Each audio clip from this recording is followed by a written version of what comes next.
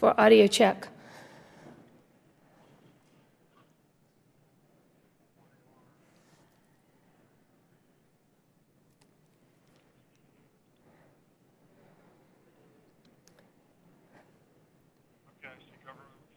Okay, I've already checked. I just need to check audio. Yeah, I got the audio. Okay.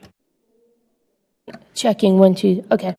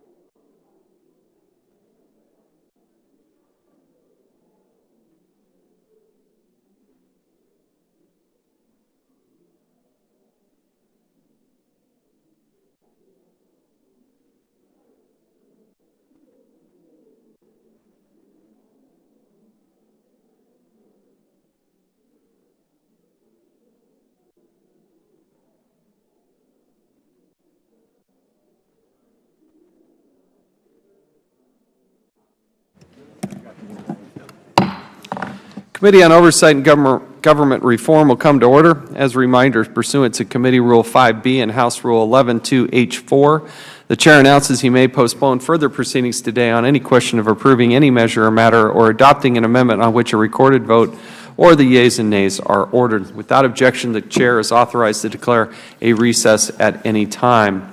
Our first item for consideration is H.R. 1293, to amend Title V United States Code to require that the Office of Personnel Management submit an annual report to Congress relating to the use of official time by Federal employees. The clerk will designate the bill.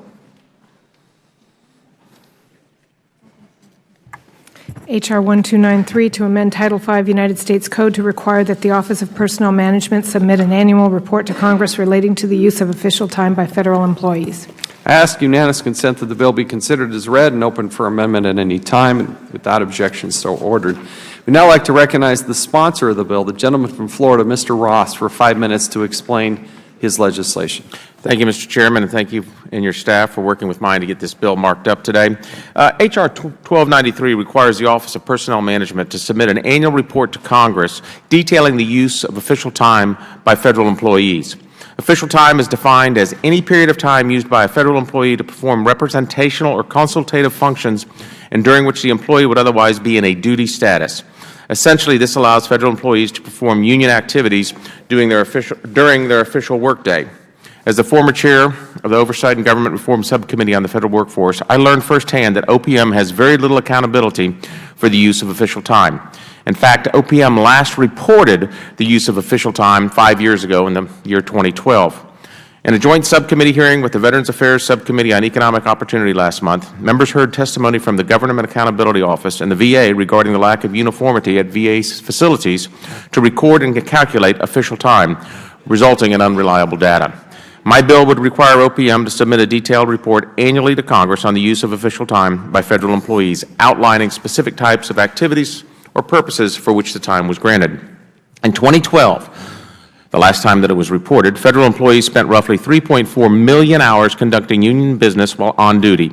This came at a cost to the U.S. taxpayers of $157 million. At a time when our country is more than $19 trillion in debt, we need to ensure that we are better accounting for the use of taxpayer dollars. In addition, as stated in the joint subcommittee hearing last month, despite the 45,000 Veterans Health Administration vacancies, access crisis, and long wait times to schedule an appointment, the top 4 positions at VA with individuals on 100% official time were positions related to direct patient care, including registered nurses, practical nurses, nursing assistants, and medical support assistants. These numbers do not include the positions related to direct patient care that are still pending 50% or 75% of their time on official time. So even if they are not on official time 100%, they are still spending a majority of their time on union activities as opposed to providing the necessary medical care that veterans need.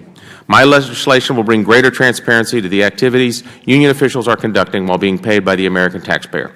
And again, I thank you, Mr. Chairman, and I yield back.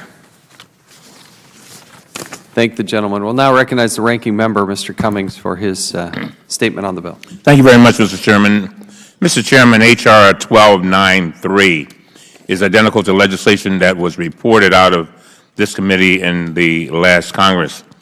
It would require the Office of Personnel Management to submit an annual report to Congress on the issue of time that Federal employees who are union representatives use for the following activities: representing employees in grievances and arbitrations, participating in meetings requested by agency officials, and working with management on proposed agency initiatives, organizational change plans, and worker safety issues.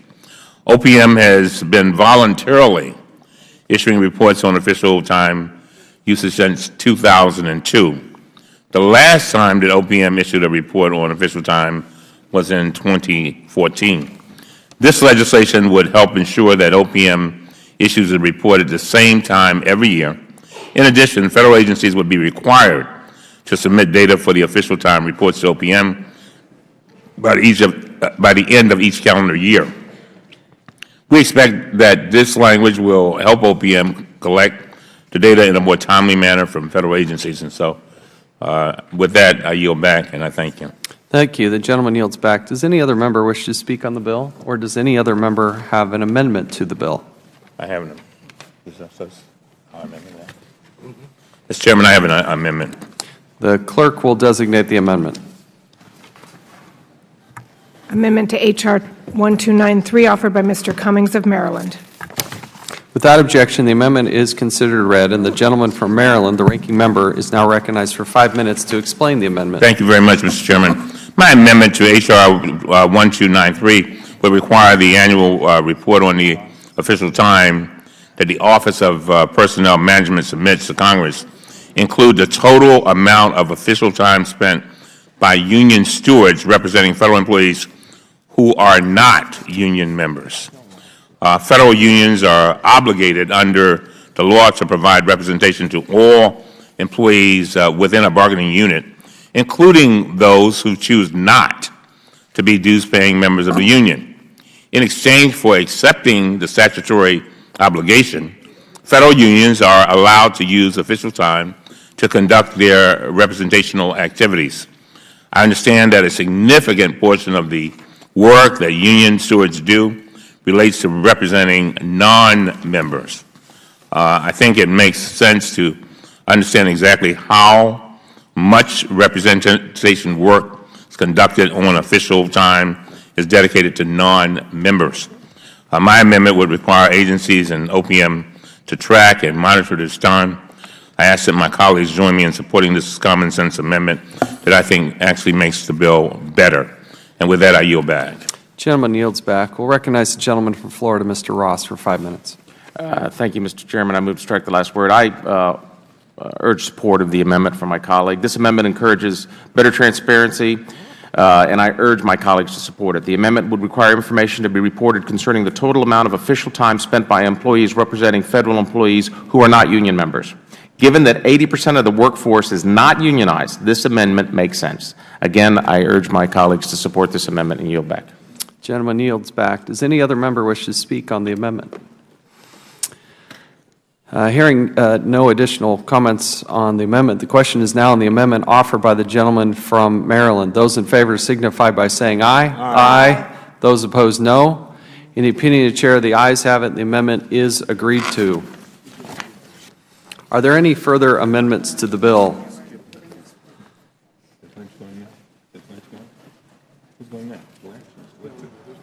Okay.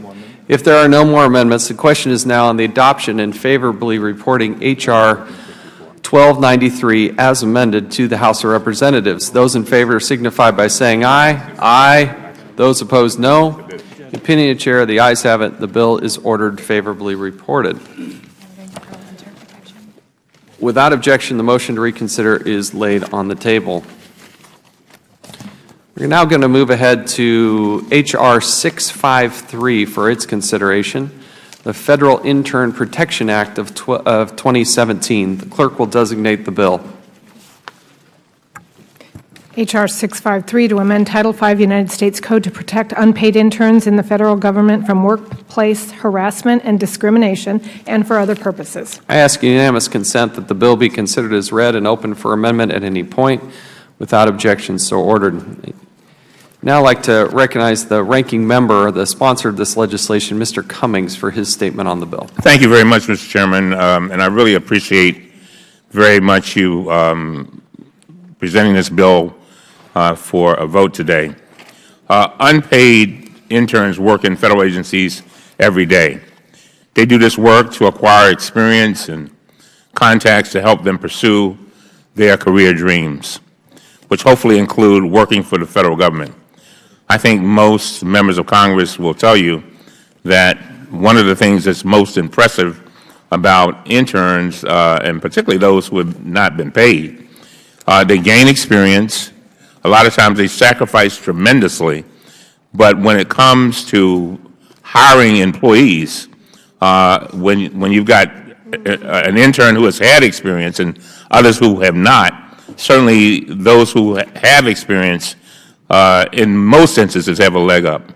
The federal workers that mentor these unpaid interns are protected from discrimination and sexual harassment by federal law. Unfortunately, due to a loophole in existing law, unpaid interns are not protected from discrimination and sexual harassment. This committee has held a number of oversight hearings on employee misconduct. In some instances, this misconduct involves sexual harassment of interns.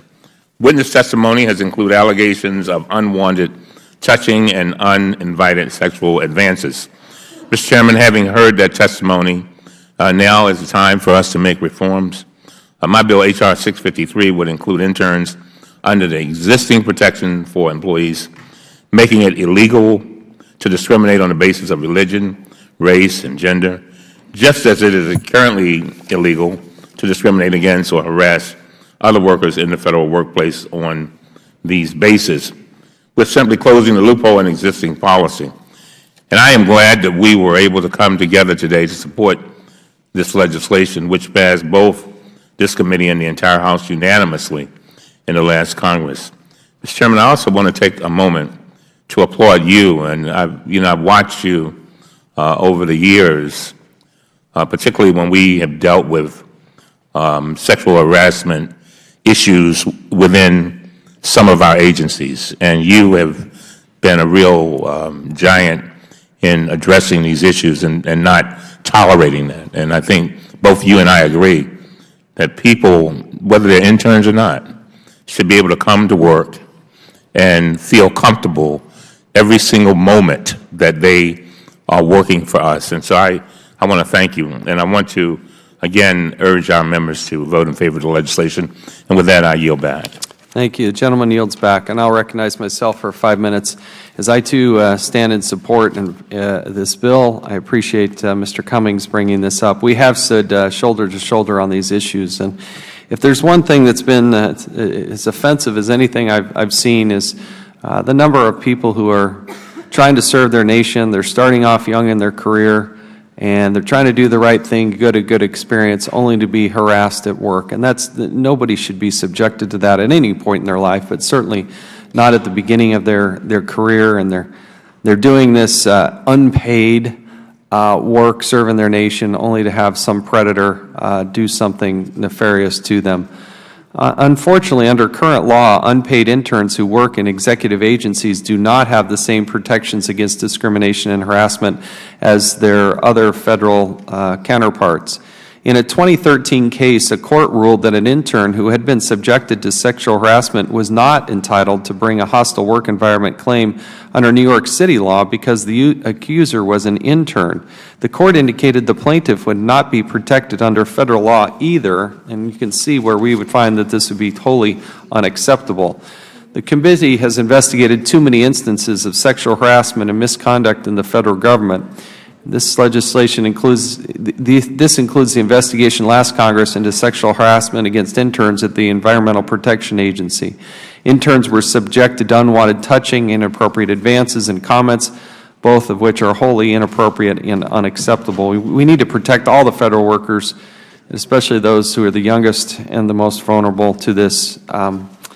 We are proud of the fact that we passed this out and of the committee last Congress, and we passed it in the House of Representatives unanimously. And so I would hope we could all come together again and push this and hopefully get the Senate to join us and get this bill to the President's desk. I thank Mr. Cummings and also Eleanor Holmes Norton from the district for her leadership on this issue as well and pushing this forward in a good bipartisan way. I urge its adoption and support. And with that, I'll yield back. Does any other member wish to be heard on the bill? Gentlewoman from the District of Columbia, Ms. Norton, is recognized for 5 minutes.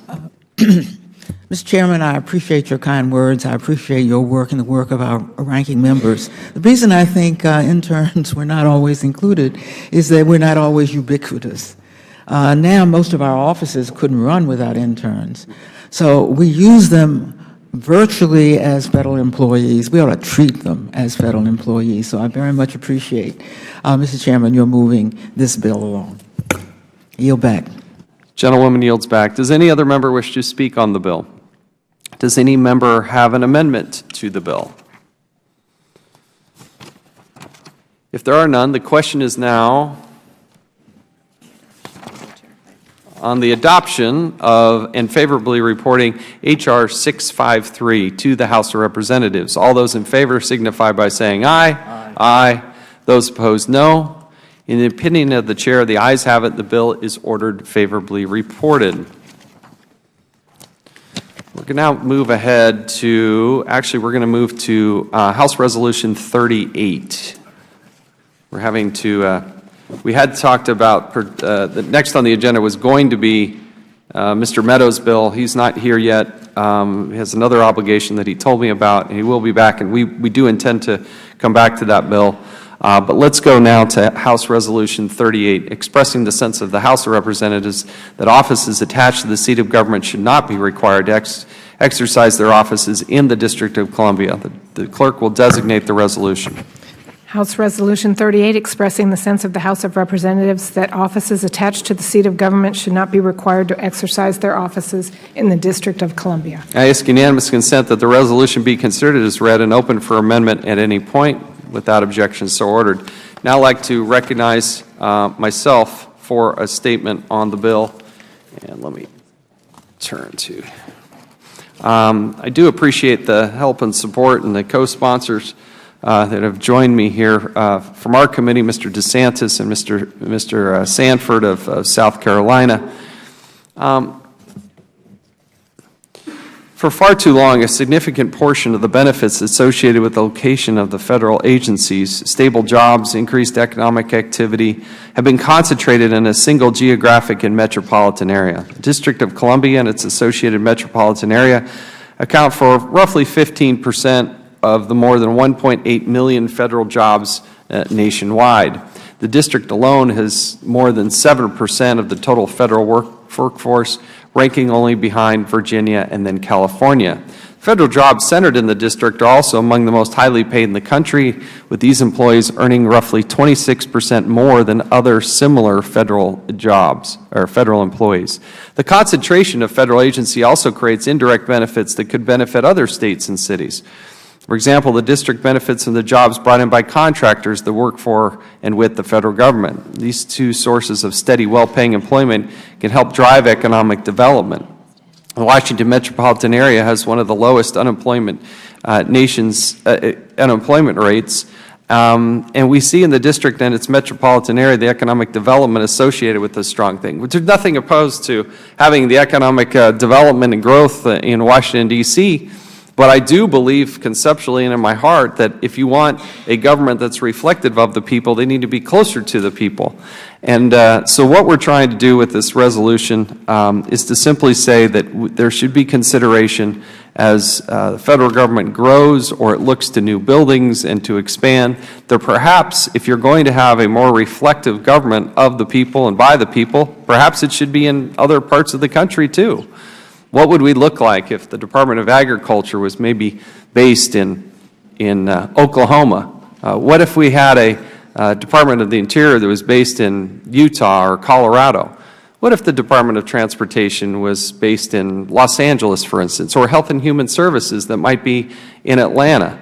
There are places other than just Washington, D.C., to house these government agencies. I can see where the security apparatus is probably best centralized here in the Washington, D.C., between Homeland Security, the Department of Justice, the Pentagon. I can understand that. But some of these other departments and agencies can be better reflection of our country by having them based in other places. And I understand that cabinet secretaries and the highest levels of people within the government that have a need to interact regularly with the OMB or with the White House would need to be housed here.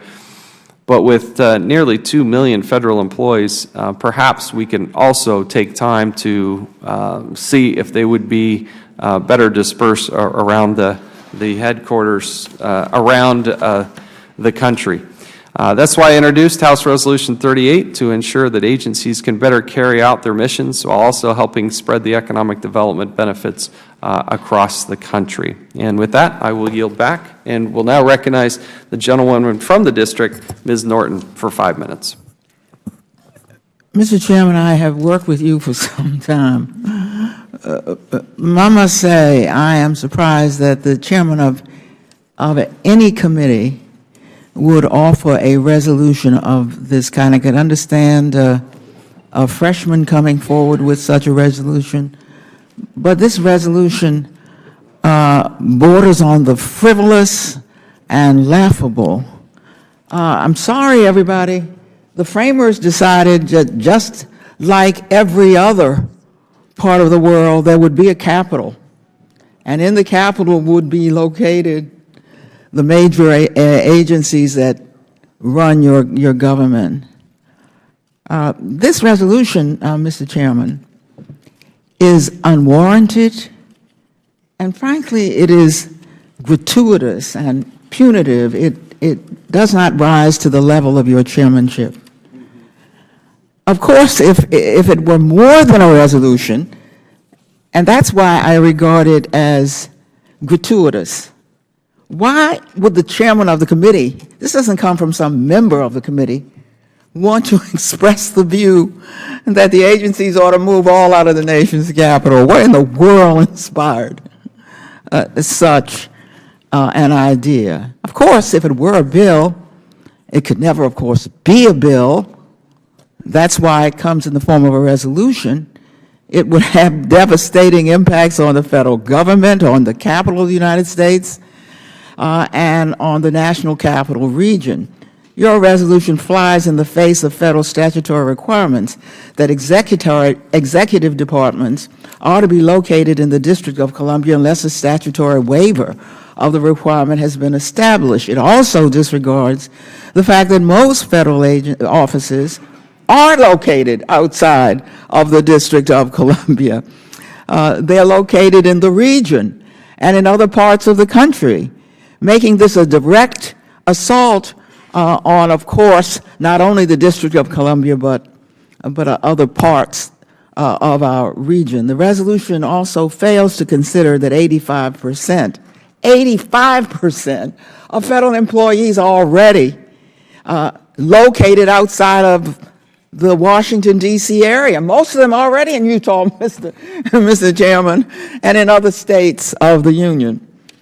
HRES 38 fails to address the high costs. And at the moment when the Affordable, when the Health Care Act is going through here, let's look at the high costs associated with relocations contemplated in this resolution. On my other committee, the House Transportation Infrastructure Committee, I've devoted considerable time to cabinet-level executive agencies, and of course we built agencies all through the District of Columbia and the region. We've invested through that committee, which is part of transportation infrastructure, already billions of dollars in the Washington metropolitan area, including the WMATA, the Washington Metropolitan Transportation Authority. Moving federal agencies out of the district would mean that the federal government has already wasted a lot of money. For example, in the far southeast section of the District of Columbia, we are now in the midst of constructing of the largest federal construction in the United States of America, the Homeland Security construction, located here because it's a cabinet-level agency on the old St. Elizabeth's campus. What is this foolishness about? Why are we wasting our time when we have so many matters before us today? My Republican colleagues and I on that committee on oversight have been keeping costs low, and we've been building while keeping them low. If HRES 38 does not address the effects of relocations of federal agencies on the operations of the federal government, it should. Most agency heads need to meet consistently with their oversight committees, the OMB, making proximity necessary. That's why every capital has its agencies in the capital. Federal agencies have been located in the city since the early 1800s, but it took 200 years for our city to reach our current economic state. I would also like to remind the Chairman that D.C. already bears certain costs associated with so many federal agencies, federal officials, and international leaders, and are not reimbursed for those costs. I understand some of the frustrations of the Chairman and that the headquarters of federal agencies are located outside of Utah, and the Utah residents don't have access to that. I'm sure he would not want to abandon, though, his notion that the federal government should not be spending unnecessary funds and contributing to the deficit. This resolution only costs the federal taxpayers billions of dollars with no known benefits. I don't think it's worthy of consideration before this committee, and I reserve the balance of my time. Just the gentlewoman yields back. I yield back. Yield back the Does any other member wish to speak on the resolution? Mr. Chairman. We'll go to Mr. Russell of Oklahoma first. Mr. Russell is now recognized for 5 minutes. Thank you, Mr. Chairman. And, Mr. Chairman, I appreciate the spirit by which you are doing this, and I certainly try to be as supportive as I can in this case, being a great student of the Constitution, and I know my friend and colleague, Ms. Norton, and I often spar on the District of Columbia. But in this case, I find myself in agreement with Ms. Norton, and for these reasons. In Federalist number 43, Madison argued why we need a consolidated authority for the nation's capital. And he even stated, he said, quote, "It would not be proper for the places on which the security of the entire Union may depend to be in any degree dependent upon a particular member of it."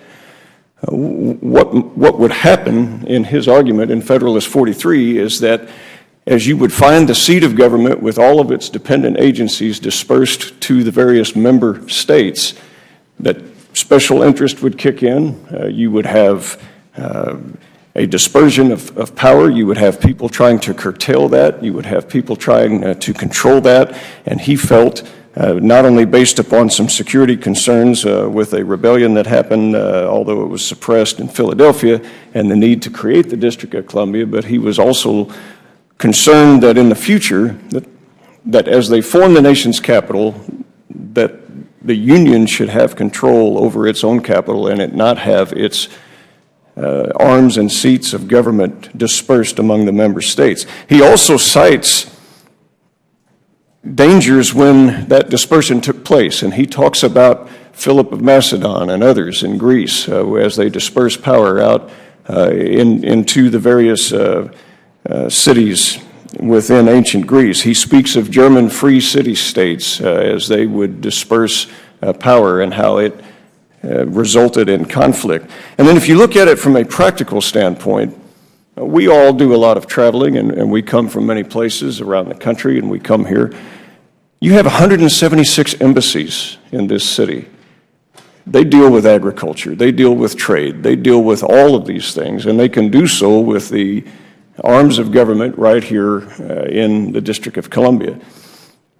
Is it really a cost saving when now we would relocate the infrastructure and we would send it, say even to Oklahoma? Yes, we do grow things there agriculturally, but the amount of travel, the amount of infrastructure, the billions of dollars that we would have, sure, people would love to get those projects in their state, and we would see pork fights on a scale that maybe we've never seen before. I do believe that the motivations of this are genuine, and I do believe that it is to realize actual cost saving. I do not see that the saving long-term would be there, and I see in terms of the function of the federal interest to the federal government, certainly upholding the rights of the states under the 10th Amendment, but the federal government is entitled to its own capital, and it's entitled to have that control and efficiency within the capital. Is it expensive? Is the cost of living expensive? Can we get better bargains, better deals? Let's focus on those issues, if those are the issues, and let's try to make it more efficient and more cost effective. But sending our arms of government halfway across the country will not create an efficient government, and if we were under any illusions that we have an efficient government, I think that we would make it even more difficult by dispersion of the major portions. And I would love to be in support of this. I have great respect for the chairman. I have great respect for this committee. But I also have great respect for James Madison and the Federalist Papers and the Constitution under Article 1, Section 8. I believe that the chairman also possesses these great sincere beliefs and motivations, and we will perhaps have a disagreement on the interpretations of that, but it is for those reasons that I do not think it would be a good idea to send the various agencies that are consolidated here to various states around the country. And with that, Mr. Chairman, I would yield back my time. Gentleman yields back. Does any other member? Mr. Raskin of Maryland is now recognized for 5 minutes. Move to strike the last word. Thank you very much, Mr. Chairman. I'd like to associate myself very strongly with the comments of Mr. Russell and also of Ms. Norton. I would start by echoing the congressman from Oklahoma's point about the constitutional design. It's built into the Constitution that we will have a seat of government under Article 1, Section 8, Clause 17, and also in the First Amendment that the people would have a right to petition for redress of grievances and would have a place to come to.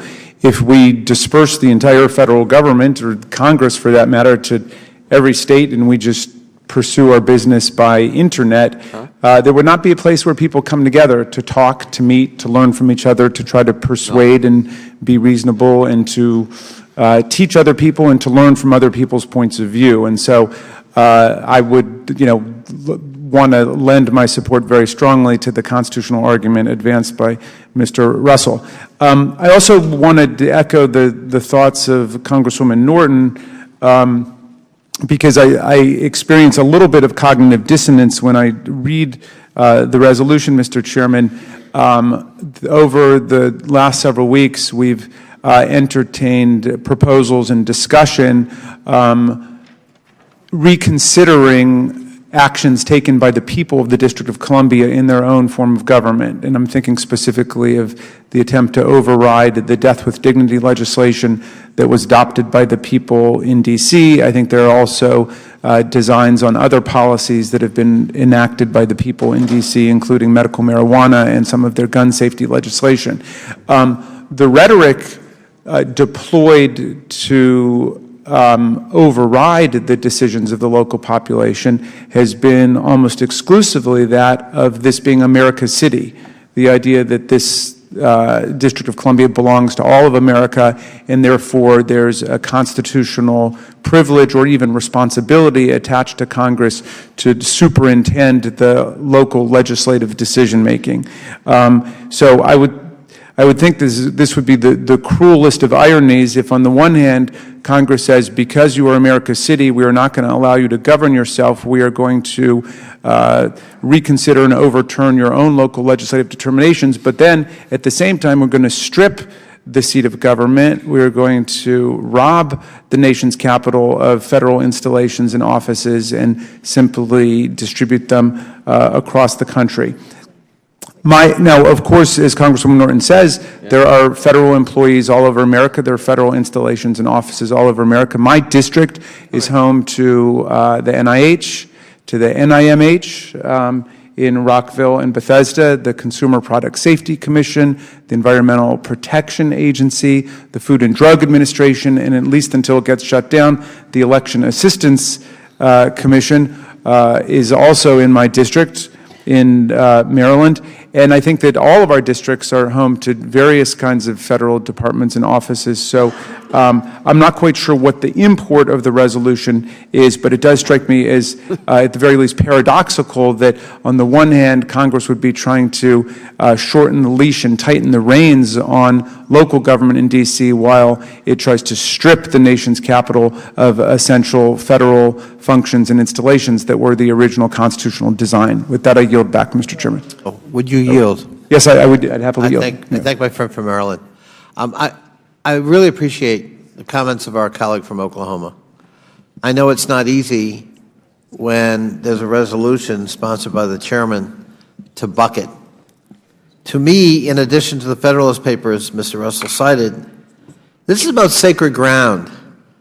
Washington, D.C. is where Madison tried to fight off the British in the War of 1812. Washington, D.C. is where Union and Confederate blood was spilled and Abraham Lincoln issued the Emancipation Proclamation. America's capital is iconic. America's capital is a beacon around the world. And I think maybe it makes for good politics back home for some. But as Americans, as U.S. congressmen, I think we have to reaffirm the seat of government and its iconic status not only among our countrymen, but as a beacon of freedom around the world. I oppose the resolution. Thank the gentleman. Is the gentleman from Maryland yield back? Yes, I do, Mr. Chairman. Okay, gentleman yields back. We'll now recognize the gentleman from Iowa, Mr. Blum, who I believe has an amendment at the desk. Thank you, Mr. Chairman. I do have an amendment at the desk. The clerk will designate the amendment. Amendment to House Resolution 38, offered by Mr. Blum of Iowa. Without objection, the amendment is considered as read, and the gentleman from Iowa is recognized for 5 minutes to explain the amendment. This is a very simple amendment, Mr. Chairman. It changes the word should to may with regard to agencies relocating to clarify that agency relocation should be based on a case-by-case determination, and also inserts the requirement that agencies conduct an analysis of the costs associated with relocating outside of the district. This bill, this amendment, I support for a couple of reasons. Number one, to ensure that agencies are more closely located to those individuals and to those businesses that are impacted by their decisions, impacted by their regulations. Washington, D.C. is often described as 68 square miles surrounded by reality. Surrounded by reality. For example, the USDA is located in Washington, D.C. Most of its decisions impact farmers. Now, I've been in Washington. This is my third year. I have yet to see a cow or a hog in Washington, D.C., or a corn plant or a soybean plant in Washington, D.C. It seems to me the USDA should be located somewhere in the Midwest. Number two, to help save taxpayer dollars by reducing agency costs. We all know that Washington, D.C. is one of the highest costs of living in the United States. And if we relocated, for example, the USDA to Iowa or to the Midwest, there is no doubt we could save on personnel costs. Over the long run, these costs would be substantial. In order to achieve the second goal of saving costs, it's important to make sure that agencies consider the cost of relocating when they're looking at relocation options. Requiring the agencies to conduct a cost-benefit analysis prior to selecting a relocation site will help to secure future cost savings from moving out of the district. This amendment will do exactly that. When an agency locating outside the district would achieve greater financial savings than being here, relocation would be a good option.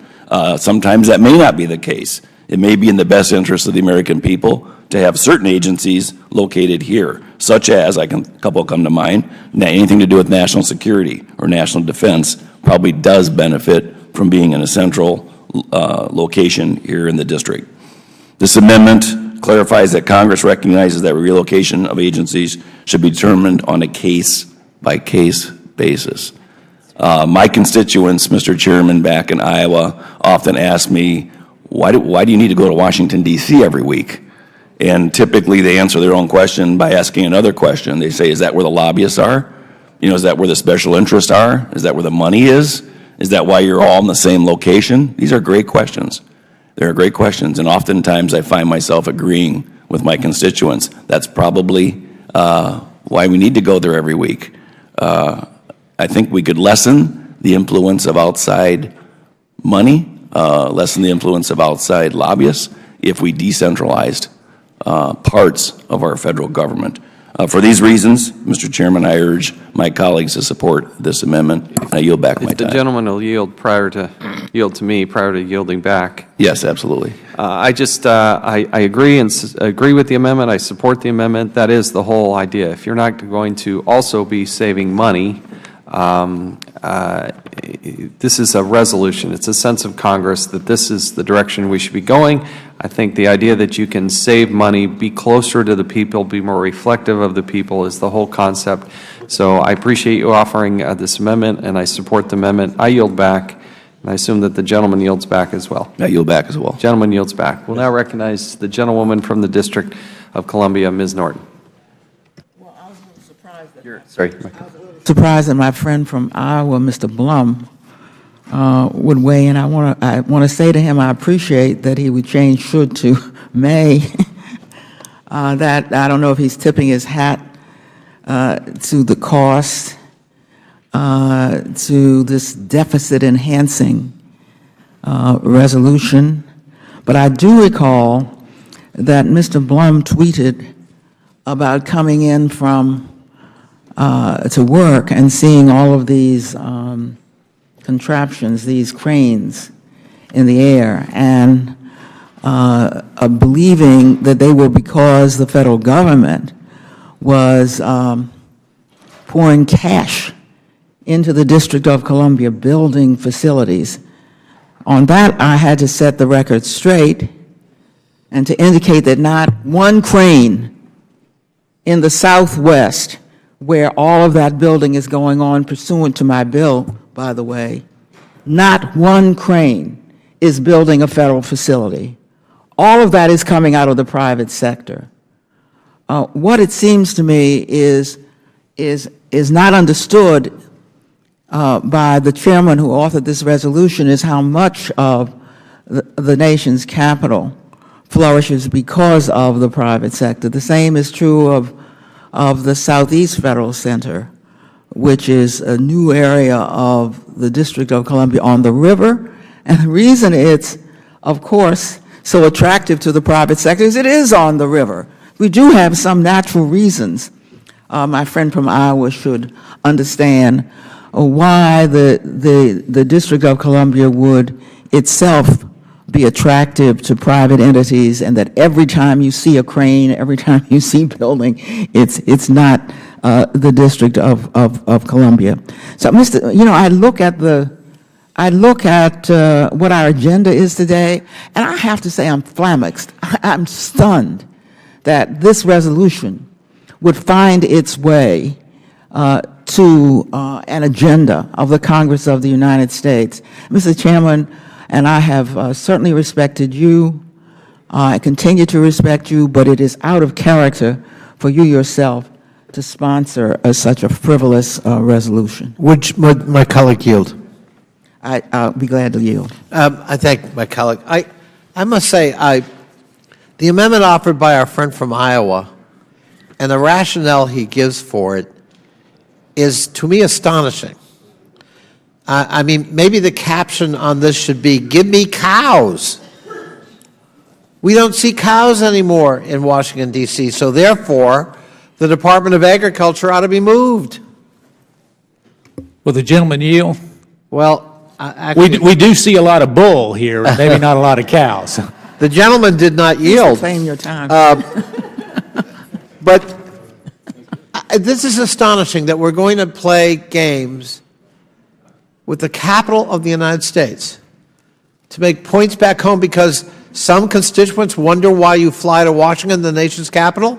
Most constituents I know understand why we come here. It's the capital. And, maybe we should take the show on the road and educate the folks who are puzzled by that. One runs for office promising to come and serve here. Maybe what we should do is just be honest and make the government an itinerant road show. We'll go in the 6 months here, 6 months there.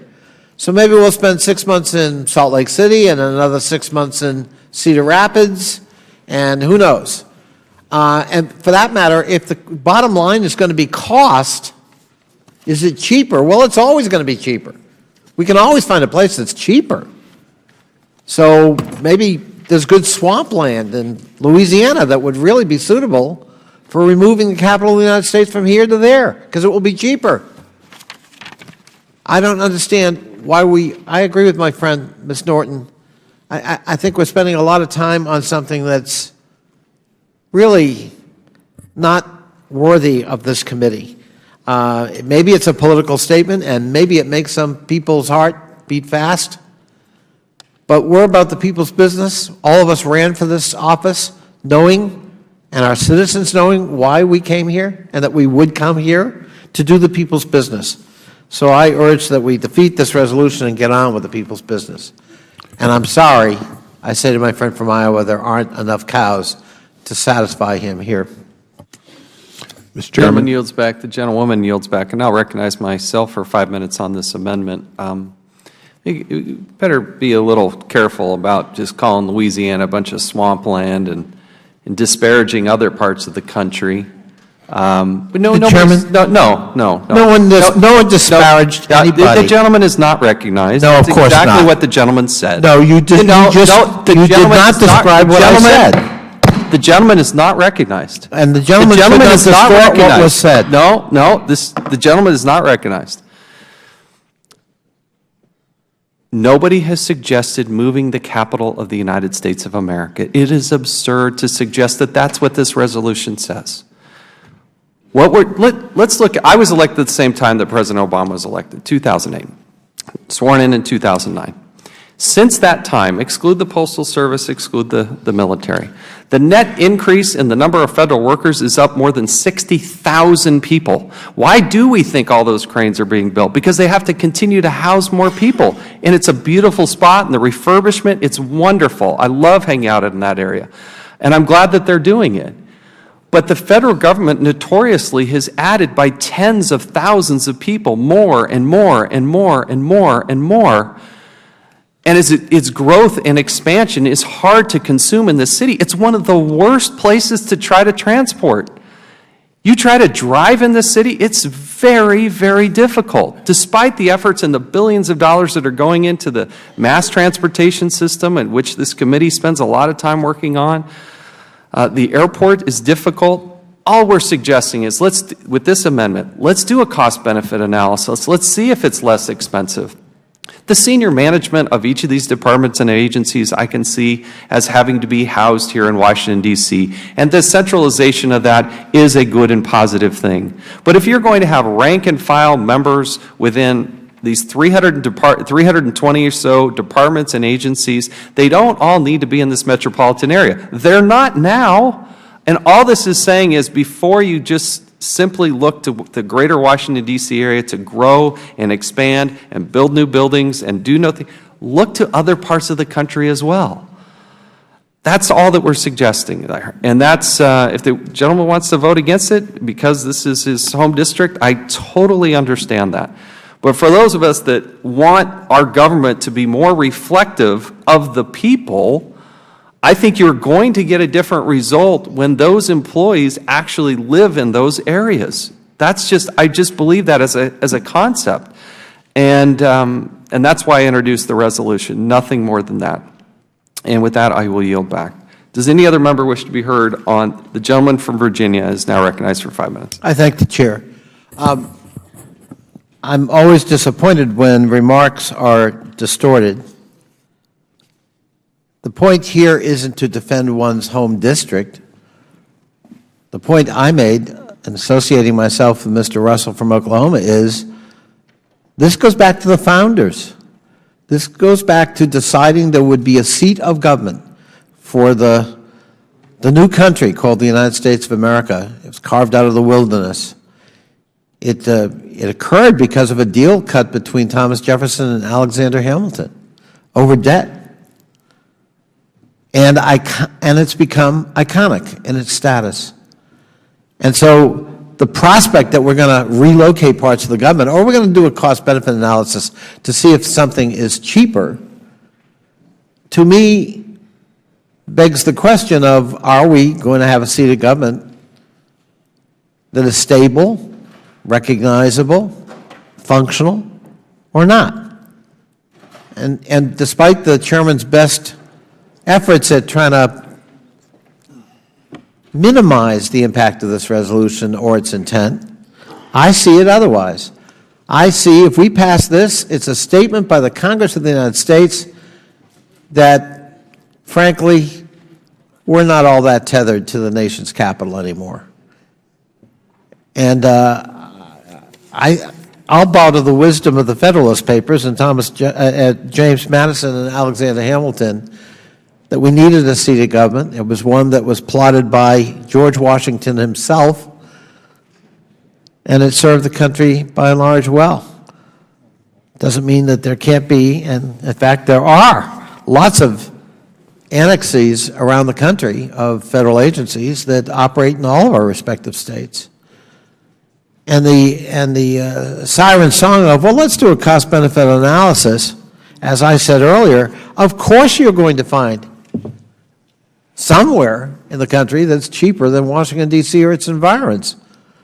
And if that's the criterion, well, as I said, we might as well, frankly, just put the show on the road and spend 6 months here and 6 months there.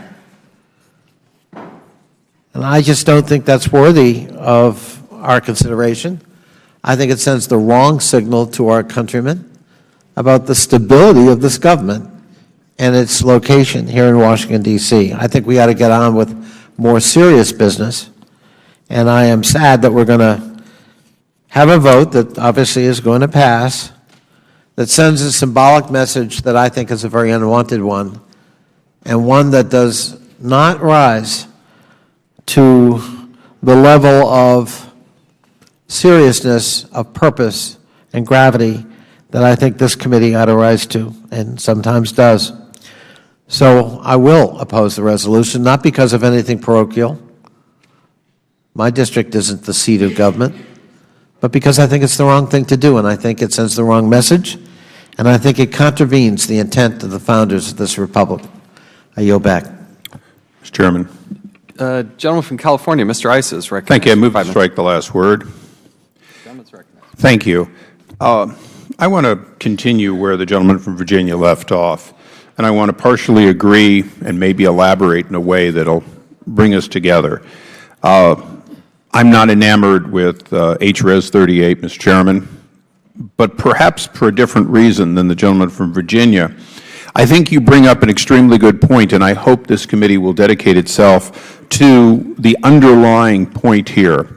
And the gentlelady from the District of Columbia and I have been friends since I first came to this committee, and I respect the fact that there's a revitalization of the city that's going on, in which those cranes are often people who choose to come back into the city, to a thriving city that can be very different than it was just a decade ago. I want to share with the gentleman from Virginia, Jerry, you're absolutely right about one thing. The Constitution envisioned that the House and the Senate would pick a common place to meet. This is the common place, and we're constitutionally required to meet here.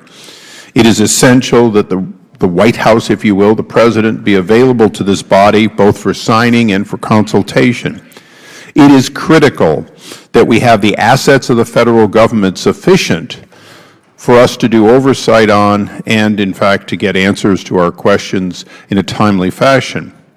But I think the Chairman's underlying point is that in a modern era where the Patent and Trademark Office has chosen to have a regional center in San Jose and other locations, and they have chosen to have Federal workers telecommuting from all over the country, we do need to ask the question, for purposes of continuity of government, for purposes of not having an unreasonable concentration of everything, including the military-industrial complex, in the Beltway area, which is a single point of loss, will this committee, as part of its reorganization and oversight of government effectiveness and efficiency, dedicate itself to questions of continuity of government, cost, of course, the diversification of a workforce outside of one area, which is increasingly an expensive area to live and work in. And so I will be voting for this resolution because I think symbolically it does say that. It does say not that we, the House or Senate, will leave this body, this city, not that the President will leave this city, but that we do need to start looking at the concentration inside the Beltway, as the American people would believe and hear, for a number of good reasons. But one, and perhaps the most important one, is we need a buy-in by 50 states and the territories.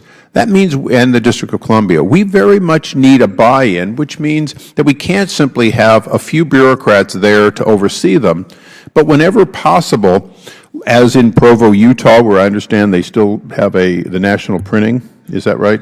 No. What is it that's in? A little bit of Bureau of Reclamation, but it's very. That's it. It used to be there was a big thing in Utah. I apologize, Mr. Chairman. You would know better. I'm not rubbing it in. You do have this big tech center, though, that's a couple of miles square. But there is a choice. There's a reason there's a Cheyenne Mountain. There's a reason that our military bases are deliberately scattered broadly throughout our country. So, Mr. Chairman, I will be supporting the resolution, and I'm supporting what I think is the underlying view here. And just as many years ago, the Greenbrier in West Virginia was set up as an alternate continuity of government location, I would hope that we would look at diversifying as much as possible and practical. And practical is not just money, it is also the effectiveness and efficiency of the process. And I, for one, look forward to your leadership in this area. I hope that all my colleagues will take it as a symbolic resolution that we should not have an unreasonable concentration here, while we all know that much of government must be close and working together, because only through personal interaction will we all come to common decisions. And, Mr. Chairman, I thank you for your indulgence, and I yield back. Thank the gentleman. Does any other member wish to speak on the amendment? Ms. Watson is now recognized for 5 minutes. Thank you, Mr. Chairman. Ms. Watson Coleman. Oh, yes. Mr. Chairman, I think Mr. Ice has just said something that really sticks in my craw, as well as prompts my concern here, that we are addressing a symbolic resolution while we are operating right now in a time of urgency, where we seem to be engaging in a number of hearings, particularly in this committee, that are merely deflections of the urgency that the people of this country are asking us to address. So I'm going to take my 5 minutes and address that issue.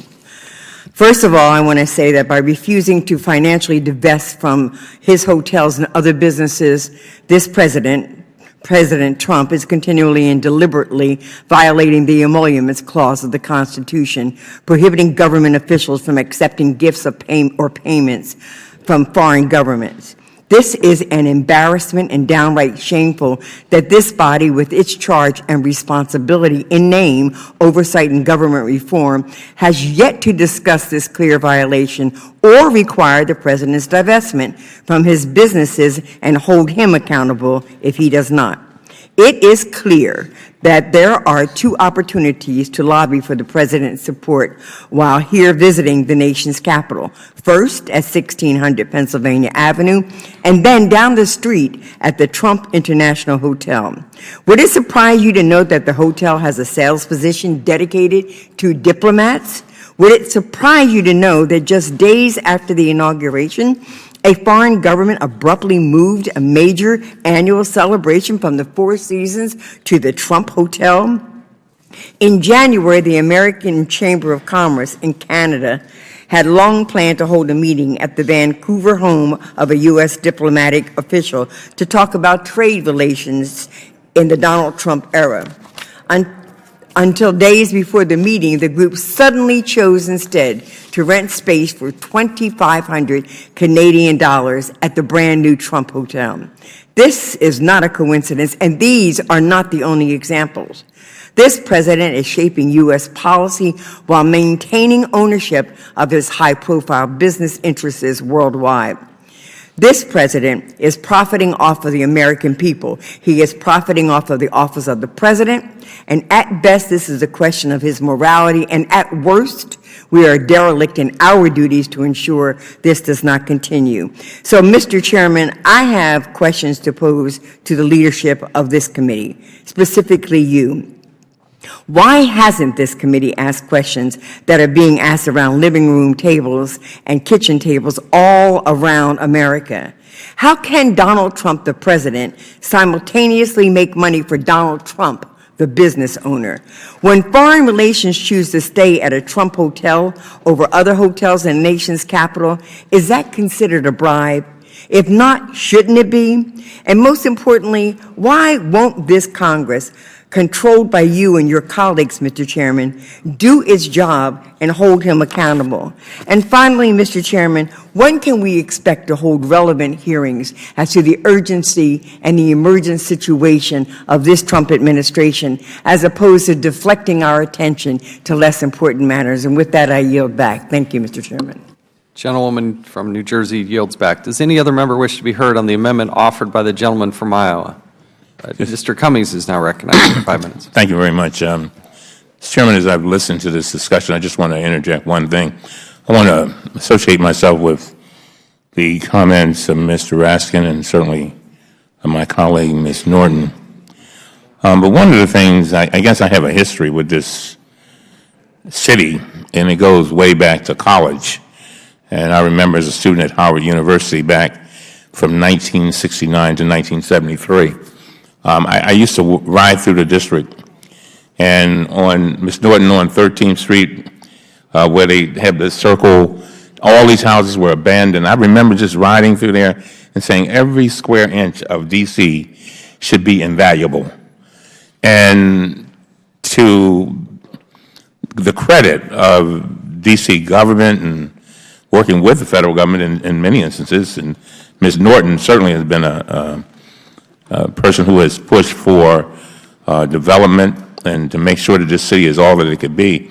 I mean, we have seen just phenomenal growth, and it makes me feel very proud to be a part of this city because I spend a lot of the time here, as we all do.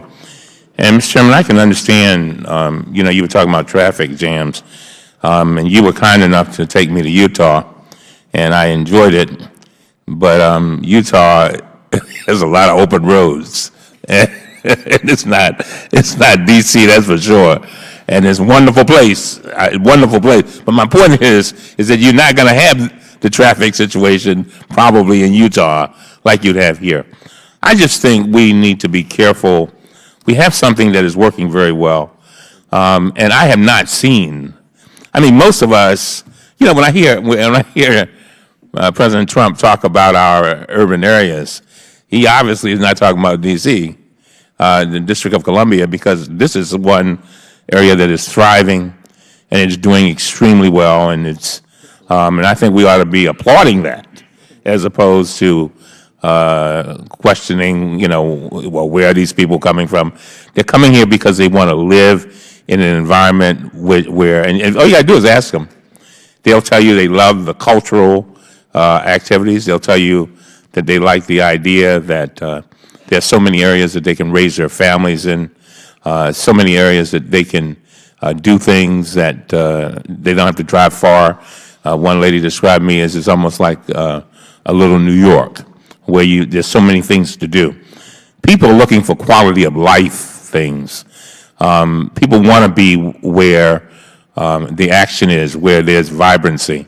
I remember a time when 14th and U, when you go to 14th and U and you couldn't imagine any kind of diversity being in that area. And now you go there on Friday nights or Saturday night, you can hardly get a block or two without seeing a very diverse population having a good time. And I understand the desire of members to want to see federal agencies in their various districts. I have the Social Security Administration, and it's quite a few employees there. But at the same time, I think I don't want to lose sight of the idea that the district has come a long way. And I tell you, the idea, every time I come from Baltimore, which is just about every morning, and I'm looking at the cranes, I literally count the cranes. And I've also have had an opportunity to talk to some of the development people in the District of Columbia, and Ms. Holmes Norton is absolutely right. There are a lot of private folks who, most of them, are coming in saying, we want to be in a place that is growing, where we have the millennials coming in, and that says a lot in and of itself. Have a high number of millennials and people, but I think we ought to be about the business of applauding that as opposed to saying, maybe they got too much. Well, I want the District of Columbia to be the center of our government as it was meant to be. And with that, I'll yield back. Gentleman yields back. Now recognize the gentleman from Alabama, Mr. Palmer. Thank you, Mr. Chairman. I'll yield my time to the chairman. Thank you. I wanted to make just a couple last points here. I've enjoyed this city. I have fun in this city. My family enjoys this city. It is a wonderful place to live. But let's also recognize that in 2016, federal employees in the D.C. metro area received a 24.78% premiums in salary over the federal pay. In order to survive and thrive and have a good quality of life in the city, it is very expensive. According to the 2010 census, 11 of the 20 richest United States counties in the United States, including the 3 richest counties, are in the D.C. metro area. Because the government is spending literally trillions of dollars, there is a massive economic benefit to the city. I think the rest of the country is looking at that economic benefit and saying, why are our local people and the people that live here, why aren't they more of a participant in that? And again, I think the senior management, the various departments and agencies hosted here, the security apparatus seated here seems wholly appropriate. But rank and file members who are out there doing the work that are supposed to be in the various agencies, whether it's transportation or health and human services or the ag department or the interior department, a really hard time. And it's very expensive for people who have interest. Our state of Utah, nearly 70% of our land is owned by the federal and state government. And it's Utahns that have to come here all the time. It's very expensive. I have a county, San Juan County. It's in the midst of a host of very difficult land decisions. It's almost the size of New Jersey. 92% of it is owned by the federal government. And they've got to come here to Washington, D.C. on a regular basis just to try to say, please don't do this, please don't do that, please don't. You don't understand. You've never. And when they come here and they meet, more often than not, they meet with somebody who's never been there. And they're making decisions about their quality of life and what they're going to be able to do with their land and their cattle and their access. And that's very difficult. And it's very hard for them to understand why some desk jockey in Washington, D.C. gets to make decisions about things that are right in their own backyard. I'm just trying to find a bit more of a balance. There should be a cost analysis. There should be heavily weighted.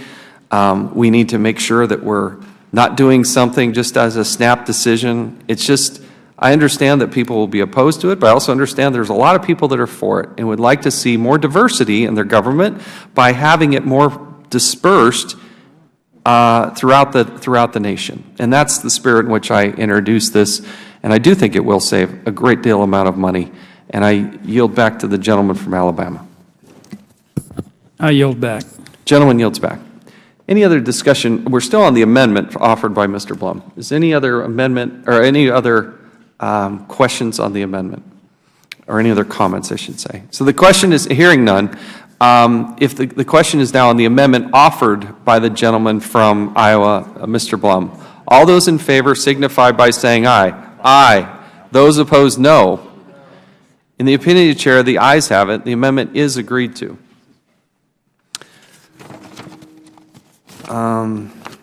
Are there any other amendments? The gentlewoman from the District of Columbia, Ms. Norton. Mr. Chairman, I have an amendment at the desk. The clerk will designate the amendment. Amendment to House Resolution 38, offered by Ms. Norton of the District of Columbia. Without objection, the amendment is considered read, and the gentlewoman from the District of Columbia is recognized for 5 minutes to explain the amendment. Mr. Chairman, as people shake their heads in bemusement at this resolution, remember it's only a resolution, it's not a law. And someone characterized it as a symbolic resolution. That makes it a little more respectable.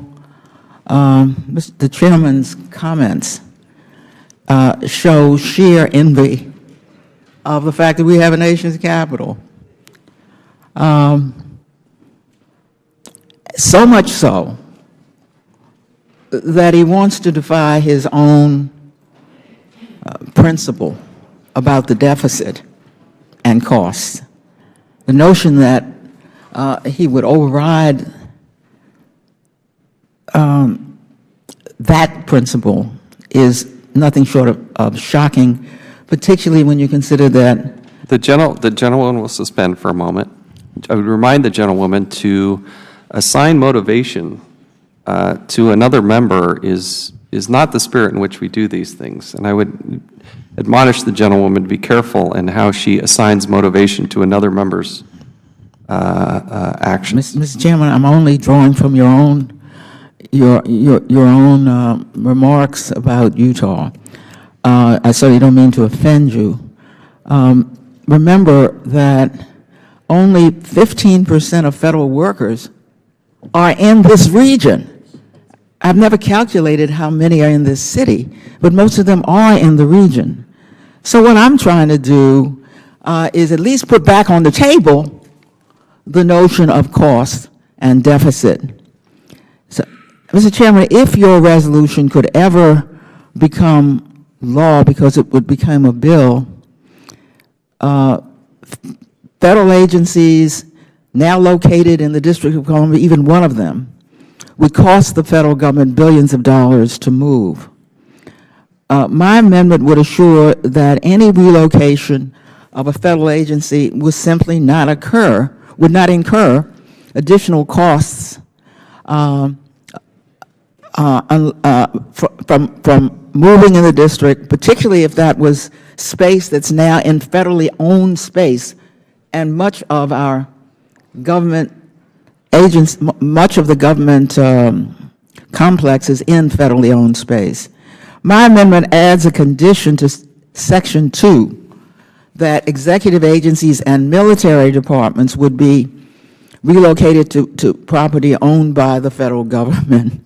My amendment would also change Section 3 by limiting heads of executive agencies and military departments to recommending alternative locations for agency headquarters, provided that a 30-year net present value analysis of any such alternative location concludes that there would be no cost to relocating to that alternative location.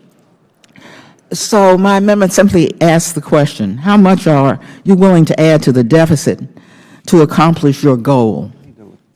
Right now, the headquarters of almost every cabinet-level executive agency is housed in federally owned buildings.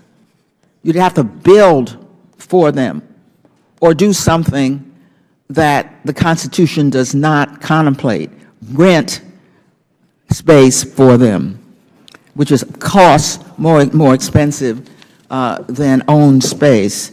The National Capital Region has over 100 million square feet of federal workspace. The portfolio contains 42 million square feet of owned space and 58 million square feet of leased space. If even 10% of this space were to be moved, it would cost billions of dollars that I can't even begin to calculate now. Federally owned space is cheaper to the American taxpayer, of course, than leases in any case. To acquire new land and land plus new facilities across the country can cost the federal government $450 to $500 per square foot. This does not include the cost of moving employees, their families, and their belongings to other parts of the country. To date, the Office of Management and Budget has applied a 30-year net present value analysis when it determines whether it is cost-effective for a federal agency to leave its space. My amendment would require such an analysis in this case as well. I continue to oppose the resolution. It would be, of course, empty-headed to ignore the costs associated with carrying out the intent of the resolution, and I urge adoption of my amendment. Thank the gentleman. I will now recognize myself for 5 minutes. I stand in opposition to the amendment. I think it would overly constrain the choices that the federal agency have when seeking to move outside of the district or the greater Washington, D.C. area. Requiring agencies to move only to existing federal property would undermine the purpose of the bill, which is to find low-cost alternatives to the D.C. office space.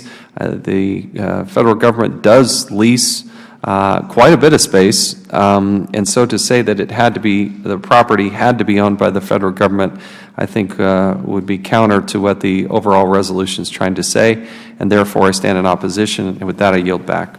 I recognize the Ranking Member, Mr. Cummings. Thank you very much, Mr. Chairman. The amendment offered by Ms. Holmes Norton from the District of Columbia would ensure that the sense of the House is that no agency should be relocated outside of D.C. unless a 30-year net present value analysis concludes that there would be no cost associated with the relocation. I supported this amendment because I don't believe that the taxpayer should spend one dime to relocate an agency outside of the district. The gentlelady's amendment would also ensure that agencies relocated away from the District of Columbia be moved to property already owned by the federal government. I believe the government should not be purchasing new property for the purpose of moving agencies away from D.C., so I support the addition of this requirement. Continue to believe that H.R. Res. 38 should be rejected, but I support the improvements sought by the gentlelady and urge all members to support this amendment. Would the gentleman yield? Of course, I yield to the I gentleman. thank my friend.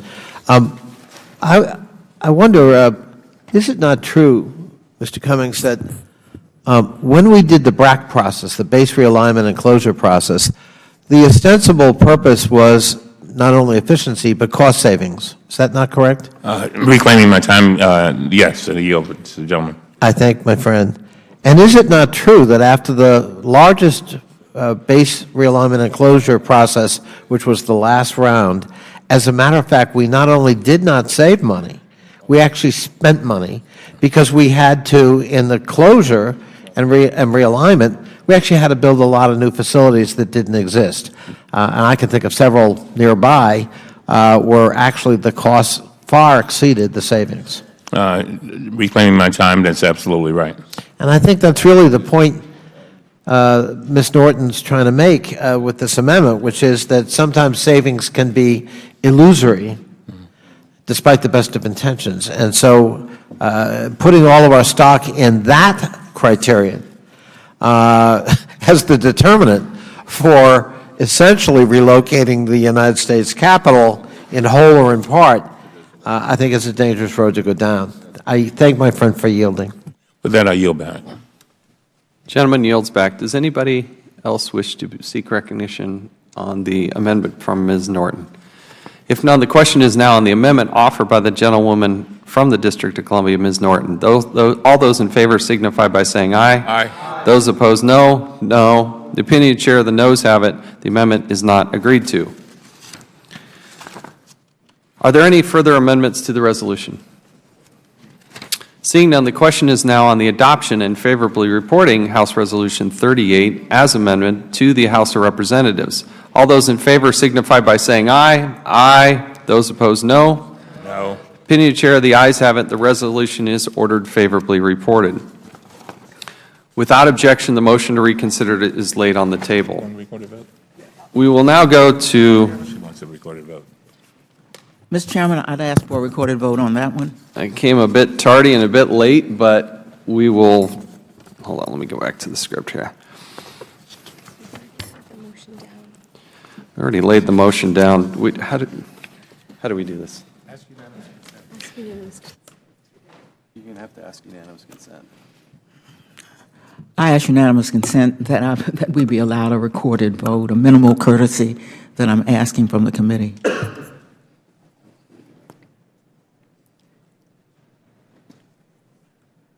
Trying to figure out how to do it, but you got to do this faster next time. Ask unanimous consent to withdraw the motion. I ask unanimous consent. To withdraw the motion. To withdraw the motion. Yeah, to withdraw the motion. Without objection, so ordered. So now you need to ask for the recorded vote. I ask unanimous consent. I ask for a recorded vote. Okay. A roll call vote has been requested. As previously announced, further proceedings on House Resolution 38 will be postponed. Are there any objections? Okay. Now let's go back to, we're now going to recognize the gentleman from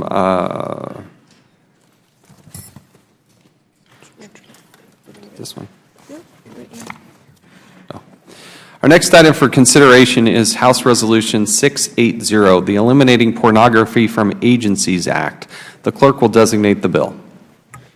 H.R. 680 to prohibit accessing pornographic websites from federal computers and for other purposes. I ask unanimous consent that the bill be considered as read and open for amendment at any point. Without objection, so ordered. We now recognize the chief sponsor of the bill, the gentleman from North Carolina, Mr. Meadows, for 5 minutes for a statement on the legislation. Thank you, Mr. Chairman. Thank you for your leadership in allowing this bill to be considered before the committee today. This bill is similar to one we introduced in previous Congress that directs the Office of Management and Budget to issue guidelines within 90 days of enactment to prohibit access to pornographic materials on federal computers unless necessary for investigative purposes. Now, it's unfortunate that this bill is even necessary. The committee learned of several instances of sexual misconduct in the federal workforce, and we held no less than 7 hearings directly related to this topic in the previous Congress. Stories of federal workers watching pornography and, while on the taxpayer's dime are unacceptable. As you may recall, one employee at the Environmental Protection Agency was viewing pornography at work from 2 to 6 hours a day for several years. There were 20,000 graphic images were found on an employee's government-issued laptop. Another employee had 507 graphic images on their computer and a document with graphic descriptions of coworkers. Further investigation by NBC's Washington I-4 News team revealed that almost 100 cases of federal employees across the government watching egregious amounts of pornography while at work. I would also like to acknowledge the great reporting of Mr. McFarland and the I-4 News team as they looked into this matter, and their work is one that gets pulled into this because they also found that they had a former federal FBI employee who had both adult and child pornography on his work computer. It also includes U.S. Patent and Trademark Office employees who had made over 1,800 connections to pornographic websites while at work. This is not only disturbing, but it creates an unhealthy work environment that must be addressed. Agencies generally have policies against using federal computers for unauthorized purposes, but some do not have explicit policies against watching pornography. What is worse is the federal government does not have a zero-tolerance policy for this kind of misbehavior across their agencies. The committee is in the process reviewing the penalties that can be assessed across agencies and those guidelines. And as the NBC Washington report notes, penalties for using government property to assess sexually explicit material vary from agency to agency.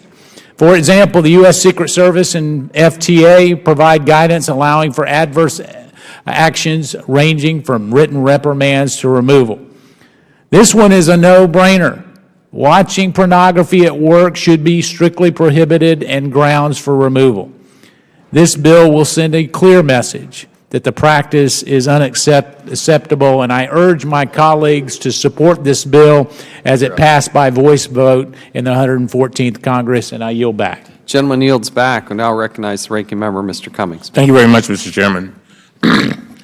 Government Operations Subcommittee Chairman Meadows, who I have a phenomenal amount of respect for, has reintroduced a bill from the last 2 Congresses, the Eliminating Pornography from Agencies Act, that would prohibit employees from accessing pornographic websites on federal agency computers.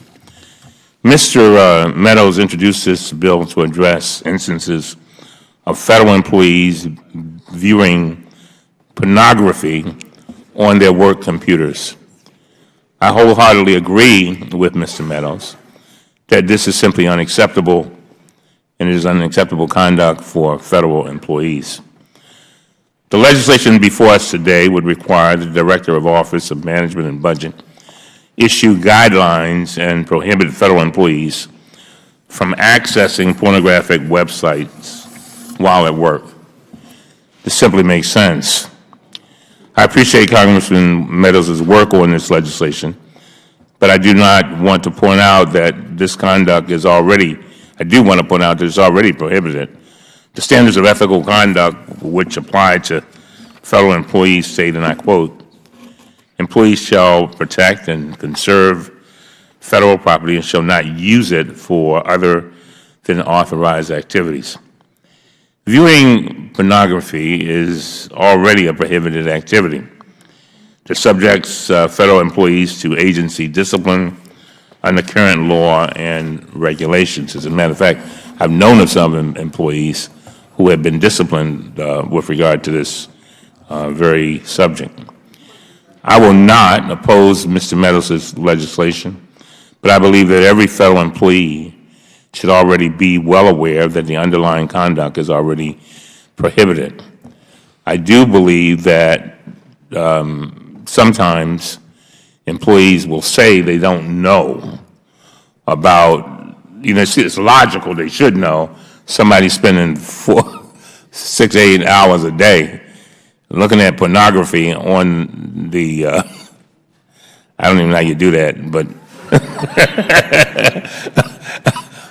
on taxpayers' dime is a bit much. But I just think that I think people need to be aware that, in this computer age, I remember a time, Mr. Chairman, when we didn't even have computers. I know you're too young for that, but and now we have these computers where people can access all kinds of information at any moment. And so I just want to,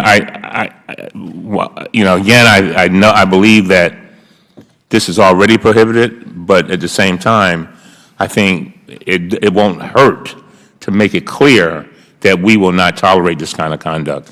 Although I was laughing, it's a real serious matter, because at the time that employees should be doing their work, they're looking at this pornography. It also means that certain things aren't getting done, and that's a problem. And so, with that, Would the gentleman yield? Certainly. I thank the gentleman from Maryland for his comments and his cautions, and as he knows, the gentleman from Maryland has helped me understand probably better than anyone the value and asset of the Federal workforce. And I remain committed to both him, the chairman, and certainly the chairman of the subcommittee I have the honor of serving with, Mr. Conley, to raise up the level of our Federal workforce. And this in no way is meant to disparage our Federal workforce. I think it just sends a reinforcing message that we want a healthy workplace, and I appreciate the gentleman's kind words. And that's why I was careful with what I said, because I know the intentions are good and honorable. I want to yield to Mr. Lynch. Thank you, Mr. Chairman. Thank you, Ranking Member, for his courtesy. I do want to, and I do support the gentleman's amendment motion here, but I do want to point out that I4 News also did a wonderful story on the Russian interference and hacking of the Democratic election, and we don't seem to want to touch that at all in this committee. I don't know why, but I think that's a more important issue than Federal employees looking at porn. I think we ought to focus on the integrity of our democratic elections here. So I do support the gentleman's motion, though. I think we need to do more than one thing at a time. Thank you. I yield back. Gentleman yields back. I'll now recognize myself for 5 minutes. I really appreciate the leadership of Mr. Meadows in bringing this forward. It's unfortunate that this has to happen, but it does. The overwhelming majority of Federal workers, they're good, honest, patriotic people. They do the right things. Every once in a while, you get a really bad apple, and these are the seediest of the bad apples. These people have got a serious problem and need desperate help. But I also can't imagine having to sit by a person who's doing these types of things on a regular basis. And we have a duty and an obligation to protect the whole of the Federal workforce. As Mr. Meadows pointed out, there is an unfortunate need to have this piece of legislation because, as remarkable as it seems, there is total inconsistency about the table of penalties and the definitions from agency to agency. Even within the Department of Justice, they have different standards for what is appropriate and inappropriate.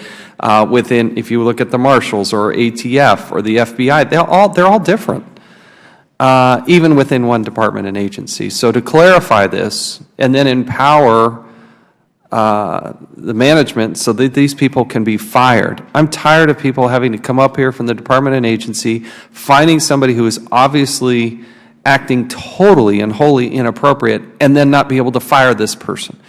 The example that Mr. Meadows used, this person was on the federal payroll, being paid by the federal taxpayers for years, and yet they knew that this was a problem. And so that's the spirit in which he offers this, and I really do think it is an important piece of legislation that will help in those rare instances where this is so problematic, and that's why I support the bill. Mr. Chairman, yield for just a moment. Absolutely. Mr. Chairman, one of the things that I think that we have, I'm very proud of us as a committee, is that we have been trying to prevent things from happening.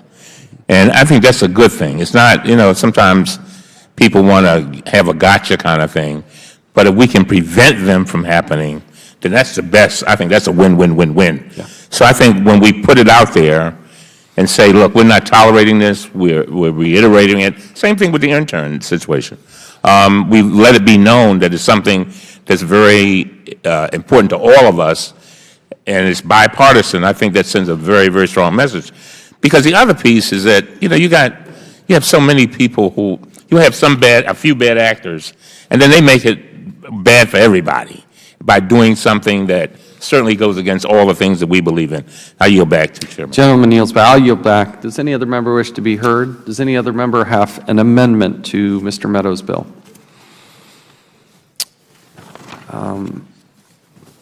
If none, the question is now on the amendment. Is now on the adoption and favorably reporting H.R. 680 to the House of Representatives. All those in favor signify by saying aye. Aye. Those opposed, no. In the opinion of the Chair, the ayes have it. The bill is ordered favorably reported. Without objection, the motion to reconsider is laid on the table. We're going to now go back to Mr. Heiss's bill. So the next item for consideration will be H.R. 1364, the Official Time Reform Act of 2017. The clerk will designate the bill. H.R. 1364 to amend Title V United States Code to limit the use of official time for political activity and to exclude certain official time from eligibility as creditable service under CSRS and FERS and for other purposes. I ask unanimous consent that the bill be considered as read and open for amendment at any time. Without objection, so ordered.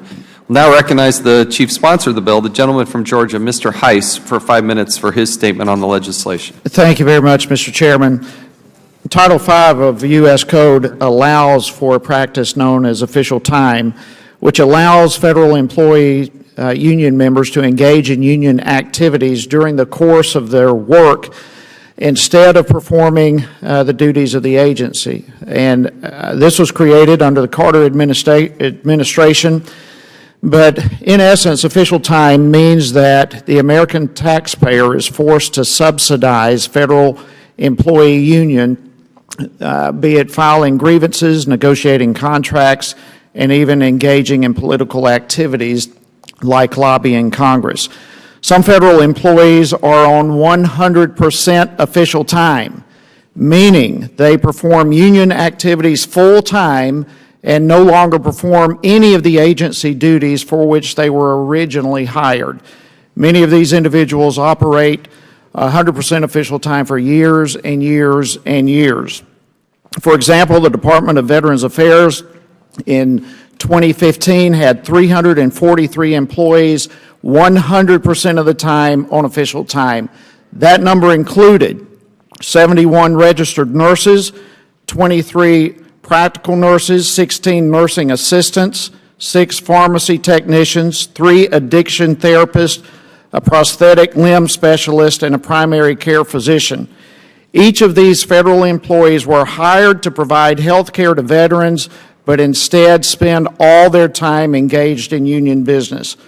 Federal employees are hardworking people who do important and often critical jobs for our nation.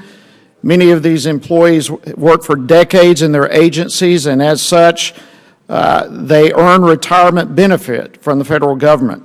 However, when a federal employee spends the vast majority or even all of their time working on behalf of unions instead of their agency, they should not earn federal retirement benefits as though they had been executing the mission of the agency.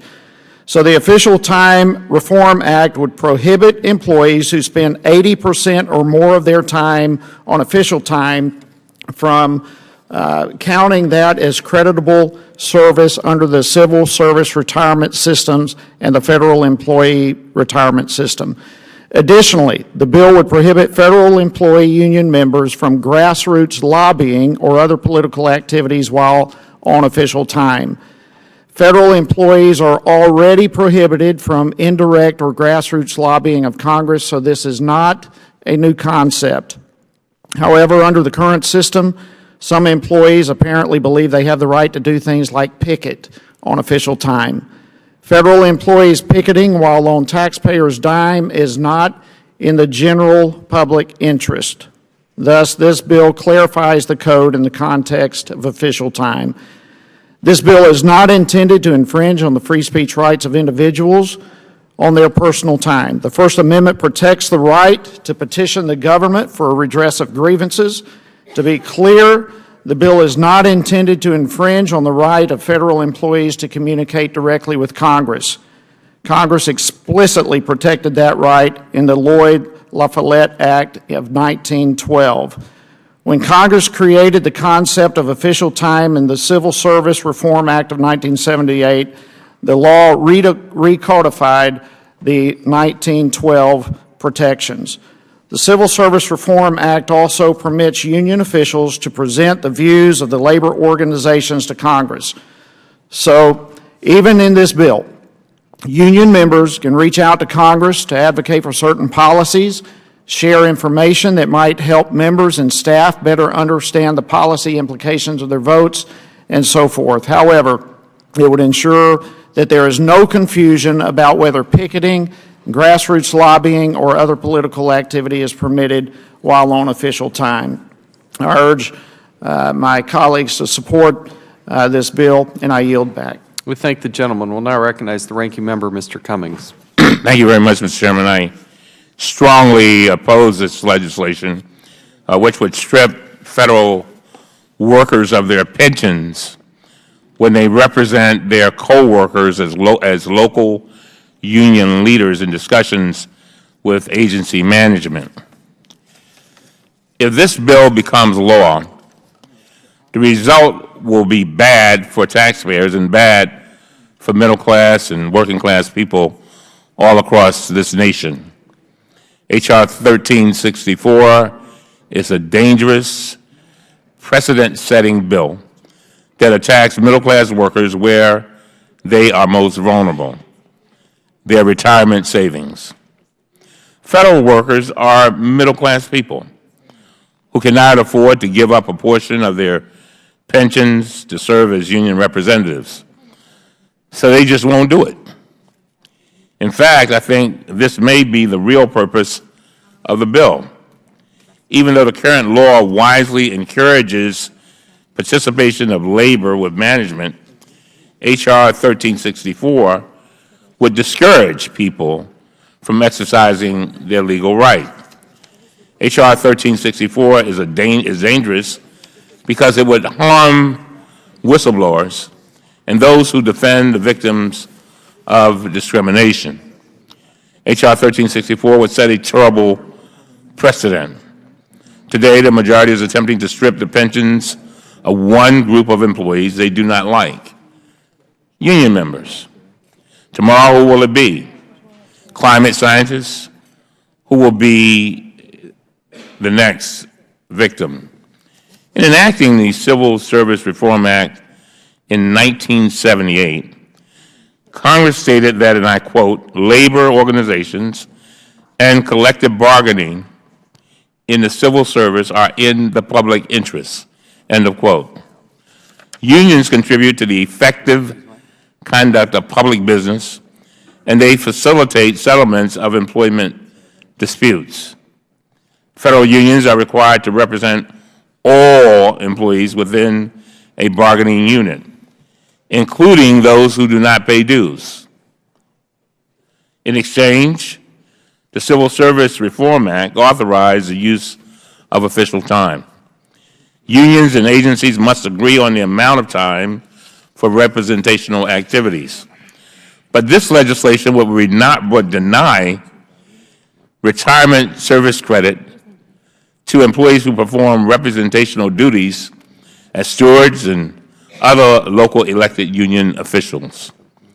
It would exclude from retirement credible service any day of service in which the employee spent at least 80% of the time they would otherwise be on duty status on official time that is in excess of 365 days in total.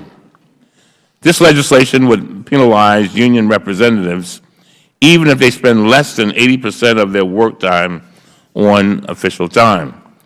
That's because employees are usually required by the agency to use official time in blocks of 1 day at a time. The very real effect of the legislation would be to punish employees who are simply doing what they are required by law to do, represent all federal employees. The ripple effect of harm from this legislation would be great. Just one example, H.R. 1364 would eliminate the support that whistleblowers receive from union representatives. One VA whistleblower told our committee just last month how important official time was in defending her claim against retaliation. And she said, and I quote, "If official time had not been available to the AFGE representatives, we may not have been able to defend my case as successfully as we did, and it would have set a precedent that when VA employees are whistleblowers, management can retaliate without consequences." End of quote. Are we just going to ignore her? Does her testimony no longer matter to the committee? The legislation also would cripple the ability of union representatives to, 1, protect employees from sexual harassment and discrimination, 2, ensure workplaces free of hazardous conditions, represent non-union members in grievances and disciplinary proceedings, and identify and address conflict of interest issues. This legislation is an attack on federal employees, whistleblowers, unions in the federal workplace, and labor management relations generally. And so I strongly, very strongly, urge my colleagues to oppose the legislation, and with that, I'll yield back. Gentleman yields back. We'll now recognize the gentleman from Texas, Mr. Hurd, who is, I'm told, going to be engaging in a colloquy with Mr. Heiss. Thank you, Mr. Chairman, and I appreciate the gentleman and my good friend from Georgia for engaging in a colloquy on this. Ultimately, I agree that federal employees should not be lobbying for the adoption or rejection of specific legislation on taxpayers' dime. However, I want to make sure this bill does not restrict their ability to contact their elected officials, provide advice, or engage with the legislative branch on behalf of their colleagues. While I understand the gentleman's intent with this legislation, I have a couple of questions I hope you'd be able to address. And the first one is, in the course of helping committees or individual members draft legislation, would union members be able to provide edits and advise if the legislation would be helpful or harmful? And I yield to the gentleman.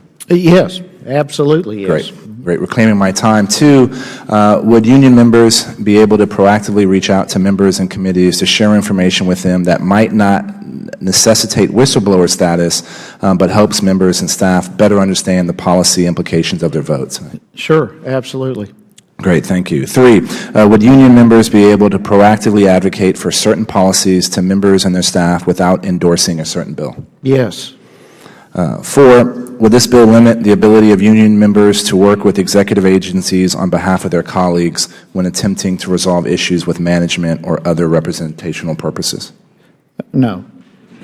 And finally, would the chairman, thank you for that. Thank you for my gentleman from the gentleman from Georgia. And finally, Mr. Chairman, I hope you'd be willing to work with me to help specifically define what entails lobbying activity and political activity in the report that accompanies this bill to help provide additional clarity.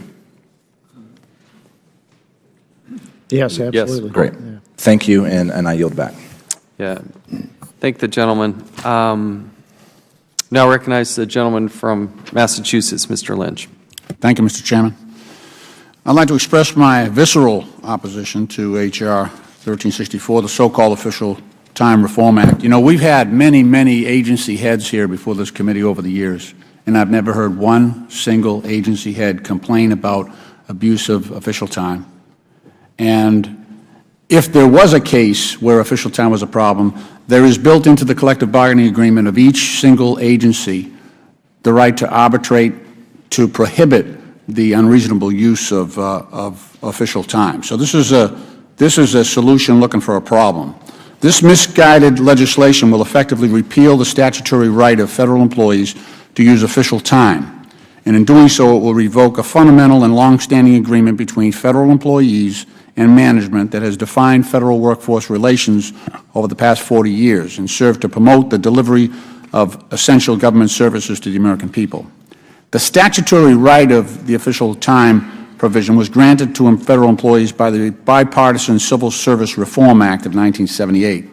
Title VII of the Act, also known as the Federal Service Labor Management Relations Statute, expressly recognizes the right of federal employees to organize, to bargain collectively, and in furtherance of this right, it also authorizes a federal employee who serves as a union representative, as I have, to perform activities in the joint interest of labor and management and the public.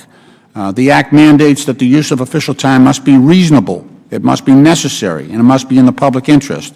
That's why federal employees use official time to participate in health and safety programs or training programs, or to bring forward the grievances of employees who might be sexually harassed, and an assortment of other topics. And that is all to the benefit of both management, labor, as well as the public. The Civil Service Reform Act governing federal employees is reflective of the labor relations framework that's been collectively established by the principal federal labor laws that preceded it, including Norris LaGuardia, National Labor Relations Act, Taft-Hartley, and others. These statutes were developed against a backdrop of labor strife that was rampant in this country. And so what happened here is that Congress recognized that there was a benefit to the public and to workers and management to come up with a framework. And there was a bargain struck. Employees were given the right to pick one person. Rather than have everybody bringing their grievances up, they had one person or one group of people to represent those workers collectively. In return, government took a great concession from the workers. They took away their right to strike. So while before the Civil Service Act, employees had the right to lay down their tools and walk off the job if they felt something was unsafe or unreasonable, that right no longer continued. Workers had to give up their right to walk off the job if they felt they were being treated unfairly. They had the right to go to their collective representative and have that person bring a grievance on their behalf. That's what official time is all about. And that helps workers, it helps the management of the agency, and it helps the American public. By eliminating all the labor strife that we had, strikes across this country for a very long time, affecting a number of major industries and regions of this country. But make no mistake, that was a major concession. That right still exists in the private sector. As an iron worker president, as an iron worker steward, I took my men off the job and women off the job if I thought the job was unsafe. That right does not exist on behalf of public employees in their workplace. They've been denied that because of statute. That right has been taken away. So I can only assume that my friend across the aisle, who is now trying to take away their right and their voice for grievance, I only assume that he's going to restore the right to strike to the federal employees because that right was taken away when this bargain was struck. So, and I don't think that will be good for America. I don't think that will be good for America. And the right to strike and picket is not in the statute. They don't have that right. They can do informational picketing, hand out pieces of paper to describe what's being done, but they don't have the right to stop work. They don't have the right to put down their tools. They must continue to work while they complain.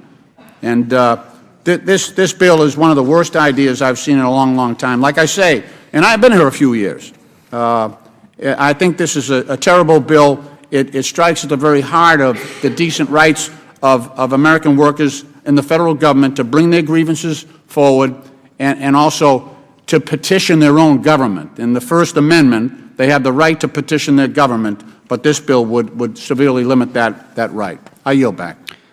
Does any other member wish to? Can I reply to that? No. Okay. The gentlewoman from North Carolina is recognized. Ms. Fox. Thank you, Mr. Chairman. I have an amendment at the desk. Clerk will designate the amendment. Mr. Chairman, with respect, could we just withhold amendments until we finish general debate on the bill?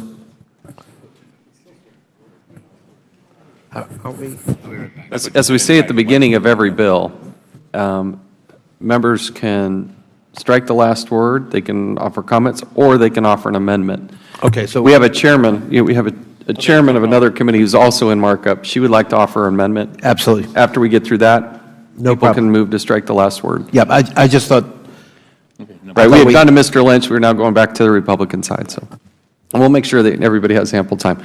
The clerk will designate the amendment offered by Ms. Fox. Amendment to H.R. 1364, offered by Ms. Fox of North Carolina. Without objection, the amendment is considered as read, and the gentlewoman from North Carolina is recognized for 5 minutes to explain her amendment. Thank you very much, and thank you for your indulgence. Representative Heiss's legislation pertaining to the eligibility of official time for credible service for civil service personnel is commendable. It begins to address a problem that this committee has observed for some time now, that of the subsidization of government unions through taxpayer dollars. I assume that the debate on the underlying bill has sufficiently addressed my concern about accounts of abuse of official time by union representatives, providing incentives for filing frivolous grievances and other inappropriate uses of taxpayer funds, and so I'll dispense with those concerns at this time. My amendment does comport with the underlying premise of Mr. Heiss's legislation that federal employees who are operating on union time should be paid by the union's dime, not the taxpayers. Congress should at the very least stave off the possible abuse of the recruitment and retention bonus structure authorized by the Federal Workforce Flexibility Act and outlined by subsequent OMB regulations. My amendment is simple. It would prohibit those civil service union representatives who dedicate 80% or more of their service on official time from receiving a recruitment or retention bonus.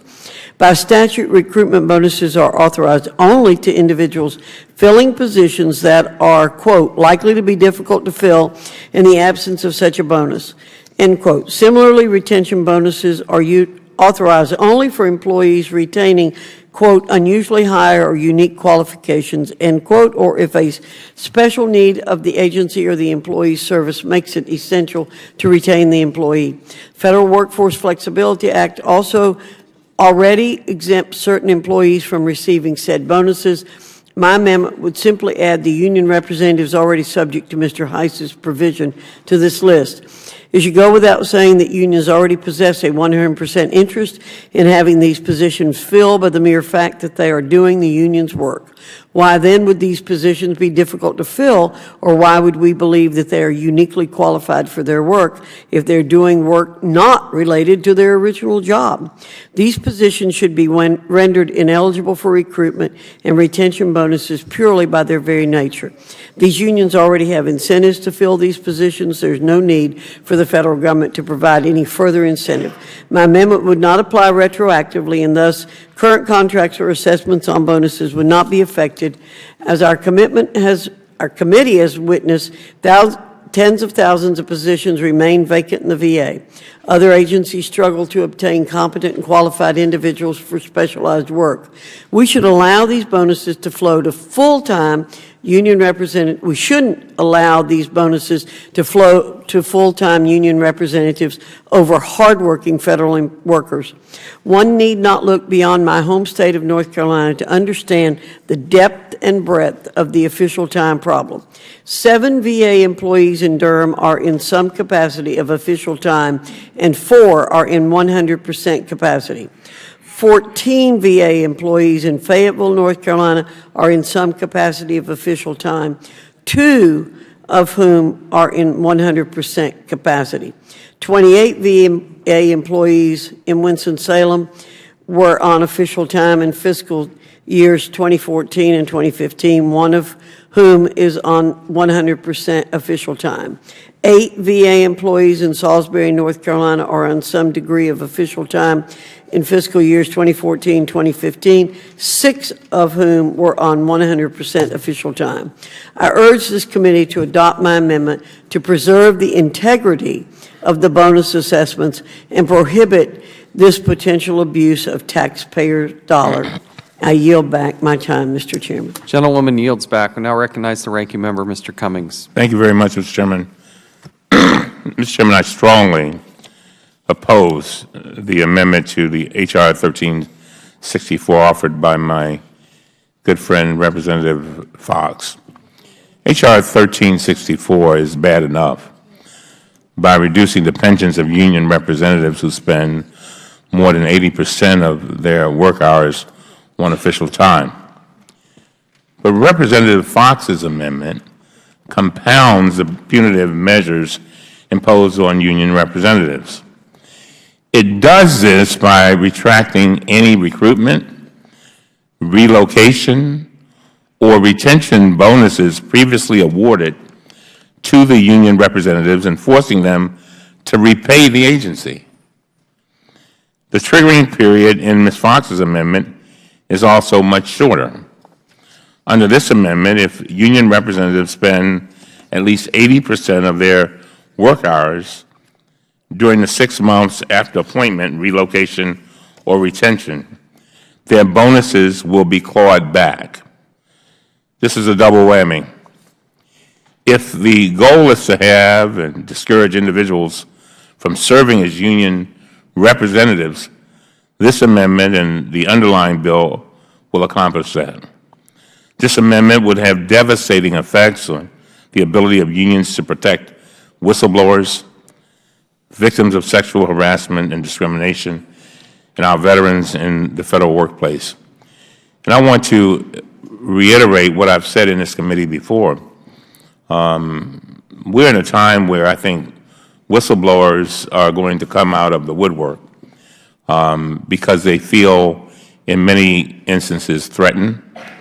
Many of them have been given their blood, their sweat, and tears for certain causes, and now with some of the appointments by our President, they feel as if those causes are being undermined. There are others who do not feel, they don't feel a sense of job security because of all of the changes. And there's some that I've talked to who feel that our very democracy is being challenged. So this is a ripe environment for whistleblowers. And one of the wonderful things about our committee is that we have a history of protecting whistleblowers because we know how valuable they are. We realize that there's certain information that we would never have if it were not for whistleblowers. I often think about the Secret Service. The chairman, to his credit, along with everybody on our side, sat down. We were able to get information that we would have never gotten. But the Secret Service came to us for several reasons. Agents, one, they did not feel confidence in their leadership. Two, they were worried about retaliation. Three, they felt that no matter what they said, it would go possibly in one ear, come out the next of people higher than them, and that they would find themselves having given up information, having placed themselves in a possible situation where they could be harmed, and to no avail. So I just think that, we got to really be careful, particularly at this moment. Let me say this, and I think we need to be real clear on this. I've often said that we in life will go through storms. I do believe that no matter how you look at it, the Trump administration presents a storm for this entire nation. And I know that there are many that agree with what the President is doing. But at the same time, Mr. Chairman, I don't always ask the question of what happens during the storm. I ask the question of what will we have after the storm. This is a very difficult situation for many employees. Many of them are fearful. And so I just want us to be very cautious as we go down this road, particularly with regard to whistleblowers, again, who simply want their government to be the very best that it can be, who simply want to preserve their democracy, who simply want to do those things that they believe are in the best interests of their neighbors and even people they don't know, and even generations yet unborn. And so with that, I yield back. I thank the gentleman. Any other member wishing to speak on the amendment? The gentleman from Georgia is recognized. Thank you, Mr. Chairman. Just real quickly, I would just like, I know the gentlelady had to return to another committee, but I just want to thank her for presenting this amendment. I think it adds a powerful addition to the underlying bill. It just makes sense that if an individual is not working for the agency for which they were hired, why should they be receiving bonuses for work that they are not performing? I think she brings an outstanding amendment, and I urge my colleagues to support it. I yield back. I thank the gentleman. The chair recognizes the gentleman from Virginia, Mr. Conley. I thank the chair, and I'll use my 5 minutes for both discussing the underlying bill and this particular amendment. I oppose the amendment. I don't think it's an outstanding contribution. I think it fundamentally misunderstands the function of official time in federal agencies. What is official time? It's, to listen to some of the rhetoric, you would think, it's Jimmy Hoffa at the ramparts in the 40s and 50s. That's not what it is. Official time is in workers who work for unions to ensure workplace safety, protecting workers from discrimination, harassment, retaliation, developing new employee training, cooperating with management and implementing new initiatives and procedures, improving work processes, improving employee work conditions, listening to grievances. I had an example in my office recently, an extremely wounded warrior from Iraq. He worked for, he got a veteran's preference for a particular federal agency and was subject to workplace harassment and discrimination and bigotry, both because of his wounds and because of resentment at the veteran's preference. He was denied promotion and harassed explicitly and disgustingly. It was the union that was his advocate. It was the union representative he went to for protection and for advocacy and for helping him work through the grievance procedure. My office, working with union representatives on official time and this individual, saw it through over a year and a half. We grieved. We helped him appeal. He had multiple appeals, and he finally prevailed. If it weren't for official time, representatives of the union, he would have had no advocate within the agency because management turned a blind eye to the reality in the workplace. Official time is important. It's important for workers' rights. It's important for the efficiency of the agency. And there's nothing untoward about it. And we are talking about a relatively small 1/10 of 1% of time. We're not talking about huge commitments of time. And as my friend Mr. Lynch pointed out, we've had testimony before from agency heads who have cited no problem with official time in terms of management. And so we are sort of solving a problem that doesn't really exist. I understand that in the current climate, maybe my friends on the other side don't like unions and want to strike a blow while they can at the power and influence of unions. But the good that is done on behalf of our fellow workers in the federal workplace by official time, by union representatives, is going to be damaged. And the ombudsman role, the advocacy role within federal agencies will be weakened, if not eliminated. And then when someone has a legitimate grievance, where do they go? Who will take up their cause like the official representatives of the union took up my constituents and saw justice for him?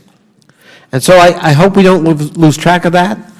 I hope we don't engage in punitive activities such as the amendment before us, whether I don't doubt the sincerity of the intention, but the effect would be punitive, and I can't support that. So I associate myself with the remarks of the ranking member and with Mr. Lynch, and I urge defeat of the amendment. I yield back.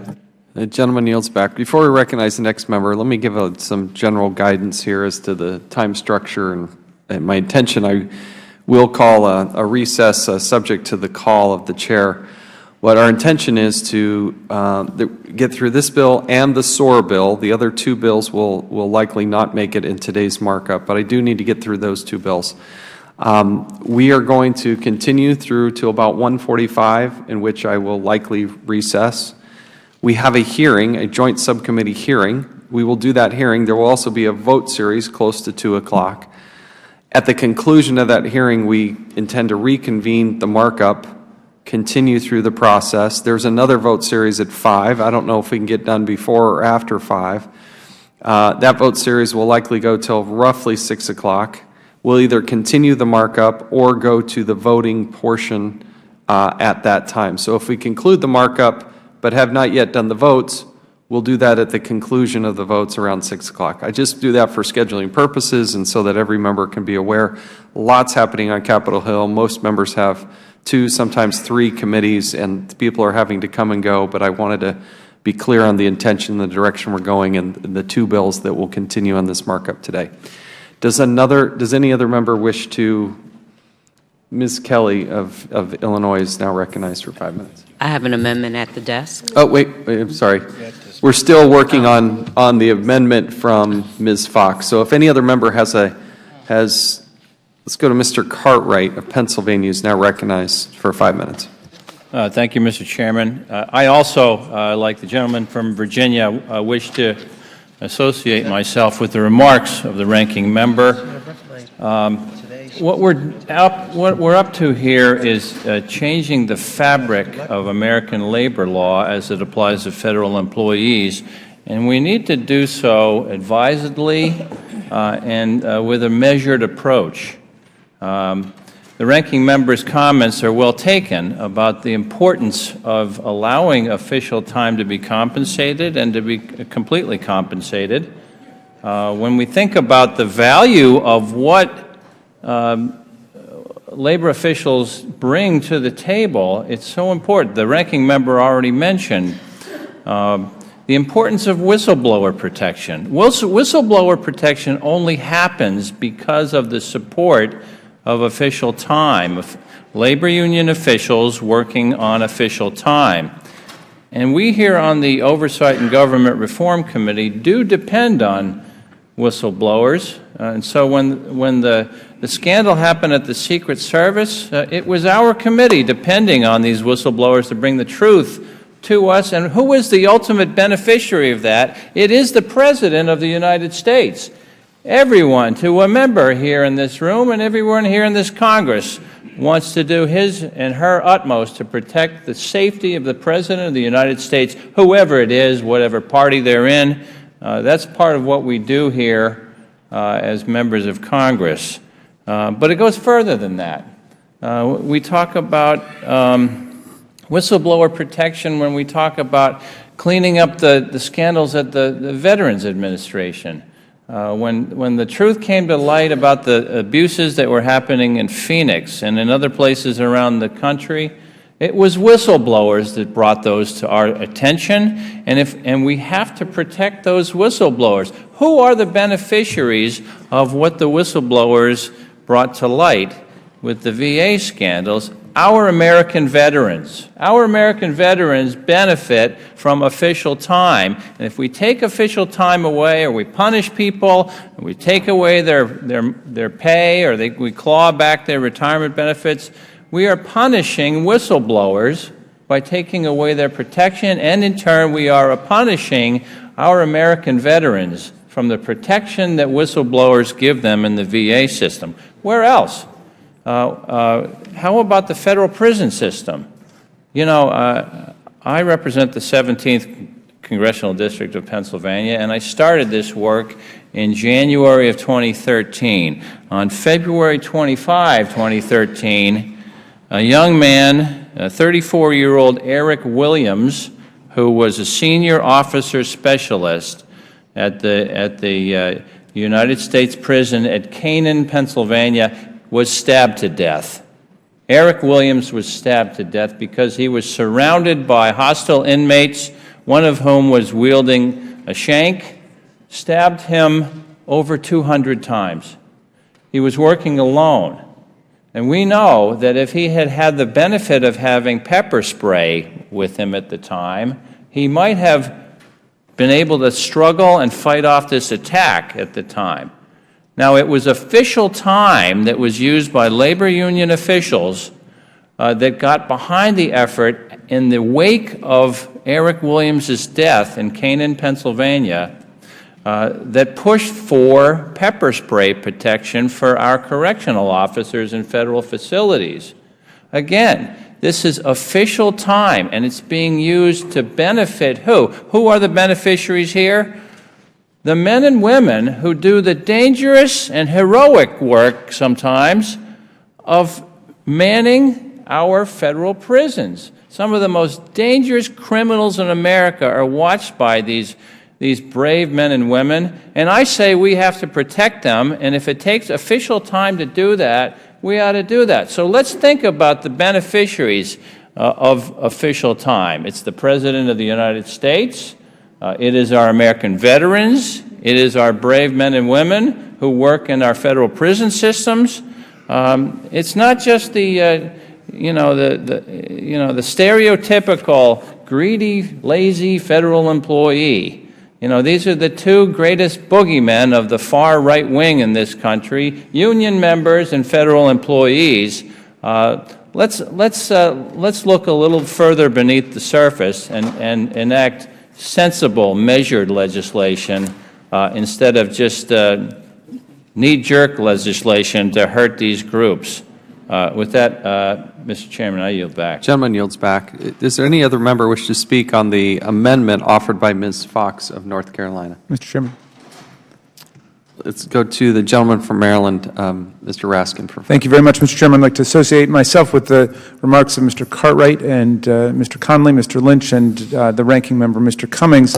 Our colleagues on the other side of the aisle have invited us to view the Fox Amendment and the underlying legislation as an attempt to stop union business from taking place on the expense of the federal taxpayers.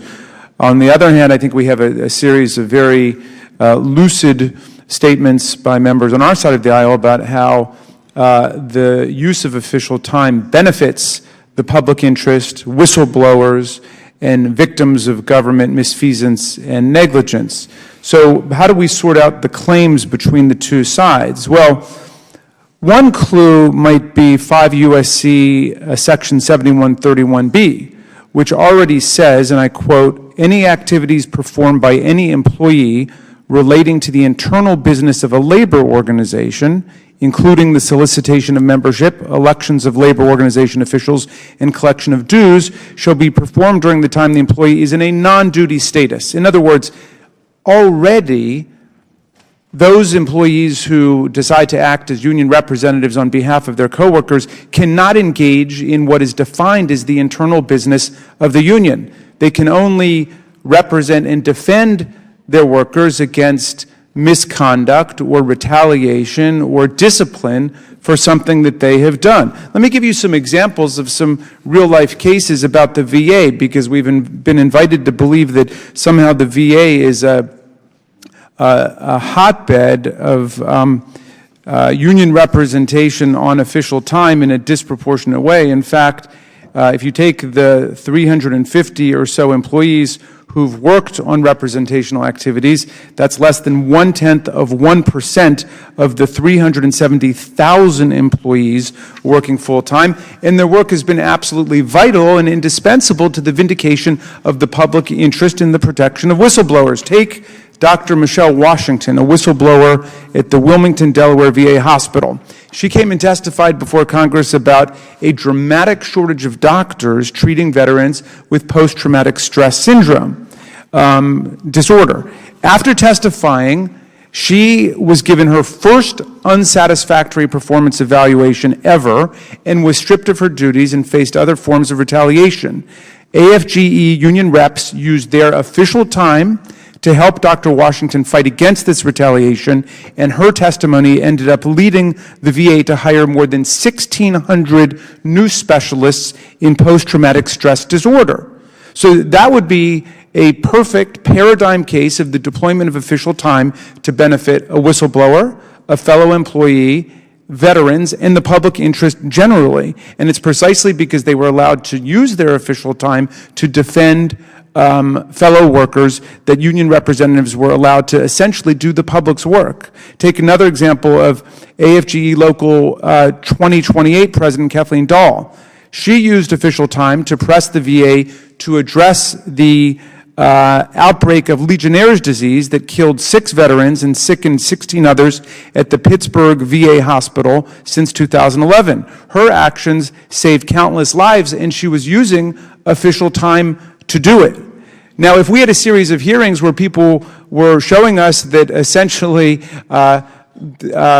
there were union reps or workers using official time to do the illegal things, like to go and collect union dues or to conduct union elections, I could see imposing a punitive measure trying to essentially strip people of their pension and bonuses that they earned as a result of their work under current rules. But we haven't seen any of that. We have a response running amok for a problem that doesn't exist, when in fact the official time provisions have been used in totally inappropriate way in order to advance the public interest. And we could replicate these examples all day. I hope to get the chance to invoke some of the other ones, Mr. Chairman, but I would hope, given that we haven't had a hearing of testimony from anybody explaining what the problem is, that somebody would venture to tell us why it's an issue that this critical and well-accepted part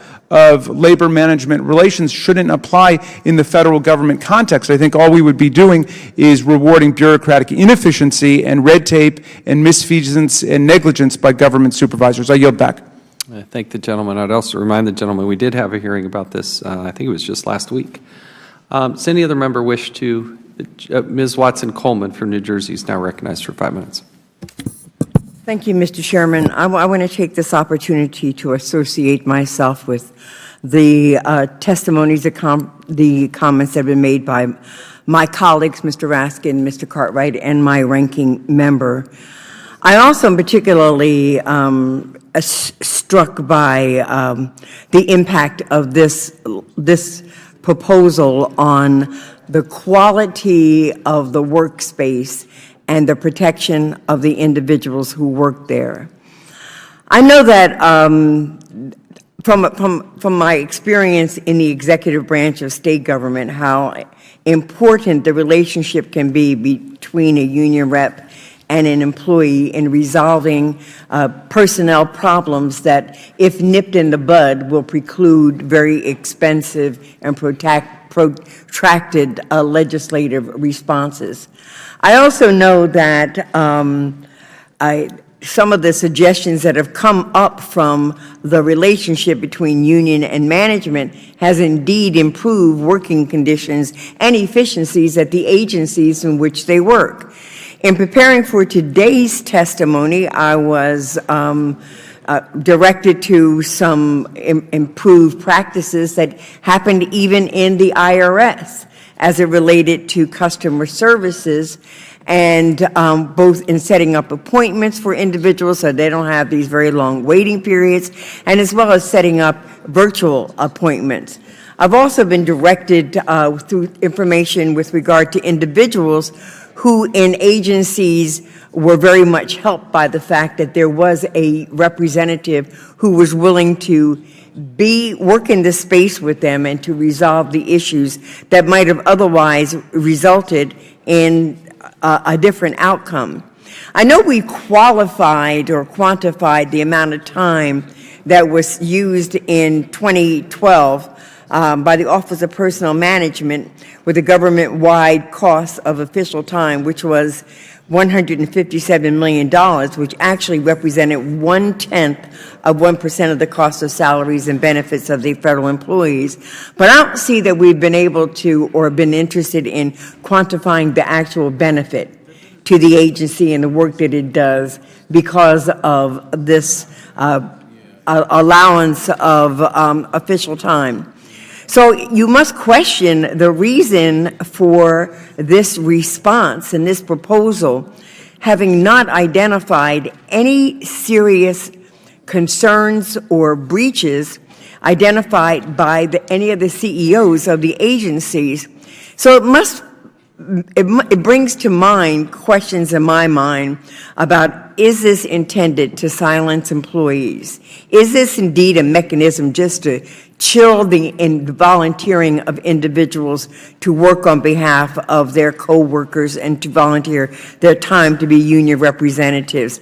Is this another means of putting a cloak of darkness on what's happening and fear on what's happening between employees and the agencies in which they work? This is the opposite of transparency and fairness. And in an environment where we see gag orders being placed on departments about what you can put on your websites and what you can talk about and who you can talk to, and we hear day in and day out just tremendous illustrations of alternate facts and manipulated facts and outright lies, I think this is very important to understand that this has no redeeming quality as it relates to protecting employees and protecting the taxpayers' investment in these agencies, and that it indeed has the opposite effect. I don't see why we would be engaging in activities that are designed simply to weaken unions and to weaken the rights of employees. Union representatives already know and already are guided by the rules and regulations and laws as to which they can and cannot engage on official time. And no one has testified before us that these things have been, there's been a breach of these things. Yet here we are ascribing a throw out the baby with the bathwater in such a way that it's going to have no impact but to weaken our unions and weaken the representation and the support of our workers. This is not good government. This is not an illustration of a forward movement. This is taking us backwards and take us into the darkness and the fearsomeness of employees who have to work here and are dedicated to offer their public service on behalf of all of our citizens. With that, I yield back. The gentlewoman yields Thank you. back. Does any other member wish to speak on the Fox amendment? Mr. Sarbanes is now recognized for 5 minutes. Thank you, Mr. Chairman. I also want to push back along with my colleagues against this amendment and what it represents, which is an attack on official time. There's not a problem here that needs to be solved in terms of official time and union representatives using that time to improve the operation and functioning of these agencies. In fact, my understanding, I haven't been personally in attendance at some of these hearings because I just joined the committee, but my understanding is that in the past when agency heads have testified, and they've been asked about whether official time is positive or negative. They've uniformly said that it's positive. They've recognized that the amount of time it actually represents is minuscule when you compare it to the overall activities of these agencies, and the benefits of it are significant. They've also noted, going specifically to the nature of this amendment, that sometimes having union representatives who can devote a significant portion of their time, official time, to trying to improve the functioning of the agencies and act as a spokesperson and representative broadly of the workforce can be more efficient and be more of a support to the agency leadership than having to sort of knit together the small percentage contribution of a number of different employees. So this kind of 80% threshold doesn't make any sense against that standard as well. But I want to talk a little bit just about the fact that when I go around my district, and I think it's the experience of all of us, I hope it is, all of us, both Republicans and Democrats, I encounter a deep appreciation on the part of my constituents for the work that's being done by our federal employees, and an appetite for the functioning, excuse me, of those agencies to be as efficient as possible and to meet high standards. And that's exactly what official time offers to these agencies. Secondly, members of Congress have a unique opportunity to peer into the functioning of these federal agencies because we are petitioned by our constituents for assistance in interacting with them. So we'll get an inquiry from somebody saying, I need some assistance reaching out to the Veterans Administration because I've got a particular situation that needs to be addressed. Or we'll get a call into our district office from somebody who needs some help kind of navigating Social Security, and they want us to help them reach out to the Social Security Administration, et cetera. So every day, members of Congress have the opportunity to see into the federal agencies and to understand how important it is on behalf of our constituents that they function well and at a high level. And the use of official time is integral to making sure that that kind of efficient operation is happening. When you look at the benefits of official time, and there's a whole list of them here that I could read, but let me just read a few of them. Preventing workplace accidents and illnesses. Well, that makes sense. You want to make sure that people are safe in the workplace. 2, decreasing the use of sick leave and workers' compensation benefits. So if you've got people in there using official time to make sure that the operations of an agency are functioning smoothly, that's going to contribute to reducing the use of sick leave, which is a positive. Reducing employee turnover and increasing employee morale. I can't emphasize this enough. An agency that functions with high morale is going to deliver high-quality services to the public, which at the end of the day is the goal here. We want the public to feel like these agencies, which are so important to the quality of life of everyday Americans, are getting the resources and the support and the advocacy that they deserve. And an attack on official time goes in the other direction. Improving customer service. Well, that's what I've been talking about. And streamlining business processes. You're going to enhance customer service when you use official time in an effective way. So for all of these reasons, it's a tremendous mistake to try to undermine this opportunity to keep our agencies strong and improve their ability to respond to the needs of the public. And I yield back. I thank the gentleman. Does any other member wish to speak? Let's go to Mr. Krishnamurthy for 5 minutes. Thank you very much, Mr. Chairman. I think that the one perhaps misconception about official time is that it's somehow used for union organizational activities or somehow time that's not spent in the public's interest. And the reason why I am speaking right now and I oppose the amendment I want to bring attention to this particular misconception is that I think people should understand what official time really represents. And so I have some very specific examples, and perhaps they may have been mentioned earlier, in which case I apologize, but I think I want to reiterate what we're talking about here. There's an example of a woman named Dr. Michelle Washington, a whistleblower at the Wilmington, Delaware VA hospital, who testified before Congress about a serious shortage of doctors to treat veterans with post-traumatic stress disorder. After testifying before Congress, Dr. Washington received her first unsatisfactory performance evaluation and was stripped of her duties.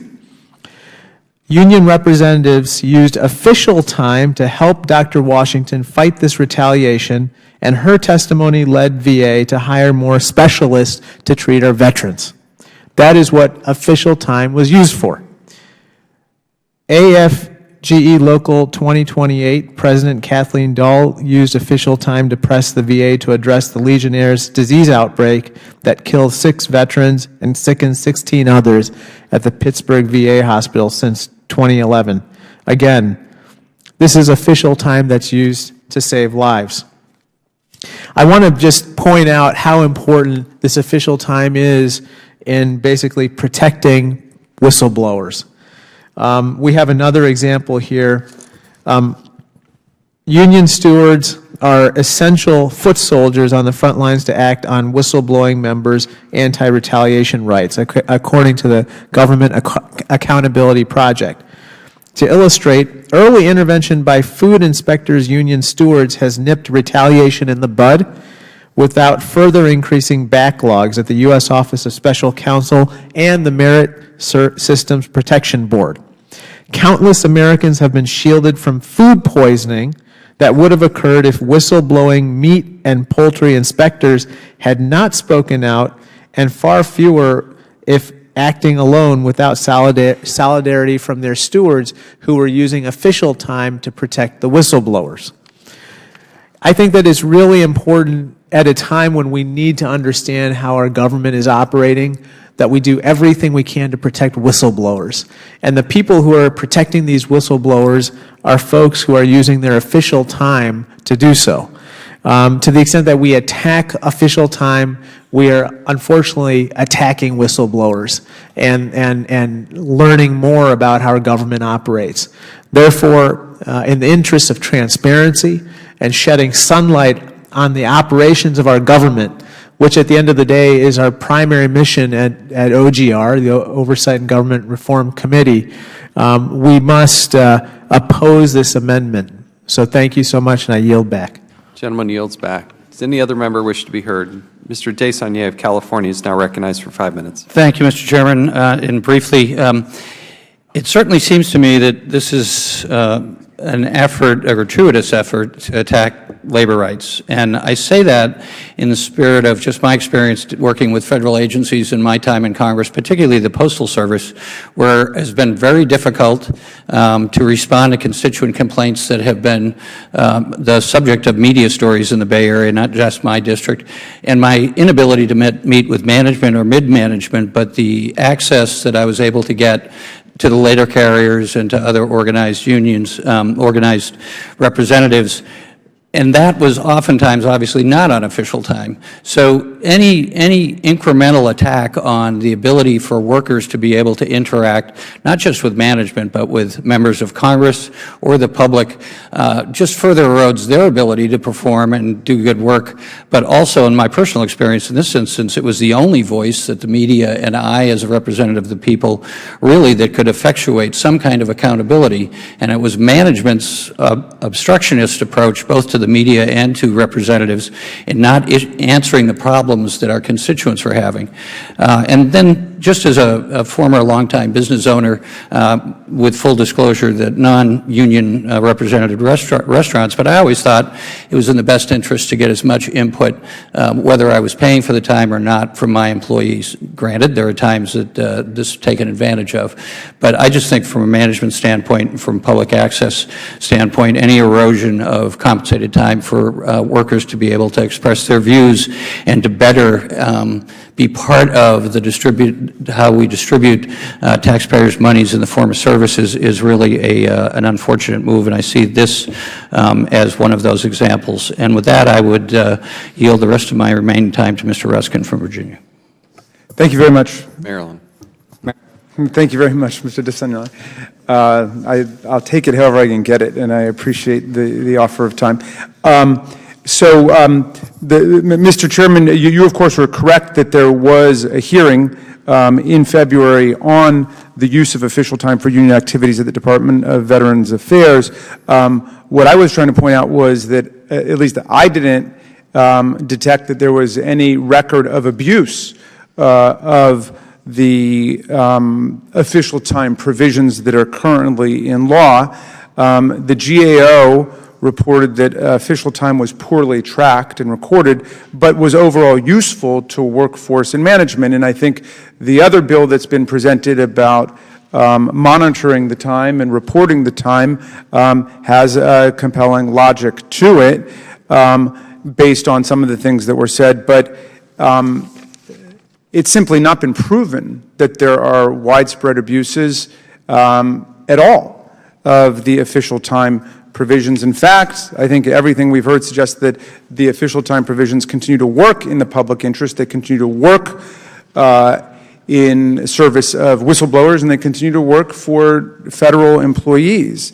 Understand that official time is authorized by statute precisely to serve the public interest. It is in the Federal Service Labor Management Relations Act that labor organizations and collective bargaining in the civil service are in the public interest for all the reasons we've said. We know that unions advance workers' sense of efficacy. We know that unions advance workers' sense of participation, and we know that unions improve the ability of workers to contribute to overall effectiveness of the workplace and its functioning. So my understanding of the deal that was made back in 1978 in the Civil Service Act was basically these would be open shop divisions within government. That is, people didn't have to join the union. But in return, what the union got was the ability to use official time to represent not just members, but the non-members who have a right to be represented by the union.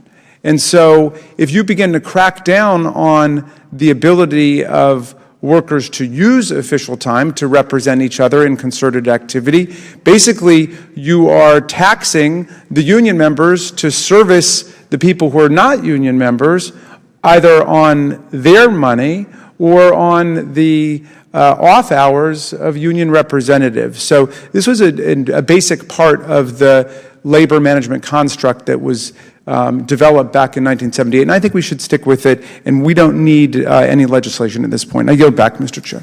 Gentleman yields back. Mr. Desaulniers yields back. Does any other member wish to speak on the Fox amendment?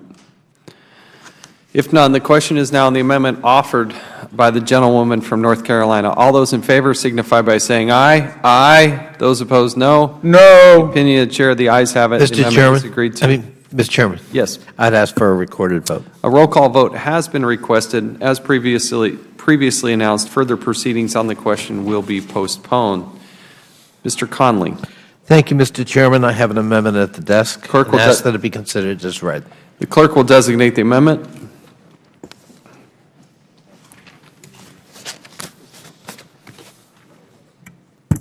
Amendment to H.R. 1364, offered by Mr. Conley of Virginia. Without objection, the amendment is considered as read, and the gentleman from Virginia is recognized for 5 minutes to explain his amendment. I thank the Chair. This amendment, a simple common sense amendment, directs agencies to allow for official time spent assisting whistleblowers in addressing waste, fraud, and abuse not to be considered against their retirement annuity. So it would be an exception to Mr. Heiss's rule. We say we support whistleblowers. Here's a simple opportunity to assert that support and to make sure that inadvertently whistleblowers aren't, and their defendants and advocates aren't affected. The amendment excludes official time spent assisting whistleblowers from the calculation of the percent totaled pursuant to the bill to be deducted from the union representative's pension. This amendment would essentially remove the penalty imposed by the bill for work done in furtherance of whistleblower protection listed as official time. Official time enables union representatives to protect the whistleblowers who help prevent waste, fraud, and abuse in the federal government. Our committee has a long-standing commitment to whistleblowers. We've heard it just this morning reiterated. Sometimes maybe we forget that whistleblowers are federal employees. Attacks on federal employees can harm whistleblowers. We want to make sure we don't do that unintentionally today. The protections need to be enforced.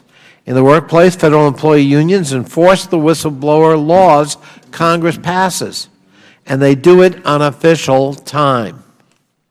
Current law allows unions to stand up for federal employees facing retaliation in the workplace. And Lord knows we've heard testimony about that retaliation from multiple agencies. Some of my colleagues might want to eliminate the ability of federal employees to perform union representational duties on official time. However, I'm certain my colleagues don't want to disadvantage whistleblowers. Unfortunately, perhaps the effect of their concerted attacks on unions and civil service protections could be to strip whistleblowers of their advocates in the workplace. I urge my colleagues to support the simple commonplace amendment, and I would yield to Mr. Raskin, my friend from Maryland. Thank you very much, Mr. Connolly. This is an excellent amendment that I think should have unanimous support on this committee, because I know this committee is passionately devoted to protecting whistleblowers and making certain that they are able to save us the millions or billions of dollars that continue to be thrown away through waste, fraud, and abuse. Waste, fraud, and abuse do not have press conferences. Waste, fraud, and abuse do not turn themselves into Congress. Waste, fraud, and abuse do not tweet. It takes federal employees who can summon up the courage to come forward to blow the whistle that announce that waste, fraud, and abuse are taking place.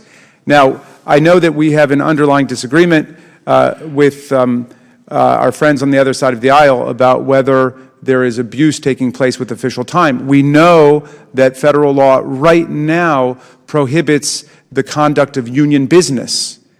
You can't use official time to go out and recruit new members to the union, or to organize a union, or to conduct a union election, or to collect dues. You can't do it. And if it's happening, we should blow the whistle on that.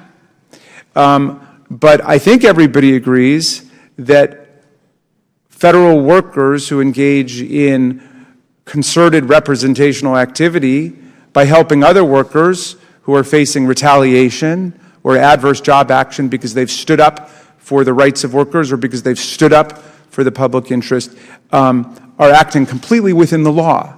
And so I think Mr. Connolly's amendment properly calls the question, do we really want to allow whistleblowers to go ahead and do it, or do we want to increase the chill? Do we want to make it a tougher environment for whistleblowers? Do we want to increase a regime of fear and intimidation so whistleblowers don't know whether or not we've got their back? And all this amendment says is, we've got your back. We're not going to punish you. We are not going to disadvantage you. We are not going to side with the retaliators. We're going to make certain that whistleblowing is condoned, sanctioned, and encouraged activity by the Congress of the United States, because it's a very big government out there. There are millions of employees, and a lot of people get themselves in a position where they can abuse the public trust. We need federal employees to have the courage, and we need to have their back. I yield back. Gentleman yields back. We'll now recognize the gentleman from Georgia, Mr. Heiss. Thank you, Mr. Chairman. look, this bill, H.R. 1364, is not taking away official time. A person can still be 100% on official time if they want to. This is not taking away official time. And they can work in the capacity that they believe is appropriate within utilizing official time. It simply is taking away a financial incentive for those who spend more than 80% of their time on official time. But it's not taking anything away. It's just a protection of taxpayer monies. This is a common sense measure. It will enable people, if they want to work on official time as much as they want to continue doing so. So I thank the gentleman for his amendment here. Every one of us on this committee certainly appreciates the importance of whistleblowers. In fact, it's fair to say that's the bread and butter of this committee. We depend on the work of whistleblowers to bring forth information on waste, fraud, and abuse, and so forth. And so I appreciate my colleague's concern here. However, I strongly disagree with this amendment in terms of the alleged belief that this is somehow going to hamper the work of whistleblowers. In the first place, this is an unnecessary amendment because whistleblowers are protected. They're protected under H.R. 1364, and further, it is against the law to deny or interfere with an employee's right to furnish this type of information to Congress. This bill doesn't change that whatsoever. Secondly, I think it's important to note that less than 20% of federal employees are unionized. And so even fewer than that utilize official time. And so we have 80% over here not even a part of the unions. They're whistleblowers too. The implication that somehow the only ones that come forth with whistleblowing information are those utilizing official time is just inaccurate. And so I would just urge my colleagues not to support this amendment. It's unnecessary. We've got a good bill. People are still able to utilize official time if they want to. I would encourage opposition to the amendment, and I yield back. Thank the gentleman. Gentleman yields back. Does any other member wish to be heard on the Conley amendment? Ms. Norton is now recognized for 5 minutes.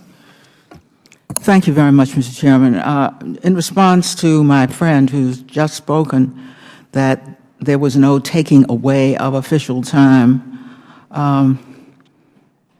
first of all, we're really talking about a cap. And if you count the time spent on the whistleblower complaint with the cap, of course, what you're doing is digging down on something a federal employee would be least likely to want to give up, and that's your retirement benefits. So you don't want somebody handling whistleblower complaints saying, I can't spend much time no matter how complicated this is, because we can't, you and I, mess with, essentially, our retirement benefits. There's nothing you could do that would have a greater deterrent effect than telling somebody that your retirement benefits, when your income is already going to go down, are going to be implicated in whatever you do while you're full-time. So this notion as well that most employees aren't even unionized does not mean that if there was a whistleblower complaint, you wouldn't have to represent that employee. You don't have to pay union dues, but you have got to represent every employee, even an employee who says, I don't want to contribute anything to my representation. So it doesn't matter how many employees are represented or not. You have a complaint, and particularly a whistleblower complaint, I got to represent you, and I'm going to do so with the same vigor that I would an employee who had understood this was a quid pro quo, and you ought to pay and help pay for your own representation, the way you would, for example, if you needed a lawyer and could help pay for that lawyer. Mr. Chairman, any reluctance of my colleagues to support the Connolly Amendment would baffle me. I can think of no issue which has had greater bipartisanship in this committee than whistleblowing. In fact, I can't think of anything we spent more time on than whistleblowing. It's one of the great, and few, I might add, areas of bipartisanship from this committee. And yet we have seen a number of amendments go through since we had a new administration, where the committee seemed unwilling to stand behind its own work on whistleblowing, for which it seemed to me it perhaps should be most proud. If you had to say, what has this committee done? I'm not sure I would have, for the last 10 years or so, a lot to put on that ledger, but I certainly would put whistleblowing on it and may put that at the top because of the service that whistleblowing does to the taxpayers of the United States. So essentially, not to support this amendment is not to support our own work, and work that we have spent a great deal of time on. That's why I think that if we want to continue any semblance of bipartisanship, the Connolly Amendment gives an opportunity to do so. So I urge support for the Connolly Amendment to not only allow union representatives to continue to work with and defend whistleblowers, but to encourage them to do so, as I believe is the point here. You might not want to encourage them if you're on the other side of the aisle to take on other kinds of complaints, but you would surely want to make an exception when it comes to whistleblowing activities, particularly if you have any respect for the work of this committee itself. I yield back. Gentlewoman yields back. Does any other member wish to be? Mr. Desaulniers is now recognized for 5 minutes. Thank you, Mr. Chairman. I'd like to just quote a couple of both an individual and an organization that goes to the issue of enforceability of both encouraging whistleblowers and protecting from retaliation. So the question of what is legal, and then within that question, what is the spirit and the letter of the law to encourage whistleblowers to come forward with important information and to prevent retaliation. So in that vein, I'd like to quote from an individual, Irma Westmoreland, who is a registered nurse in the VA and is the chair of the Veterans Council and the National Nurses United. And she says, quote, official time is critical to the functioning of hospitals in the VA system. The staff nurses who use official time on behalf of their coworkers in the VA work to ensure quality patient care is delivered. They use official time to advocate for patient-nurse injury prevention, protect against discrimination, and represent employees in grievances and disciplinary actions. They also make sure that the collective voice of the nurses who provide care is heard in decision-making and that their hospitals run smoothly. And she continues by saying, and by undermining official time, veterans who receive their health care through the VA system will lose out. Westmoreland concluded H.R. 1364 will hinder RN recruitment efforts of VA hospitals, which already struggle to hire talented, experienced nurses, and will negatively impact day-to-day protection of quality patient care, end quotes. And then the other is a letter to the chairman from the Government Accountability Project, which is a premier organization protecting and encouraging whistleblowers, and it reads in part, union stewards are essential foot soldiers on the front lines to act on whistleblowing members' anti-retaliation rights. To illustrate early intervention by food inspectors from union stewards has nipped retaliation in the bud, without further increasing backlogs at the U.S. Office of Special Counsel and the Merit Systems Protection Board. Countless Americans have been shielded from food poisoning that would have occurred if whistleblowing meat and poultry inspectors had not spoken out, and far fewer would have acted alone without solidarity with their stewards. Taking the foot soldiers off the line will leave many whistleblowers defenseless. This is the wrong time to weaken whistleblower positions, and I end quote on that letter to the chairman. In that spirit, I think we just should consider not just the letter of the law, but the spirit of the law, particularly in a difficult field where encouraging employees to come forward and express themselves is difficult, and then making sure there's no retaliation for those actions makes makes absolute sense to continue to encourage whistleblowers to come forward with important information. And with that, I would yield back. Gentleman yields back. Does any other member wish to be heard on the amendment offered by Mr. Conley of Virginia? If none, the question is now on the amendment offered by the gentleman from Virginia, Mr. Conley. All those in favor signify by saying aye. Those opposed, no. No. The opinion of the chair of the noes have it. Yes. I ask for a recorded vote. Roll call vote has been requested as previously announced. Further proceedings on the question will be postponed. Do any other members have an amendment? Yes, Mr. Krishnamurthy is recognized. Thank you, Chairman Chaffetz and Ranking Member Cummings. Does the gentleman moving to strike the last word, or does the gentleman have an amendment at the desk? I have an amendment at the desk. The clerk will designate the amendment. Thank you. Amendment to H.R. 1364 offered by Mr. Krishnamurthy of Illinois. Without objection, the amendment is considered as read, and the gentleman is recognized for 5 minutes to explain his amendment. The gentleman from Illinois, Mr. Krishnamurthy. Thank you, Chairman Chaffetz and Ranking Member Cummings. I have serious concerns with the underlying bill. If this bill were to become law, it would severely undermine the ability of public sector unions to represent workers. Federal law requires that these unions represent all employees, not just members of the union. Perhaps the most important use of official time would be to protect whistleblowers.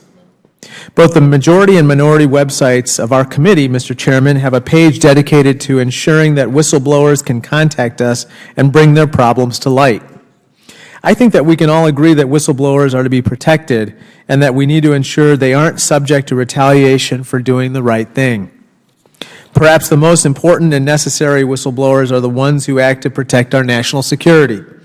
And all too often, the national security apparatus insists that people only act through recognized chains of command. How many people would be alive today if someone had gone outside their chain of command to report on Aldrich Ames' lifestyle beyond the means of a CIA analyst?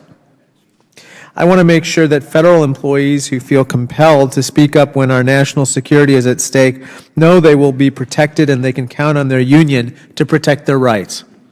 The amendment I'm offering would ensure that federal employees will be protected if they report on unsanctioned or illicit activities with foreign governments. Each day, it seems there's a new revelation of the administration's contacts, questionable contacts with the Kremlin. First, National Security Advisor Michael Flynn and then Attorney General Sessions were revealed to have had unreported contact with the Russian government. I think it's very clearly in the public interest to protect employees who report on any illicit contact with a foreign agent. We don't know what contacts, if any contacts, other members of the administration have had with Moscow, in part because nobody has testified about this under oath. We need to make sure that the full extent of these ties can come to light. My amendment will make sure that all federal employees know that they will be protected if they reveal illicit contacts with a foreign government. When it comes to national security and state secrets, it's very clear that we want employees to feel free to speak up if anything is amiss. I urge all my colleagues to support this amendment, and I yield back the balance of my time. Gentleman yields back. Now recognize the gentleman from Georgia, Mr. Heiss. Thank you, Mr. Chairman. Again, I strongly oppose this amendment. I certainly thank the gentleman for offering it. But again, our bill is not taking away official time. It's not taking away the rights of anyone in this regard. It's simply taking away the financial incentive as it relates to retirement for those who spend 80% or more of their time for the purpose of official time. So this amendment is unnecessary. Whistleblowers are protected by law, and this bill does not change that whatsoever. So I urge my colleagues to oppose the amendment. Will the gentleman yield? Yes. I just want to add, we have what appears to be a series of amendments about whistleblowers, conflicts of interest, and that's fine. Obviously, members can offer their amendments. But as I read the bill, as I understand the bill, there is no prohibition, no slowing down on whistleblowers, on addressing issues that they should. We are concerned about the reporting of that official time. We don't have much exposure as we'd like to see, and this bill would certainly help that. And also, I do think that it is, it's very difficult, particularly at the VA and others, when you have people spend more than 80% of their time, oftentimes 100% of their time, on these issues as opposed to actually doing the jobs that they were being paid to do. And that's what this bill addresses. But there is nothing in the bill that slows down whistleblowers or they're engaging in helping people who feel like they need to blow the whistle, or addressing conflicts of interest and sharing those with the committee or wherever they may be shared with. And that's why I'm supportive of the bill, and I'm also stand with Mr. Heiss in opposition to this amendment. And with that, I'll yield back. Gentleman from Georgia, yield back. Gentleman from Georgia yields back. Does any other member wish to be heard on this amendment?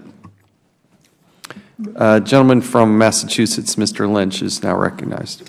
Thank you very much, Mr. Chairman, and I wish to rise in support of Mr. Krishnamurthy's amendment. And the amendment would exempt the limitation of official time and any time spent by union representatives to protect the rights of employees of the Defense Department and other national security agencies who have identified or reported unsanctioned or illegal activity involving a foreign government. I think foremost on everyone's mind here is Russia. And it is not inconsequential that reports issued by all of our intelligence agencies, confirmed by the FBI, the CIA, and the Office of the Director of National Intelligence, have attributed with high confidence the hacking of the email system of the Democratic National Committee and attributed that to the Russian government. I, along with other members of Congress, am deeply troubled by the efforts undertaken by the Russians to undermine our election and democratic process. I continue to think that this is an issue that this committee should be looking at. I'm also very concerned about revelations coming out day after day indicating that the contacts that the Russian ambassador has had with various Trump administration officials during the campaign are serious, and I believe that Congress needs to ensure that we do not hamper the ability of federal employees in our national security agencies to disclose the illegal activity of foreign governments like Russia. While the chairman says that the chain is unbroken, it is broken. If we're saying that people who spend 80% of their time, look, we've got 22 million federal employees, 22 million. So apparently the sponsor wants a situation where all 22 million employees bring their own complaints, their own grievances to their employer. That will completely disrupt the way government works. It will have a negative effect on the public. You can't have that. Congress, in many of its bills, I'm sorry, no, that's not right. That's not right. 22 million federal employees. Congress has recognized the value of collective bargaining, where we have certain groups of employees who are charged with resolving the differences of the whole.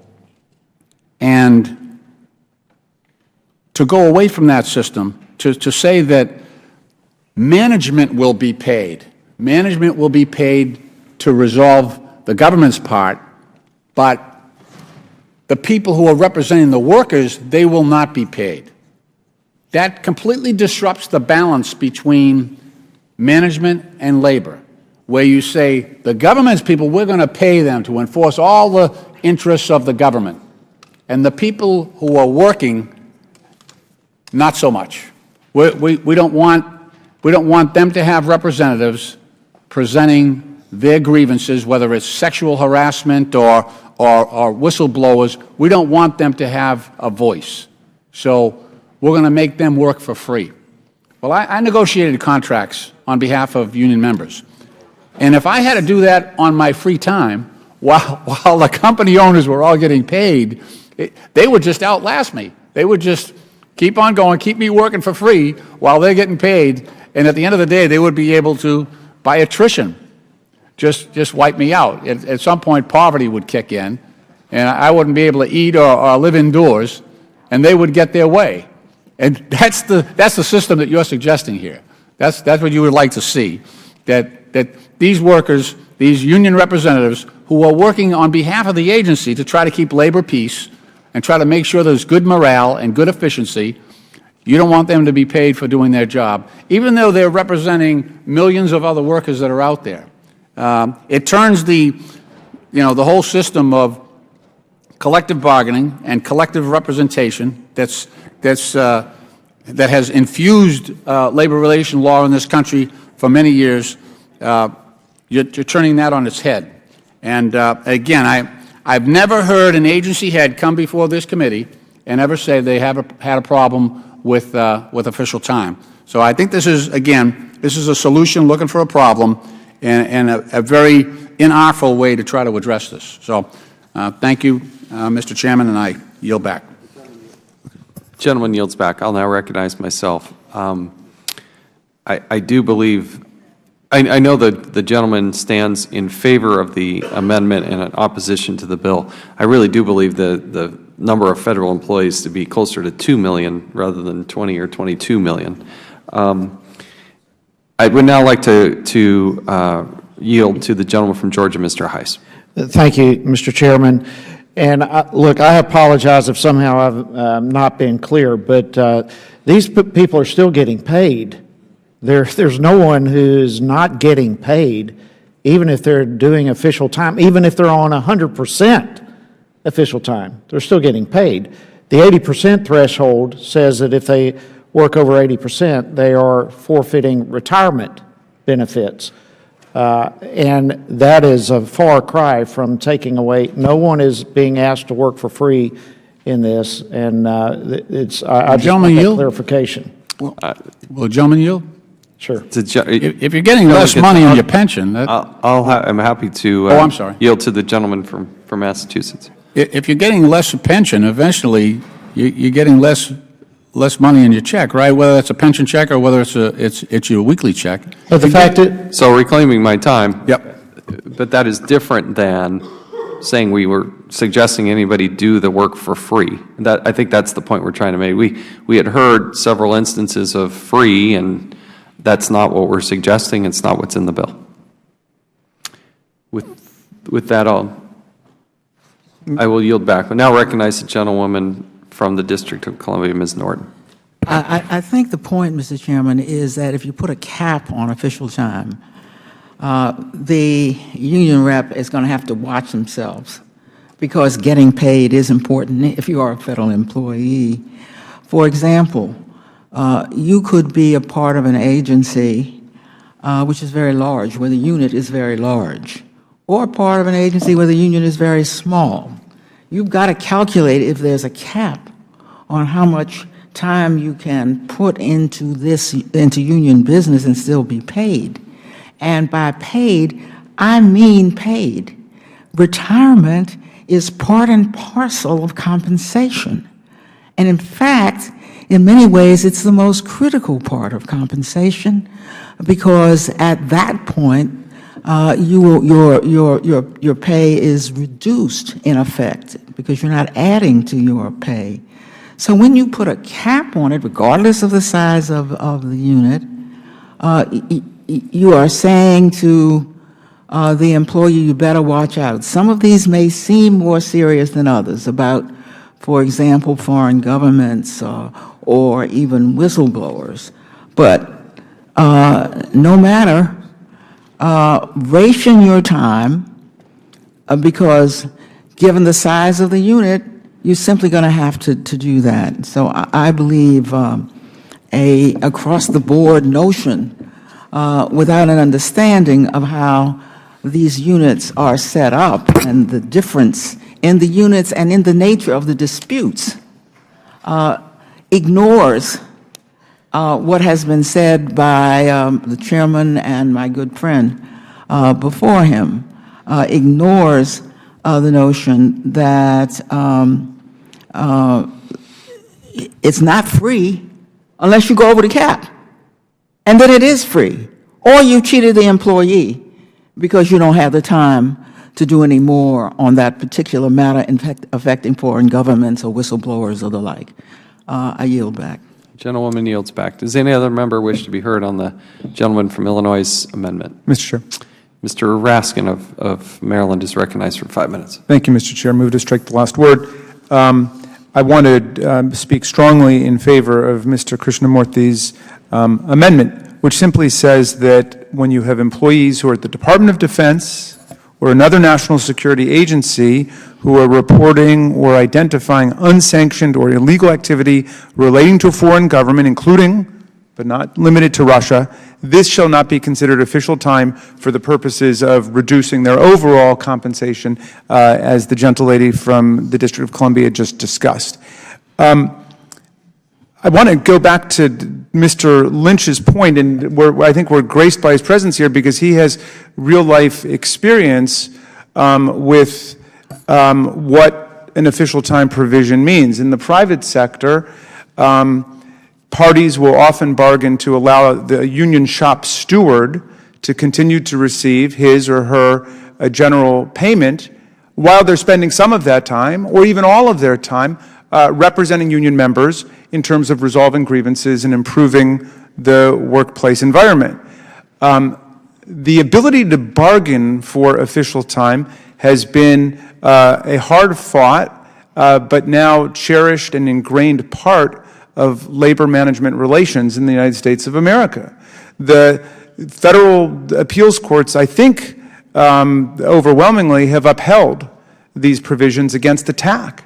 And the logic of the decisions upholding union shop stewards receiving pay are perfectly relevant to the situation. What the courts say is simple. They say the union shop steward is essentially helping the employer. The union shop steward is resolving grievances at work. Although the union shop steward might not be working a machine that day, they are facilitating the progress of commerce and the effectiveness of the workplace. So I think that logic applies exactly in the public context as well, which is, I think, the general problem with the bill. But at the very least, we can carve out by saying it is not a proscribed part of official time. It's not part of official time at all if somebody is blowing the whistle on illicit foreign entanglements. So your point that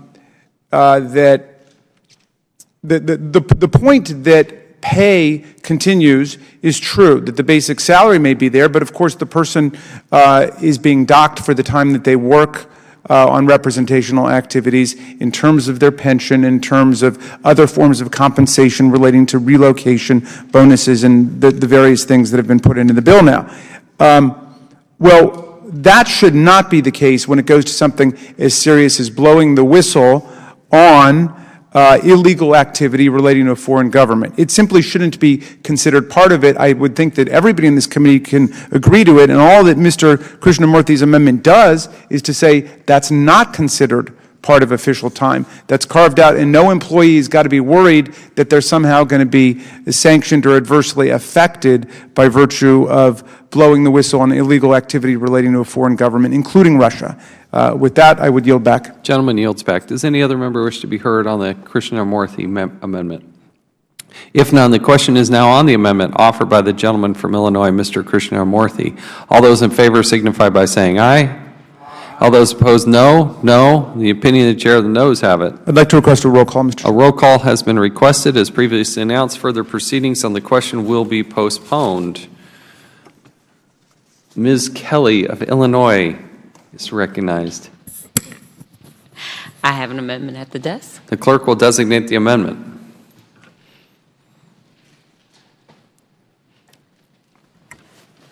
Amendment to H.R. 1364, offered by Ms. Kelly of Illinois.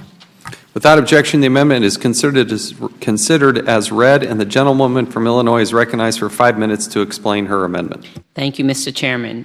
My amendment would ensure that time spent working to strengthening and developing workplace safety rules and standards are not counted as official time for purposes of the underlying bill. This simple and common sense provision will ensure that we continue prioritizing the safety and security of federal employees in the workplace.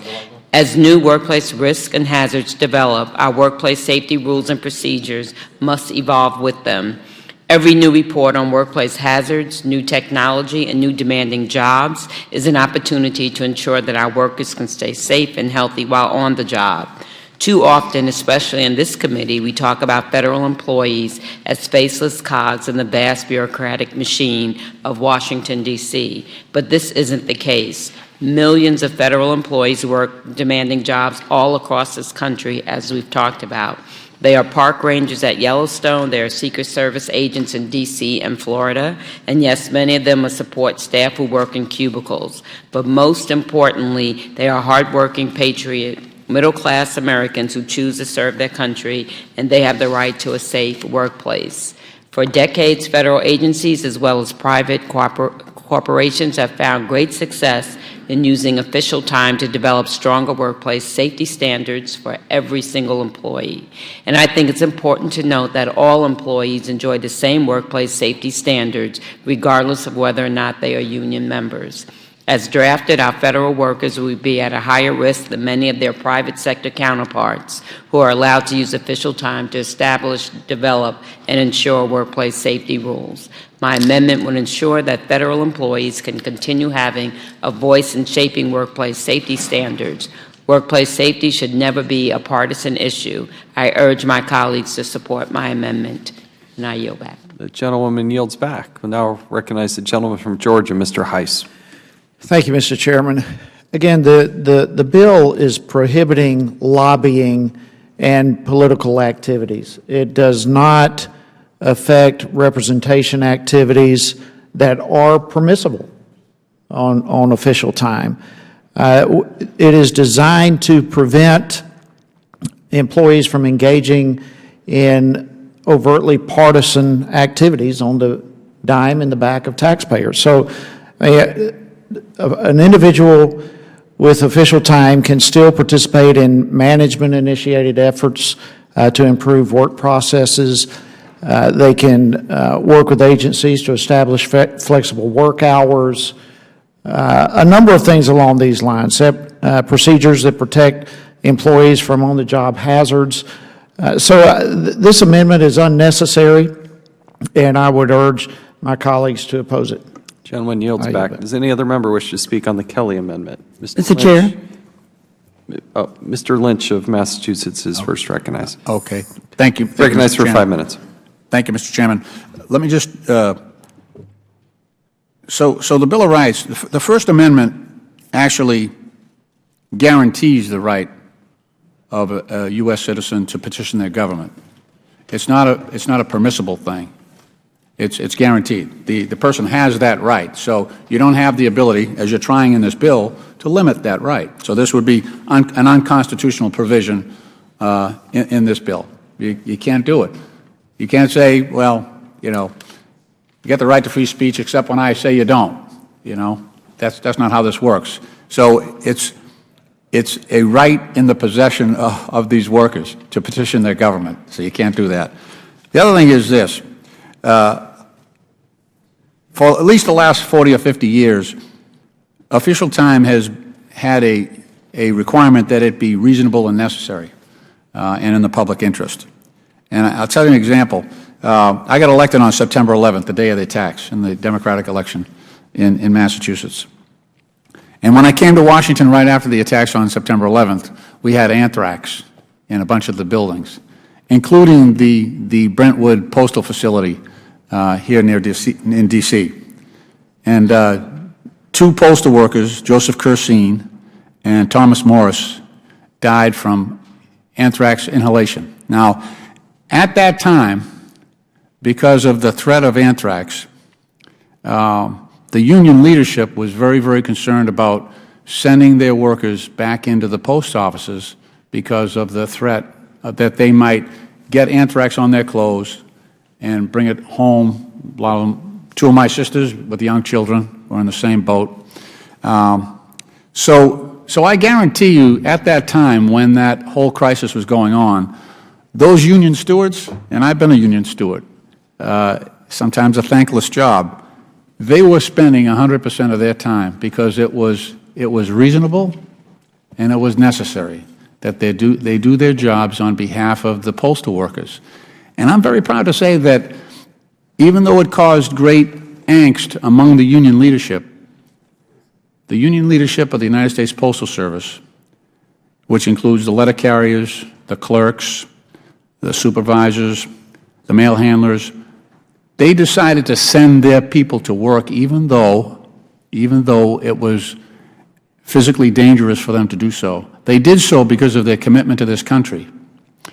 And yes, they undoubtedly, the union leadership spent 100% of their time on official time, because at that moment it was reasonable, it was necessary, and it was definitely, I don't think there's a better example of when official time exercised by union officials was more in the public interest, because they kept the mails going. There was great fear at the time.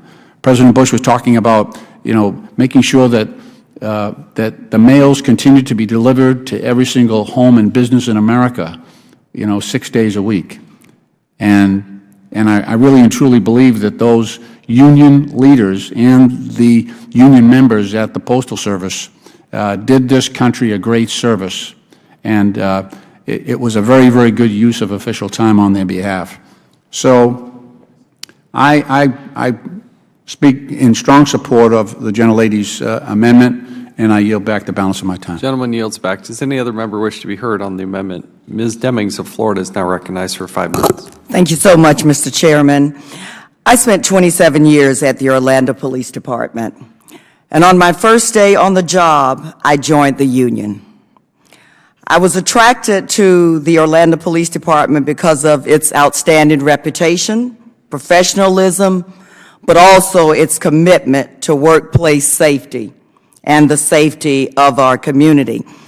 I found it to be a place that clearly understood if it was going to accomplish its mission, safety had to come first. It was the #1 priority. I quickly realized the critical role the use of official time played in the process. That the use of official time was critical to ensuring that workplace safety remained at the forefront. When I moved to the management ranks and even became the chief of police, I understood that workplace safety was not a part-time responsibility. It needed full-time attention, 100% attention.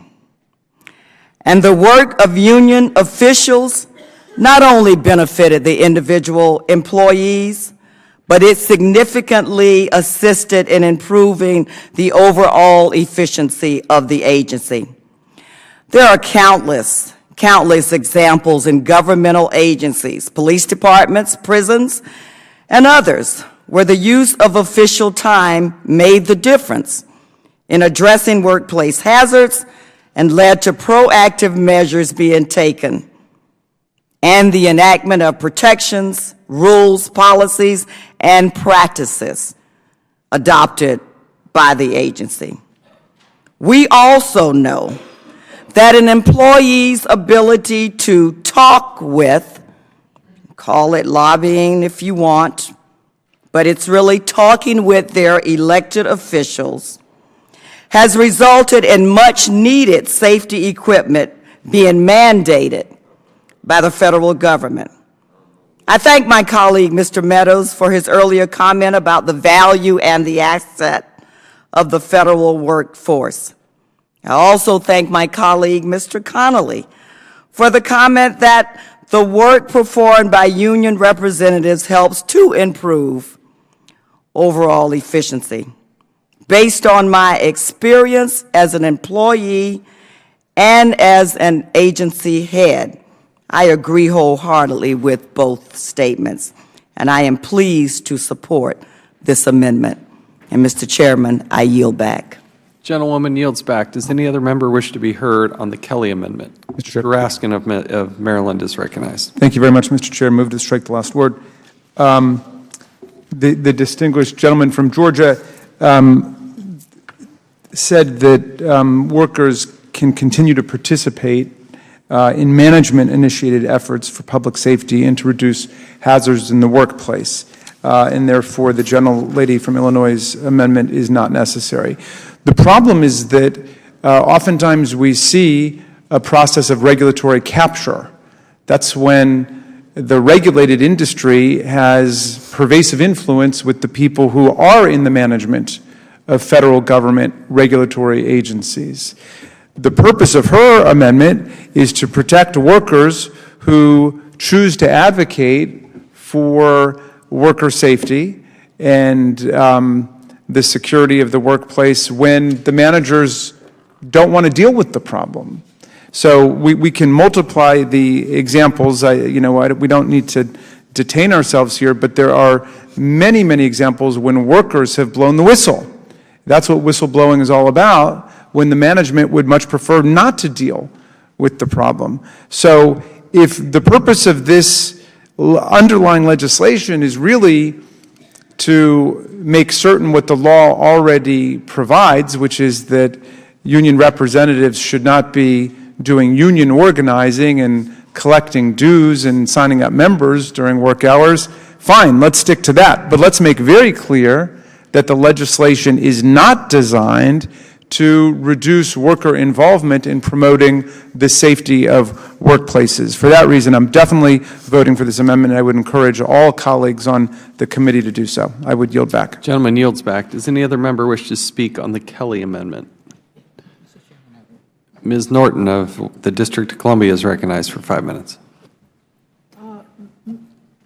Mr. Chairman, I'd like to clarify what the subject is, because my friends on the other side keep raising the notion that various subjects could always be raised, and we concede that. It's not the subject, it's the cap, and how the union rep must consider various subjects. And essentially what we were saying on whistleblowers and on safety is this is too important to have a cap on it. So do understand that we understand that any subject that management and labor agree upon, and by the way, they have to agree upon any subject that can be brought up. You see, that too is bargainable, and that is good. So safety would be one of those things that they would agree upon. But there may be other matters that could also take a great deal of time, that if you are the union rep, you ought to consider whether or not the time ought to be spent on X or Y. And of course, safety, whistleblowers, the kinds of issues that my colleagues have raised are the kinds of issues that we think you ought to spend, if necessary, disproportionate time. Whistleblowers, because even this committee essentially has said that in its treatment of whistleblowers as a bipartisan concern. And safety, my heavens, what could be more important than to have the union rep saying, well, we're gonna figure out whether or not you're safe in this workplace and we don't know anything else. If you want an efficient workforce, you do not want your workers thinking about whether or not they are even safe on these premises, and you want to take the time to make sure that safety has occurred, to draw it to the attention of management, to take care of it for the sake of everyone concerned. And I yield back, Mr. Chairman. Gentlewoman yields back. Does any other member wish to be heard on the Kelly amendment? If not, the question is now on the amendment offered by the gentlewoman from Illinois, Ms. Kelly. All those in favor signify by saying aye. Those opposed, no. No. Mr. Chairman, I'd ask for a roll call vote. A roll call vote has been requested. As previously announced, further proceedings on the question will be postponed. Mr. Lynch of Massachusetts. Good afternoon, Mr. Chairman. I believe I have an amendment at the desk. Clerk will designate the amendment. Amendment to H.R. 1364 offered by Mr. Lynch of Massachusetts. Without objection, the amendment is considered as read, and the gentleman from Massachusetts is recognized for 5 minutes to explain his amendment. Thank you, Mr. Chairman. Similar to the multitude of hearings, floor amendments, and standalone bills that have targeted official time over the past several years, this underlying bill represents a fundamental misunderstanding of what official time really is. in limiting and even penalizing the use of official time by federal employees. The so-called Official Time Reform Act fails to recognize that official time is a statutory right granted by the Bipartisan Civil Service Reform Act of 1978 to promote the joint and mutually agreeable interests of labor and management and the public. In contrast, my amendment would simply safeguard a core function of this statutory right, the opportunity for federal employees who volunteer to represent their co-workers to perform authorized activities during work hours that promote workplace productivity, safety, and cost savings. In particular, my amendment would exempt from the bill's penalties activities that are designed to assist America's veterans in the federal workforce in transitioning to civilian life. According to the Office of Personnel Management, veterans currently make up about one-third, or nearly 624,000 of all federal employees. Veterans represent in the federal government include over 240,000 disabled veterans and nearly 147,000 veterans with a disability rating of 30% or greater. It is therefore not surprising that the use of official time at federal agencies is often directed towards the development and implementation of workplace initiatives designed to assist our returning servicemen and women in successfully transitioning to federal civilian jobs at the Department of Defense or the Department of Veterans Affairs or the Department of Transportation or the Social Security Administration and other agencies nationwide. Chief among our current efforts to enhance the workplace conditions of veterans in the federal workforce is a continued implementation of the Wounded Warriors Federal Leave Act that I introduced in the 114th Congress and that you supported, Mr. Chairman, and was signed by President Obama in November of 2015. In order to better ensure that our wounded warriors in the federal workforce are able to continue medical treatment for post-traumatic stress and other service-connected disabilities, that law provides new federal employees with a veteran's disability rating of 30% or greater with 104 hours of wounded warrior leave during their first year on the job. OPM issued final regulations to implement the law in August of 2016, and federal agencies are continuing to train their supervisors and notify eligible employees regarding this newly established leave category. Activities designed to promote this and other federal workplace initiatives on behalf of our veterans who seek to serve the American people in a civilian capacity should not be the subject to penalties set forth in this bill, H.R. 1364. Moreover, the federal government is currently under an indiscriminate hiring freeze ordered by President Trump, as reported by a wide range of veteran service organizations, including the American Legion, the VFW, Disabled American Veterans, and the Iraq and Afghanistan Veterans of America. This executive action remains particularly concerning to American veterans.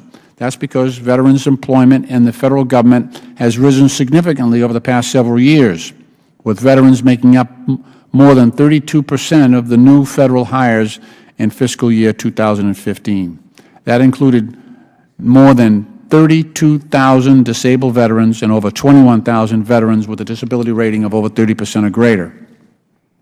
In the midst of this government-wide hiring freeze, federal agencies and our dedicated federal workforce are continuing to address the concerns of veterans whose prospective employment with the federal government and transition to civil life have been indefinitely put on hold. They include the members of our newest generation of over 211,000 veterans from Operating Enduring Freedom and Operation Iraqi Freedom, and other deployments whose unemployment rate has risen from 5.7% to 6.3% over the last year. Federal workforce activities that we seek to assist these other veterans impacted by the federal hiring freeze should not be subject to the penalties set forth in this bill.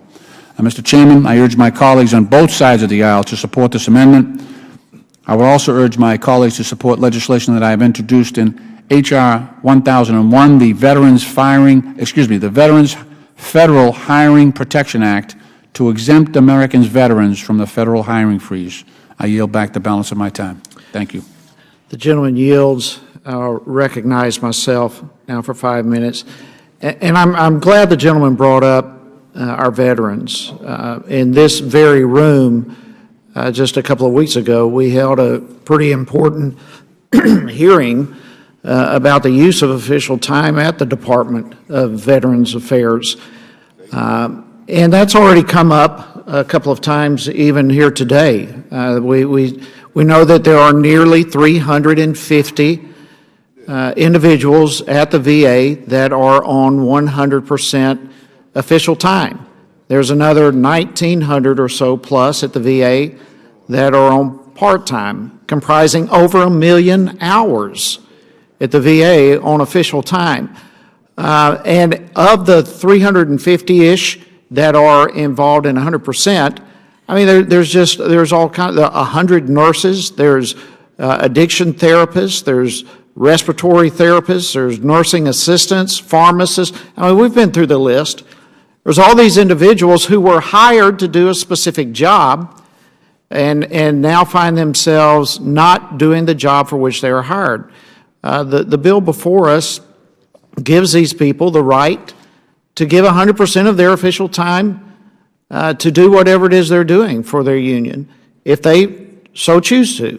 And they can decide next year if they want to keep it up, or if it's not in their best financial interest to continue it, they can allow the agency to let someone else take over that time. But I would suggest to those who are interested in helping the veterans that we start by addressing the hundreds of VA employees that are giving 100% of their time not to helping our veterans, but to the cause of the unions. And again, I would strongly urge opposition to this amendment, and I yield back. Does anyone else wish to speak to the Lynch amendment? If I may. Yes, the gentlelady is recognized. Thank you very much, sir. I wanted to speak in favor of this amendment, which really goes to the heart of our veterans. And I wanted to, if I may, quote from individuals who have written to the chair of the Veterans Council at National Nurses United. This is from Irma Westmoreland, who's an RN at the VA. Official time is critical to the functioning of hospitals in the VA, she says. The staff nurses who use official time on behalf of their coworkers in the VA work to ensure quality patient care is delivered. They use official time to advocate for patient and nurse injury prevention, protect against discrimination, and represent employees in grievances and disciplinary actions. She goes on to let us know that by undermining official time, veterans who receive their health care through the VA system will lose out. H.R. 1364 will hinder registered nurses' recruitment efforts at the VA hospitals, which already struggle to hire talented and experienced nurses, and will negatively impact day-to-day protection of quality health care. Sir, the official use of time has helped lots of individuals, and we are hearing from them. They've written to us. We have a second letter, which has been written to the chair, Mr. Chaffetz, Ranking Member Cummings, Chairman Meadows, Ranking Member Connolly, and others, which says the use of official time helped me to fight the unjustified actions and made a tremendous difference in my being able to successfully resolve their case. These are individuals who have benefited from the official time, and it is their belief, the individuals who have actually utilized this, that without it, health care would actually go down in the Veterans Administration. And so I would ask that we would consider this amendment. Although on this side of the aisle we believe that H.R. 1364 is really going to have a deleterious effect in all areas, this amendment specifically goes to our veterans, and I think that is one group that we need to pay crucial attention to and ensure that official time that is used not just for the employees and for the union members, but more specifically for the functioning of the hospitals in our Veterans Administration system are not impeded as well. I yield back. Gentlewoman yields back. Does any other member wish to be heard on this? Chairman. Yes. The gentleman from Missouri is recognized for 5 minutes. Thank you. Mr. Chair, I too want to support my colleagues from Massachusetts amendment. Let me share with the committee that every congressional office works with federal employees. And it is a function of our government. It is how we serve the American people. So, I mean, I really do not appreciate the tenor of what I'm hearing today of going after federal workers. I don't quite understand the intent of the bill and the people that put it in. I think it says a lot about this bully atmosphere. We're going to bully federal workers because we can. I think it's disheartening to them. It breaks their morale. We need to understand that the U.S. government is here to serve the American people. That's how the government has worked for over 200 years. And so now we are going to take the opportunity to cripple this government. I don't think that's what we were sent to Washington to do. And members of this committee need to take a step back and pause and say, oh, we are destroying our government. We are crippling Washington. And maybe that's what they were sent here to do, but I doubt that their constituents knew they were coming here to take away essential services from them. And so, I mean, this bill is alarming. That's why we need to help and massage this bill, Mr. Chairman, and that's why at this point I'm going to yield the balance of my time to my colleague from Massachusetts. I thank the gentleman for yielding. One of the misconceptions here is that someone is hired as a nurse at the VA and therefore they should not represent their fellow employees collectively, but they should just keep doing their nursing and never mind helping their fellow employees and voicing whatever their grievances might be. In many instances, in almost all the instances that I've run into in the federal government, the federal employees actually will choose. They will select the employees that are going to be the advocates on their behalf. So it's not, you know, when you point out a therapist or a radiologist or something like that who's actually doing the work of his fellow workers in trying to resolve disputes in the workplace, that person is chosen because of their conscientiousness, their willingness to advocate on behalf of other co-workers who might be a disabled veteran. Maybe that's why. Maybe that's the case they've brought forward. But certainly, it's almost a matter of faith sometimes, the way union stewards are chosen. It's not sometimes it is a thankless job, excuse me. And anybody who is out there been a union steward, they know exactly what I'm talking about.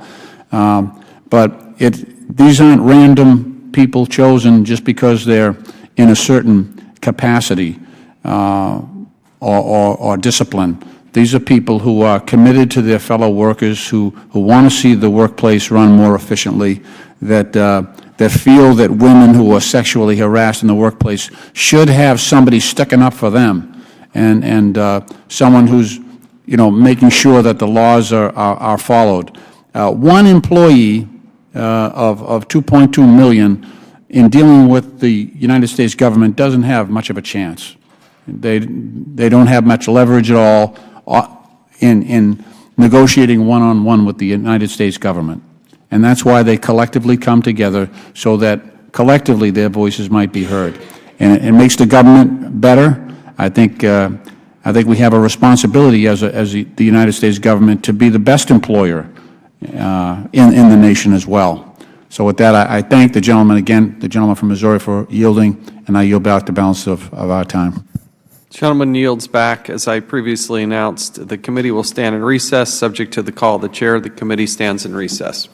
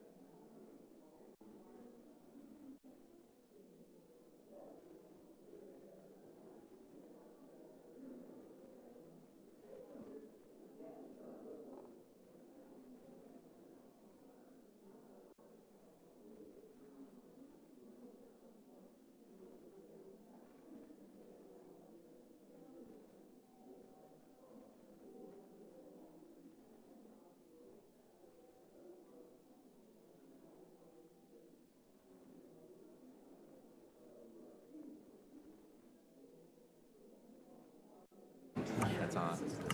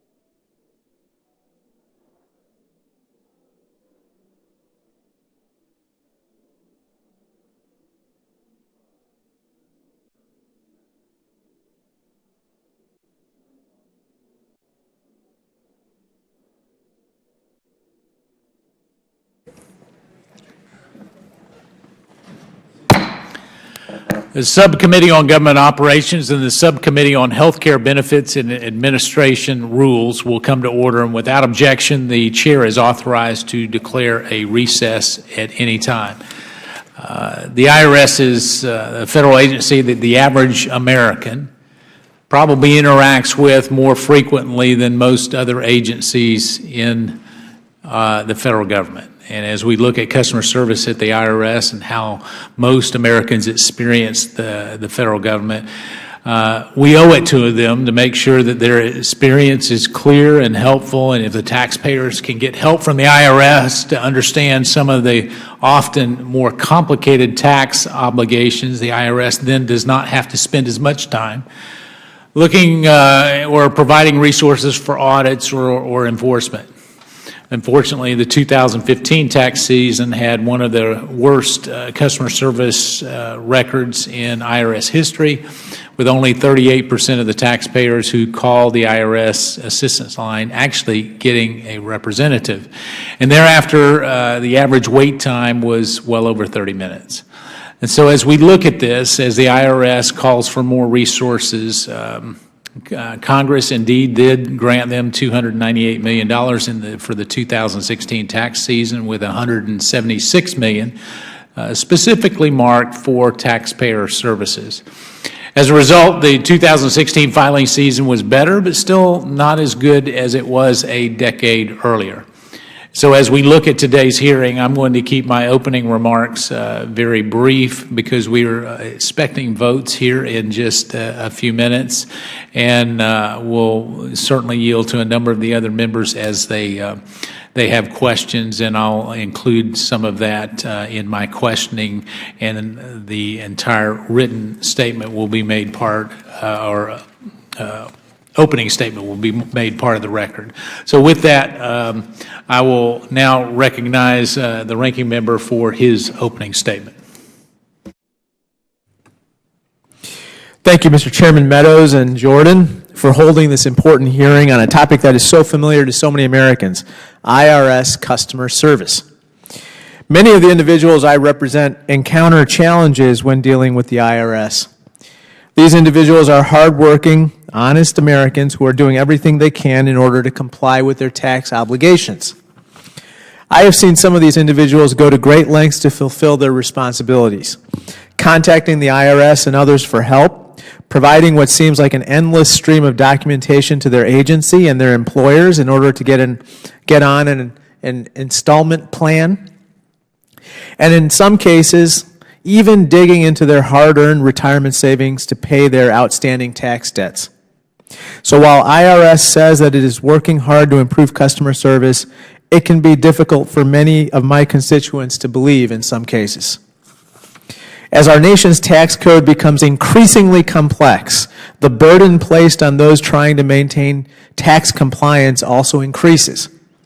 It is absolutely critical that the IRS have the appropriate channels to assist these well-meaning taxpayers and processes in place to rectify situations in which these channels fail. For that reason, and as a former small businessman, I hope we can shed some light on the processes currently in existence at the IRS for assisting customers before, during, and after the filing season. All customers deserve to have their questions answered in a timely, effective, and respectful manner. What does it take to make that to happen? As the Oversight Committee, we have a responsibility to ensure that government works effectively and efficiently and is responsive to the citizens it serves. We should encourage agencies to take a hard look at themselves and identify areas that are working, as well as those that need improvement. We should encourage agencies to adopt best practices from other areas of government and the private sector. And we should certainly encourage agencies to listen to feedback from those on the other side of the table. Only after doing that can we have a meaningful discussion of what needs to be done and what resources need to be devoted in order to make our system succeed. I hope that these are discussions we can have today, and I look forward to the testimony of our witnesses. Thank you. I yield back. I thank the gentleman. The chair recognizes the gentleman from Ohio, Mr. Jordan, for his opening statement. I want to just thank the chairman for helping us put this important hearing together as we're heading into tax season or into tax season. I think this is going to be some hopefully valuable information for the folks we get the privilege of serving and representing. So with that, I yield back and look forward to the witness's testimony. I thank the gentleman. We'll hold the record open for 5 legislative days for any member who would like to submit a written statement. We'll now recognize our panel of witnesses. I'm pleased to welcome the Honorable John Dalrymple, Deputy Commissioner of for Services and Enforcement at the Internal Revenue Service. Welcome. Mr. Russell Martin, Deputy Inspector General with the Treasury Inspector General for the Tax Administration. Welcome. And Ms. Jessica Lucas-Judy, Acting Director of Strategic Issues at the U.S. Government Accountability Office. Welcome. And pursuant to committee rules, all witnesses will be sworn in before they testify, so if you would please rise and raise your right hand.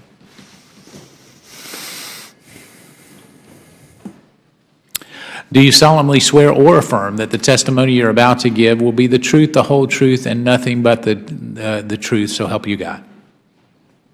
Thank you. Please be seated and let the record reflect that all witnesses answered in the affirmative. In order to allow time for discussion, we would ask that you would please limit your oral testimony to 5 minutes, but your entire written testimony and statement will be made part of the record. And so, Mr. Dalrymple, we will recognize you for 5 minutes. Thank you.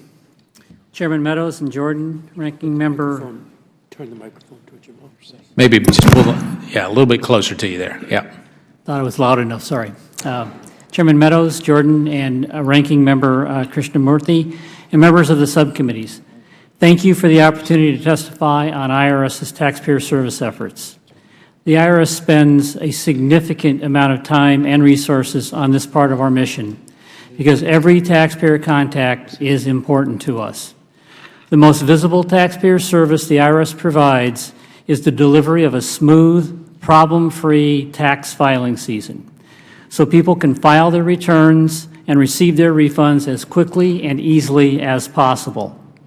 I am pleased to report that so far, the 2017 filing season has gone smoothly in terms of tax processing and the operation of our information technology systems.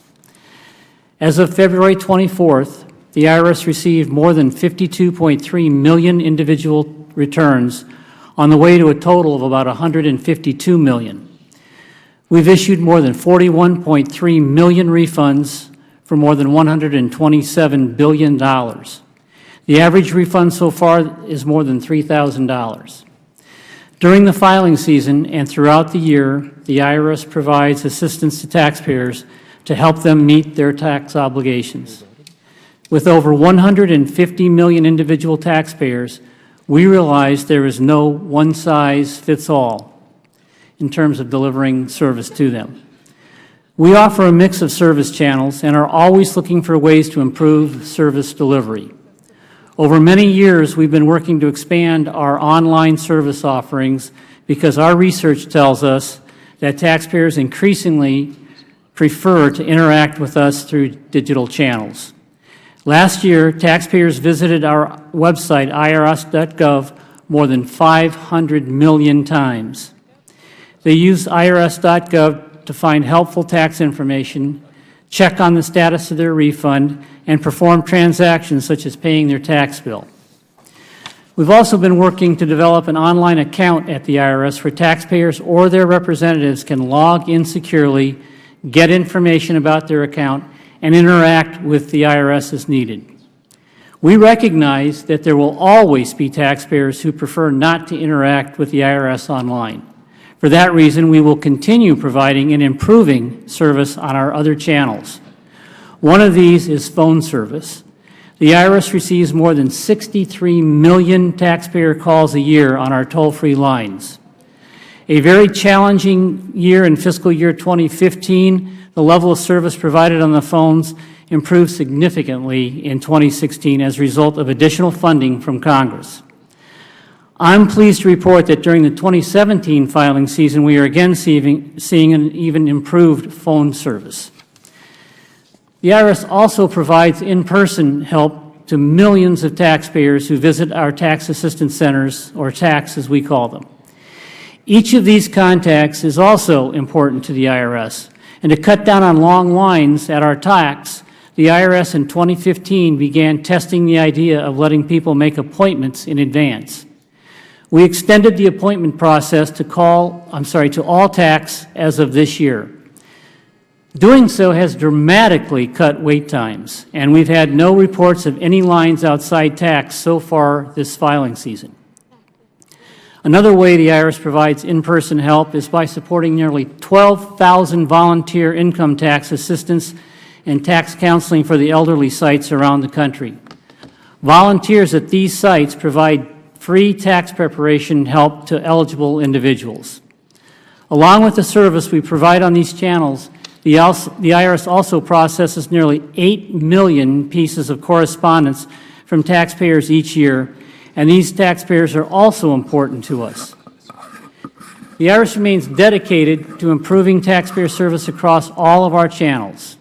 Chairman Meadows and Jordan, ranking members Krishnamurthy, this concludes my statement, and I'd be happy to take questions. Thank you so much for your testimony. As Murphy's Law would have it, they called votes just about the time that you started speaking, and so what we're going to do is go into recess, and for planning purposes, it will actually be subject to the call of the chair, but for those of you that may want to get a cup of coffee, if you will plan on being back here no later than 10 till 3. It may be later than that, but certainly the subcommittees stand in recess subject to the call of the chair.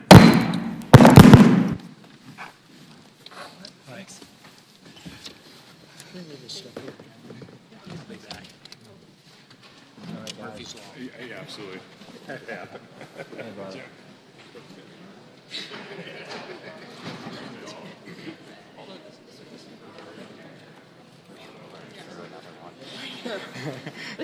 Yeah. I have an unbelievably good track record of having split hearings, so. Yeah. I was just gonna Always happens. Because we always like test the healthcare stuff, we always usually jealous. It's just always happens.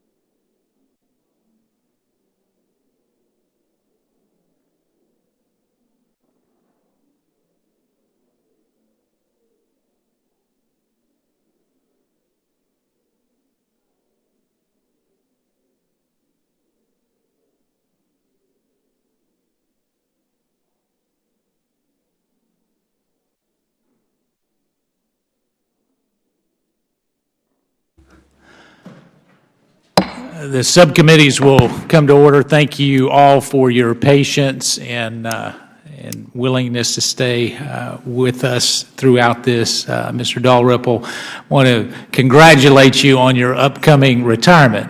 Little birdie told me that you were retiring in a couple of weeks, so we'll try to make this as painless as possible. How about that?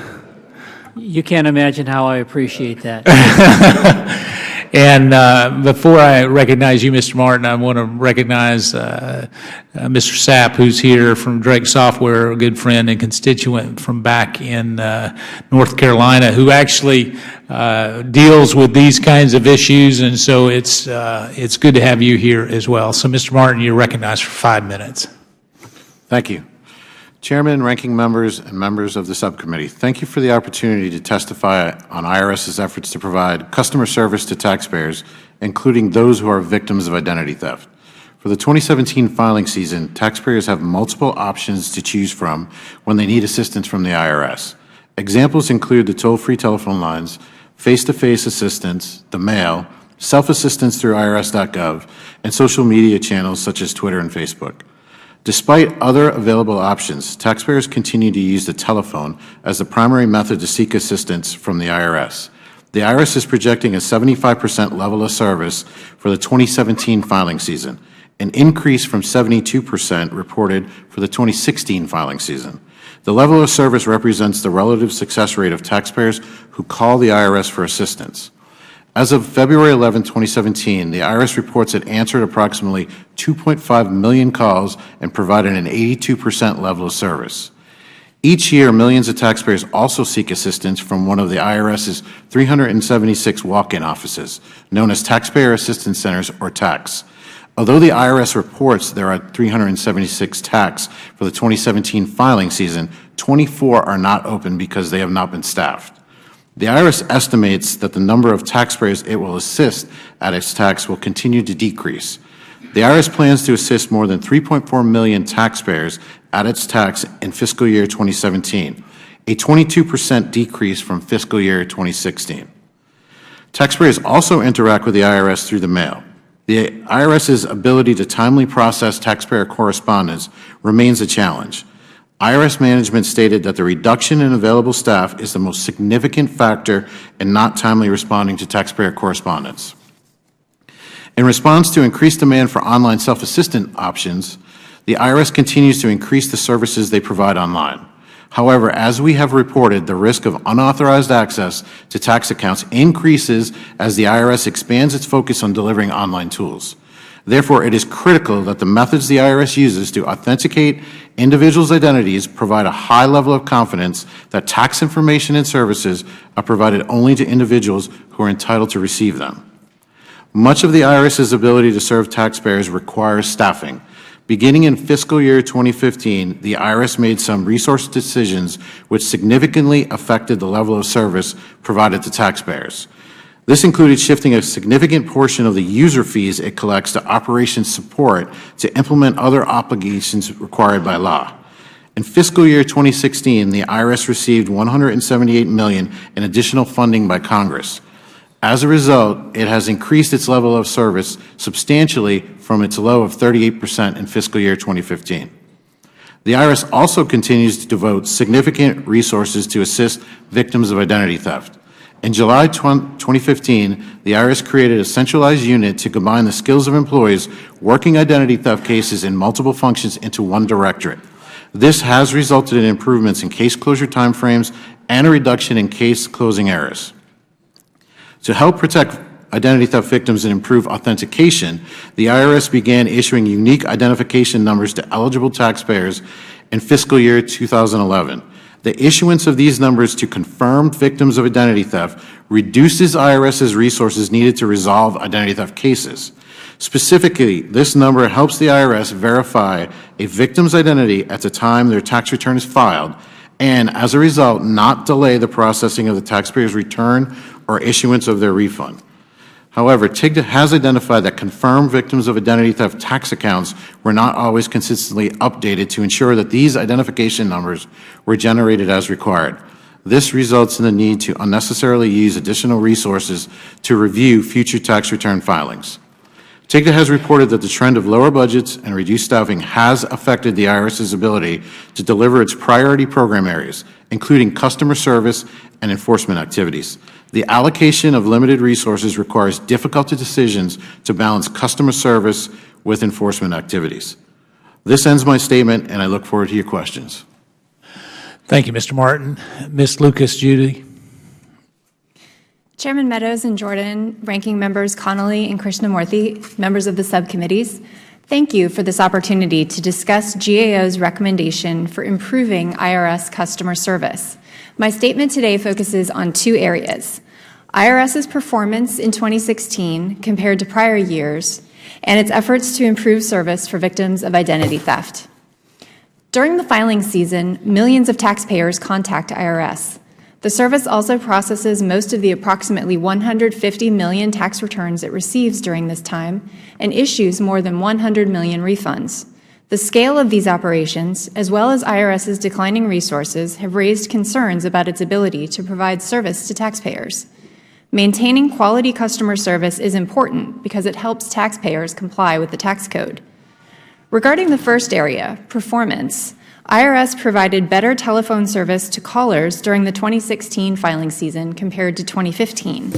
More people who wanted to speak to an assister were able to get through. In fact, it was the highest level of service for a filing season since 2011. However, IRS performance during the full fiscal year remained low. In addition, wait times were much shorter than in 2015, 11 minutes rather than 23 minutes on average. Total calls where taxpayers abandoned the call, were disconnected, or received a busy signal declined about 10%. These improvements were because IRS devoted additional resources and staff to answering calls, as well as offered overtime to staff after receiving additional funding and allocating user fees. However, IRS does not make customer service information, including average wait time, easily available, such as through an online dashboard.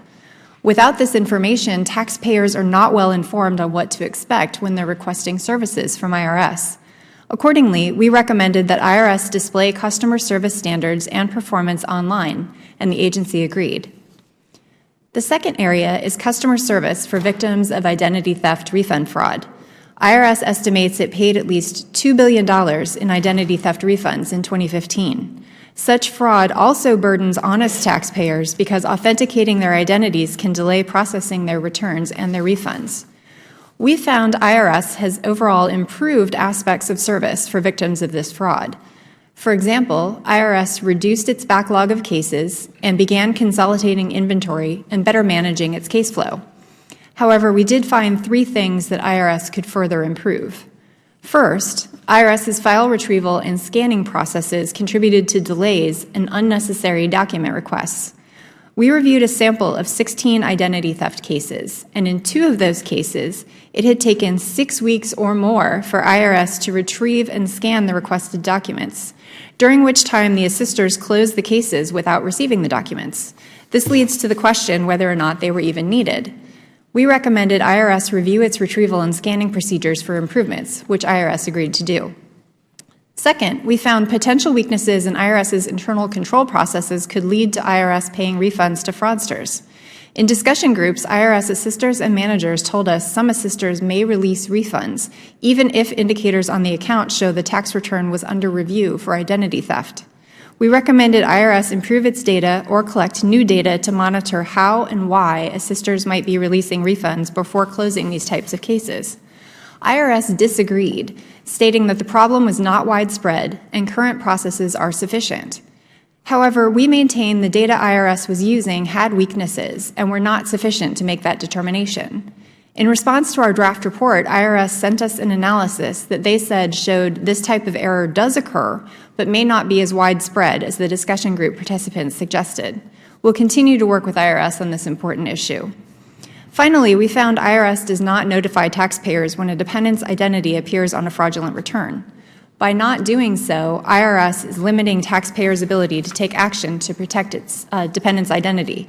We recommended IRS revise notices to victims to include information such as whether dependents were claimed on the fraudulent return, and IRS agreed with this. In summary, as taxpayers file their returns for 2016, it's important that IRS ensures timely, quality service. IRS can increase transparency and accountability by implementing our recommendations to provide performance information, improve file retrieval and scanning, determine how assisters might release refunds, and notify taxpayers when dependents' identities have been used fraudulently. This concludes my prepared remarks, and I'll be happy to answer any questions that you may have. Thank you all. The chair recognizes the gentleman from Ohio, Mr. Jordan, for 5 minutes. Thank you, Mr. Chairman. Mr. Dalrymple, why has taxpayer service at the IRS been terrible?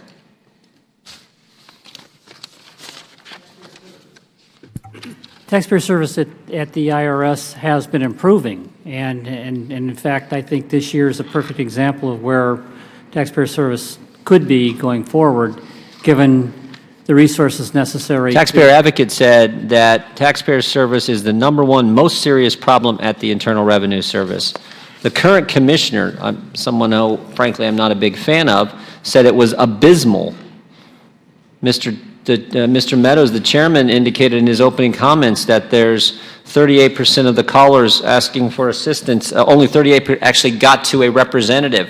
That was in 2015. In 2000, that's why I said, why has taxpayer service at the IRS been terrible? Well, it was clearly a resource issue, Congressman. Resource issue? Yes. Could it be your priorities were misplaced? Could that be a problem? I don't think so. I think the real issue here is how the budget actually works. You know, the IRS receives its budget in 3 specific categories: taxpayer service, enforcement, and operations support. And in order to move money from between those appropriations, it has to ask for permission from Congress to do so. And in 2015, actually, we moved $30 million from enforcement into our taxpayer service operation. So I don't think that... Did you ask, and you asked Congress for that? And we asked Congress to do that, and they allowed us to do that. Why didn't you ask for more? Why didn't you ask it more often? To offset this terrible performance where 30-minute wait times, only 38% actually talked to a representative. Your own commissioner said it was abysmal. It was abysmal. There's not enough money to go around for anything. The audit rates at the IRS have also dropped dramatically. Let's talk about, let me just give you one example of what I would argue is mismanagement of taxpayer resources at the Internal Revenue Service. You know a gentleman named Terry Milholland?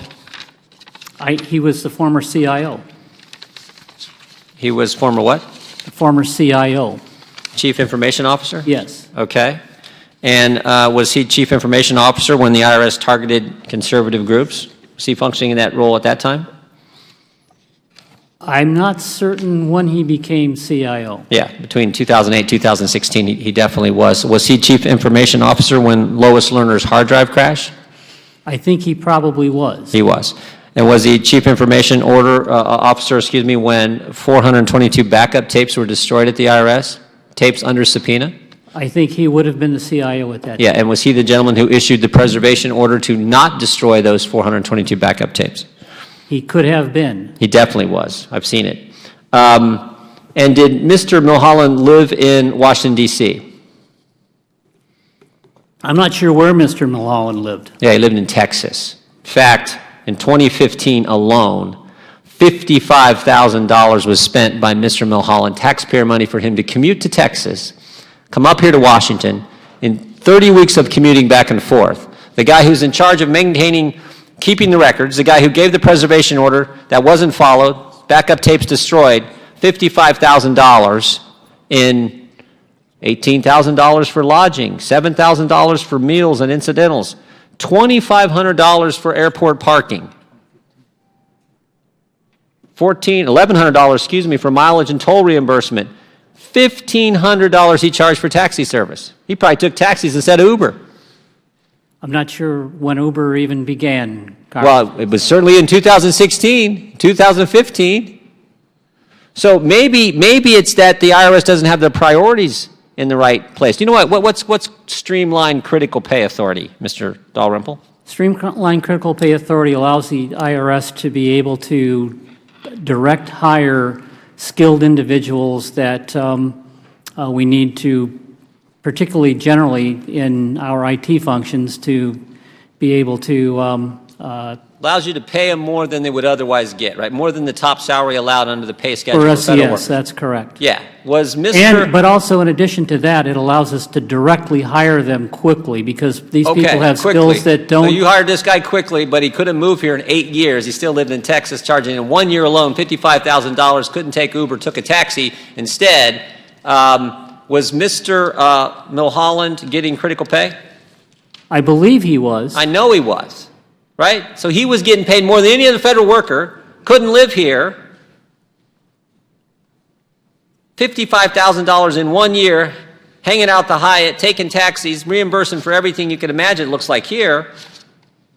And while he's the chief technology officer, the guy who's critically important, we got to pay more than we can pay anyone else in the federal government, under his watch, the chief technology officer, Lerner's hard drive crashes, 422 backup tapes are destroyed, even though he personally gave the preservation order to preserve all communications.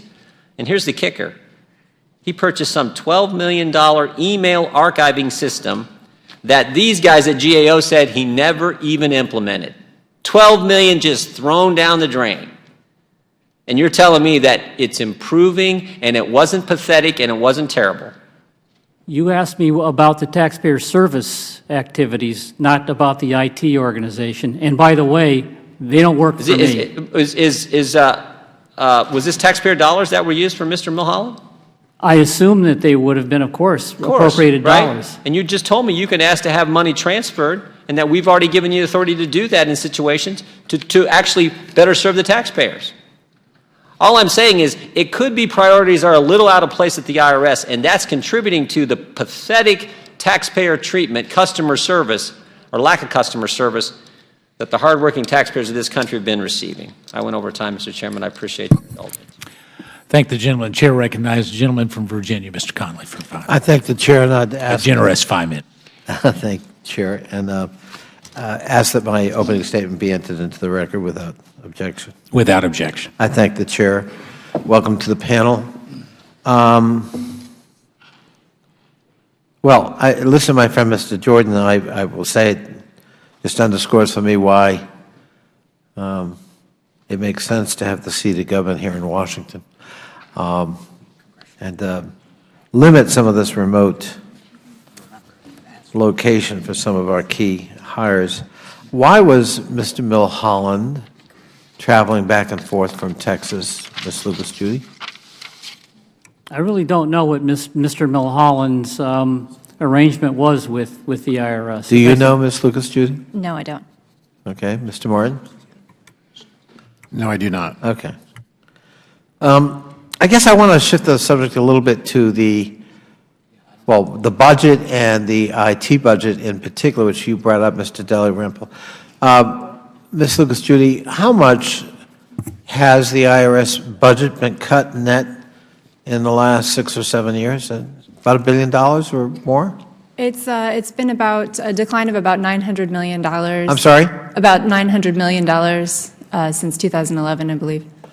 Okay, and how many, in terms of numbers of personnel, what's been the reduction or increase net? I don't have the precise figures. I'd be happy to get those to you, but I know it's the number of full-time equivalents has gone down across. Rather significantly, is it not? Yes. Do you know, Mr. Martin?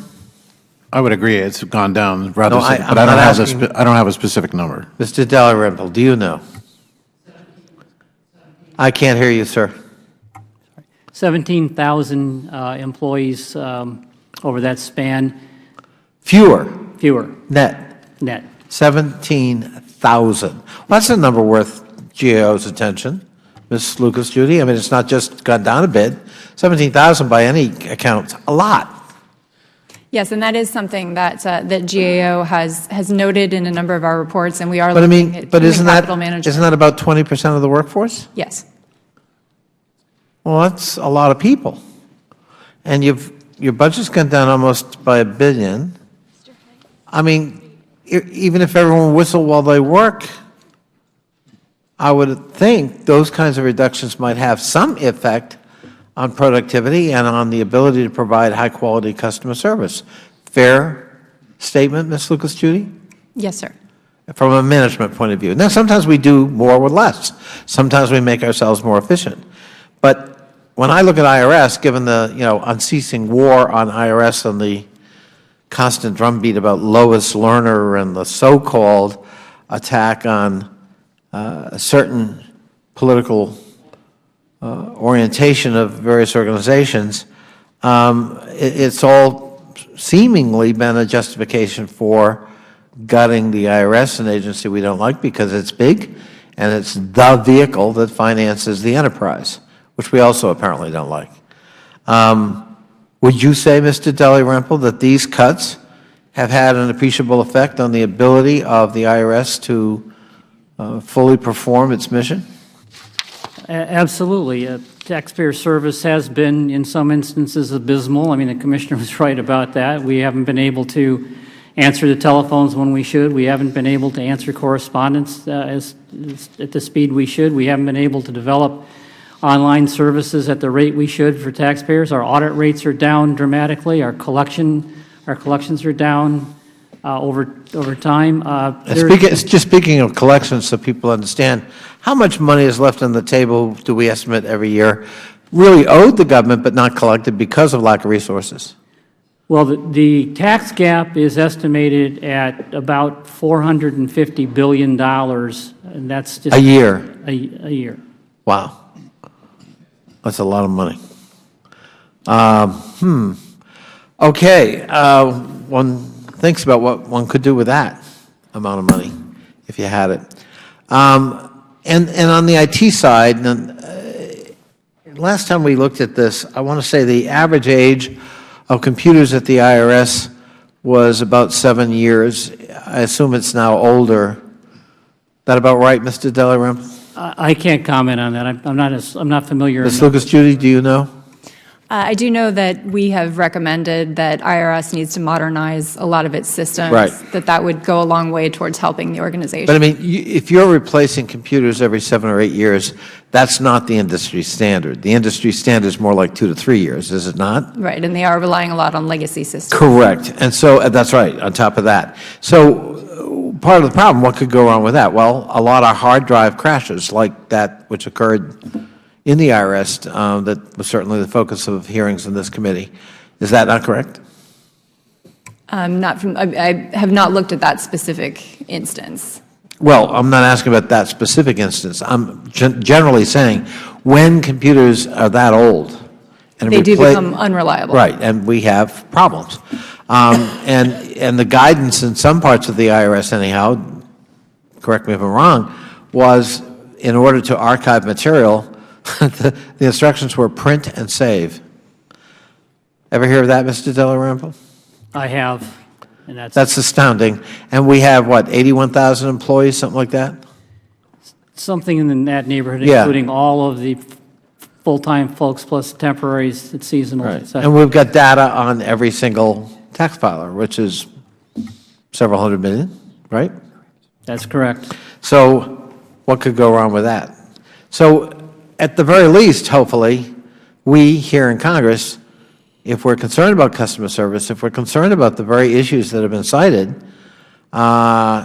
maybe we could make a smart investment in IT to make the IRS more efficient, doing more with less, and we can close that gap of the amount of money owed but not collected, my shorthand, that obviously can make an appreciable difference in financing other investments, including the new President's Defense Initiative, which is $54 billion, a small part of the $450 billion you referred to. So with that, I yield back. Thank you, Mr. Chairman. Mr. Martin, just real quick, my good friend Virginia said this so-called targeting. When TIGTA did its report, did it use the term so-called, or did it say targeting took place at the IRS? We said inappropriate criteria was used. Okay, I appreciate that. I appreciate that. The gentleman from Georgia is recognized. Thank you, Mr. Chairman. Mr. Dalrymple, let me just go with you. I'm shocked, actually not shocked. I think probably all of us have experienced these kind of statistics with the IRS, but in 2015, less than 10% of the callers whose returns were flagged as suspicious for possible identity theft. Less than 10% were able to get through an IRS helpline. What is that number now? Well, our levels of service right now on our helplines is right around 80%. We're scheduling about 75% for this filing season and about 70% overall. More than 60% could not get through the National Taxpayer Advocate phone line. That is the safety net. What is that figure now? I have no idea what it is. Yeah, in 2015, IRS received more calls than ever. Is that true? Yes, and the reason for that's true is because people call back over and over if they can't get through. Okay, well, it doesn't matter to me what the reason is, but they received more calls than ever and answered fewer calls. That's correct. Than ever. You know what official time is? I do know what official. Do you have any idea how many people with the IRS are on official time? I couldn't tell you that number. I have no idea. Could you get that number and provide it for me? Yes, we can. All right. I would like it divided in those that are 100% Sure. versus those that are part-time. Absolutely. Thank you for that. In 2012, the reports show that the IRS approved 62 people to be 100% on official time as contact service representatives. These people answering phones, that type of thing. Approved 62. I'm assuming that's 62 more than what perhaps were on official time before. Now, official time means that they're hired to do IRS work, but they end up doing union work. In 2012, you had 62 of them that you approved who were customer service reps that went to 100%. In addition to that, there were another 70 that were approved for other IRS jobs. Any idea how many phone calls those 62 people could have answered? I couldn't tell you that. Well, our calculations show that those 62 people could have answered approximately 11,000 phone calls a week. That's over 500,000 phone calls a year. And yet, you were not able to answer phone calls. People were waiting in line, and I'm quite confident that there are more people on official time now at the IRS than there were 5 years ago. Is that a fair assessment? I have no idea how many people are on official time. Okay, but we're going to find out that, and I like I said, I'm confident. Was there any discussion during 2015 on those who were on official time, 100% of their time? Was there any discussion, seeing that a crisis was underway, of getting people who are on official time to come off and go back to work? No, that's governed by our union contract, so no, there was no discussion. So who allows these people to go on official time to begin with? Well, if they're in a specific position with the union that allows for them to be on 100% official time, that's governed by our union contract. So you have no say-so, no one at the IRS has any say-so whatsoever as to how many people are on official time? They have to justify their official time based on the amount of time that they're expected. And you're not able to justify your reason for them not to be on official time because you have a crisis with people not being able to get in to the IRS? I have to say I'm not familiar enough with the union contract to be able to say that we couldn't move them to work status. So far as you know, there is no mechanism in place for the IRS to retrieve people who are on official time to come back to work? I'm not aware. It's possible that the union contract allows for that, but I'm not certain. Don't you think that might be something to be certain of if there's such a catastrophe where people are not able to get answers? I think that it's probably something I should know, but I don't. I think it probably is too. I've just got a couple of seconds left. You know, we hear of these kind of issues over and over, and the IRS has come before this Congress's committee over and over, and always the answer is we need more resources. Mm-hmm. I am absolutely convinced the IRS does not need, you don't have a resource problem, you have a waste problem. Mm-hmm. You've got people right there who were hired to do the job, who are going off doing union work rather than the job for which they were paid to do. That seems awfully wasteful to me, on the backs of taxpayers and on the backs of people who need answers to their tax returns. Mr. Chairman, I yield back. Thank you. Thank the gentleman. We now recognize the gentleman from Illinois for his 5 minutes of questioning. Thank you, Mr. Chairman. Mr. Dalrymple, after your experience here, are you still planning to retire in 2 weeks? If not earlier. Well, in any case, thank you all for coming today. I know this is not a. I think it's always useful to have a feedback loop, and obviously this hearing is part of that process. Look, as a former small business owner, I too have struggled to consistently obtain quality, timely customer service from the agency. I don't think this is just merely 1 or 2 data points. I think there are a lot of people who have struggled at times. But I hope and believe that you want to do your best to improve the level of service there.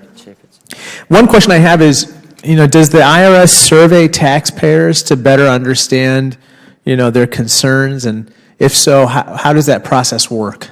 We do survey taxpayers, and on a fairly regular basis. We survey taxpayers individually. We survey practitioners. So we do a fair amount of survey work and have for quite some time. And in fact, that is how we have focused our whole view of what the future of the IRS should look like in the work that we're doing. So we know what taxpayers want and need and how they want to get that information, et cetera. We have that information available to us. But do you do the survey, or do you have third parties do these surveys? We get them through surveys we do ourselves. We get them through surveys that are done for us. So we have multiple ways of getting that information and data. And these percentages that you folks quote, the 70, 80%, and so forth, who actually complete? How's that percentage computed? It's a model that we've agreed with our auditors on in terms of how it is calculated. It goes back almost 20 years, and so yeah, it's a model that we use. We know exactly what our demand is, how many people try to get in, how many people weren't able to get in, how many people got cut off, et cetera. All that goes into the level of service number that I've mentioned. Right. Let me just suggest that perhaps you folks may want to take another look at this model of how you survey taxpayers to determine what's really underlying their concerns. What's working, what's not working, and with regard to what's working, learning from those best practices. What's not working, we have to kind of deal with it. And I know from personal experience as a former small business owner, as well as people that I've worked with, there's just a kind of a frustration that they're not being heard sometimes. And so I think I respectfully submit that perhaps you should go back and take a look at these customer survey methodologies, as well as those percentages that you compute, because I'm not sure that they are consistent with how people perceive the IRS. And I think that if you did that, it might be, a salutary benefit for all of us, really. Ms. Lucas Judy, I have a question. Do you folks kind of try to get a sense of what are the best practices of the IRS and, how to learn from them? One of the things you were talking about, the customer service and looking at surveys and models, one of the things that we've recommended for a long time that IRS do is compare its phone service with best in the business. Right, and right. try to do some sort of benchmarking. Right. Initially, when we made that recommendation, IRS didn't agree with it. They thought that, okay, they're the only ones who provide that kind of service. Right. And there's nobody really comparable out there to look at. But I'm pleased to say that in working with IRS over the last couple of years on this, they've come around and decided that it actually would be worthwhile to do a benchmarking study. And in fact, they completed the study and we're reviewing it now to try to see because you can never get to 100%. You would love to be able to answer 100% of the calls, never have anybody get a busy signal, but that's not realistic. And so we were hoping that they could look at what other industries do to figure out what is a good level of service, what is a good target to strive for. Yeah, I think it's really important to borrow from what we learn in the private sector about benchmarking against the best practices out there for customer service and just generally, how do you handle such a large volume of calls and make sure that people are treated fairly, with respect, with dignity, and responsiveness. And so if you leave with anything today, I would just respectfully submit that there has to be a bigger emphasis on that going forward, because at this time, I mean, given how people perceive government and the IRS, we can't afford for them to their trust to further erode. And so I'd respectfully, request you folks to really take a hard look at this and do some soul searching on this. Thank you. I yield back. Gentleman from Michigan is recognized.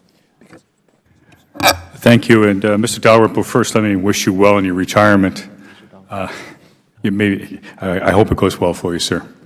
Let me ask you, in 2016, Commissioner Koskinen testified that, as he computed, the return on investment for enforcement operations was roughly $4 for every dollar spent on enforcement.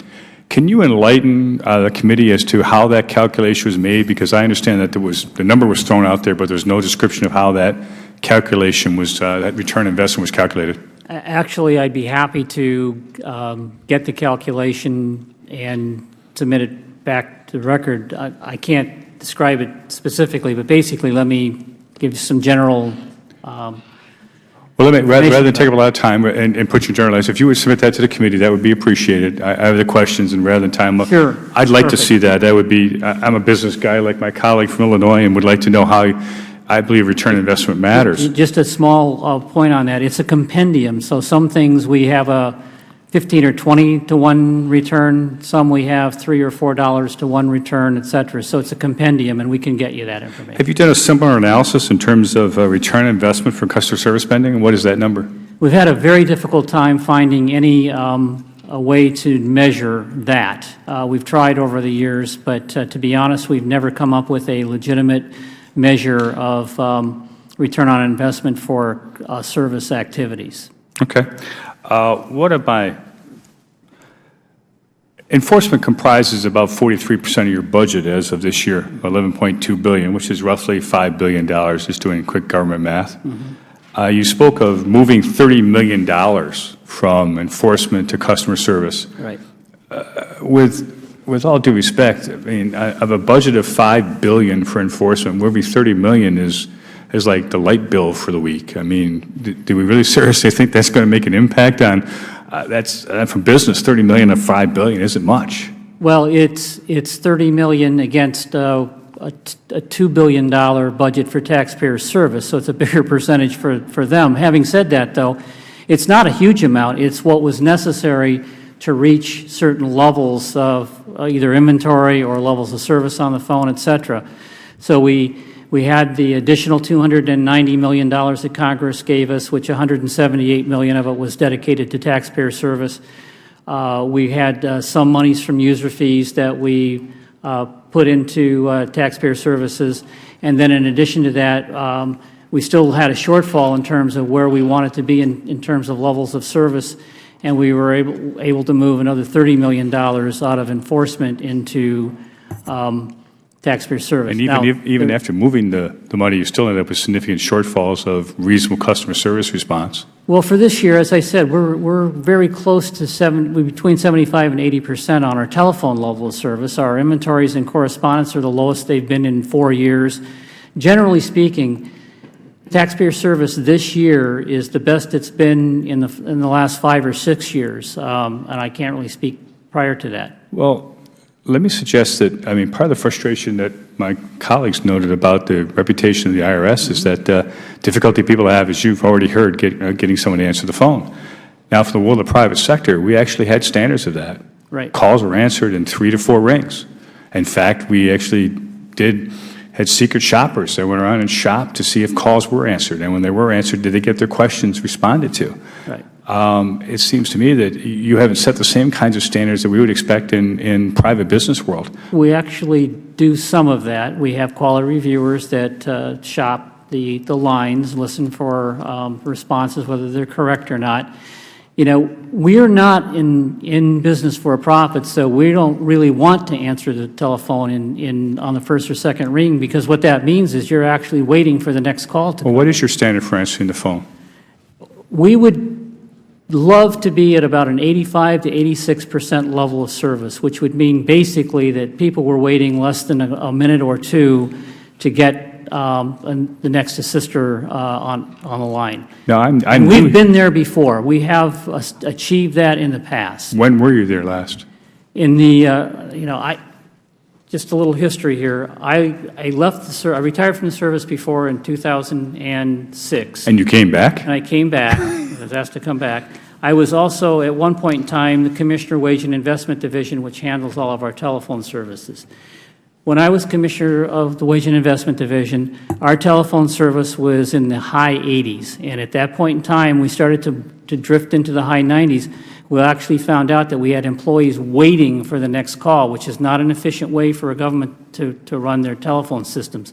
So about 85 to 87% we found out was really the right place to be if we could get our telephone service to that level. Well, my time has expired. I thank the Chair, and let me wish you well again on your retirement, sir. Thank you. Appreciate that. I go back. Gentleman from Florida is recognized. Thank you, Mr. Chairman.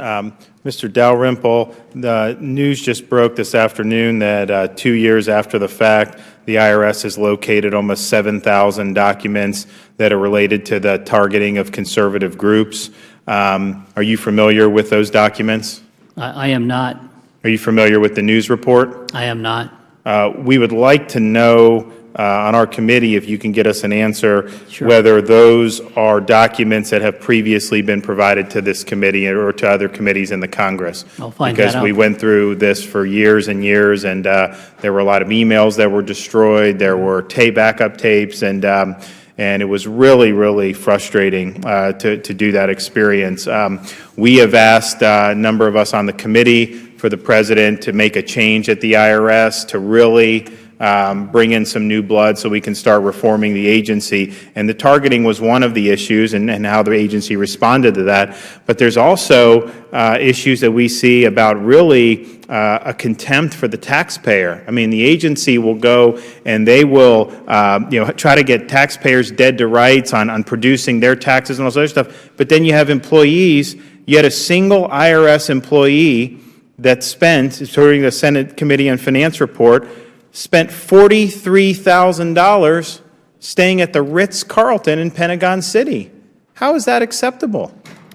I'm not familiar with a report that says that we had an IRS employee that spent $43,000 staying at the Ritz-Carlton. It was over the course of a year. It was a lot of stays, obviously, but that is the... Well, I have to assume that the Ritz-Carlton was offering government rate per diem at that location is all I can assume, but I don't know the particulars around that. Well, it would be the type of thing that I think it would be tough for that to have been the most appropriate thing. You also had, again, this is the same report, Senate Finance Committee, IRS employee rented $1 million townhome in Arlington for almost $5,000 a month with tax dollars. I mean, how is that acceptable?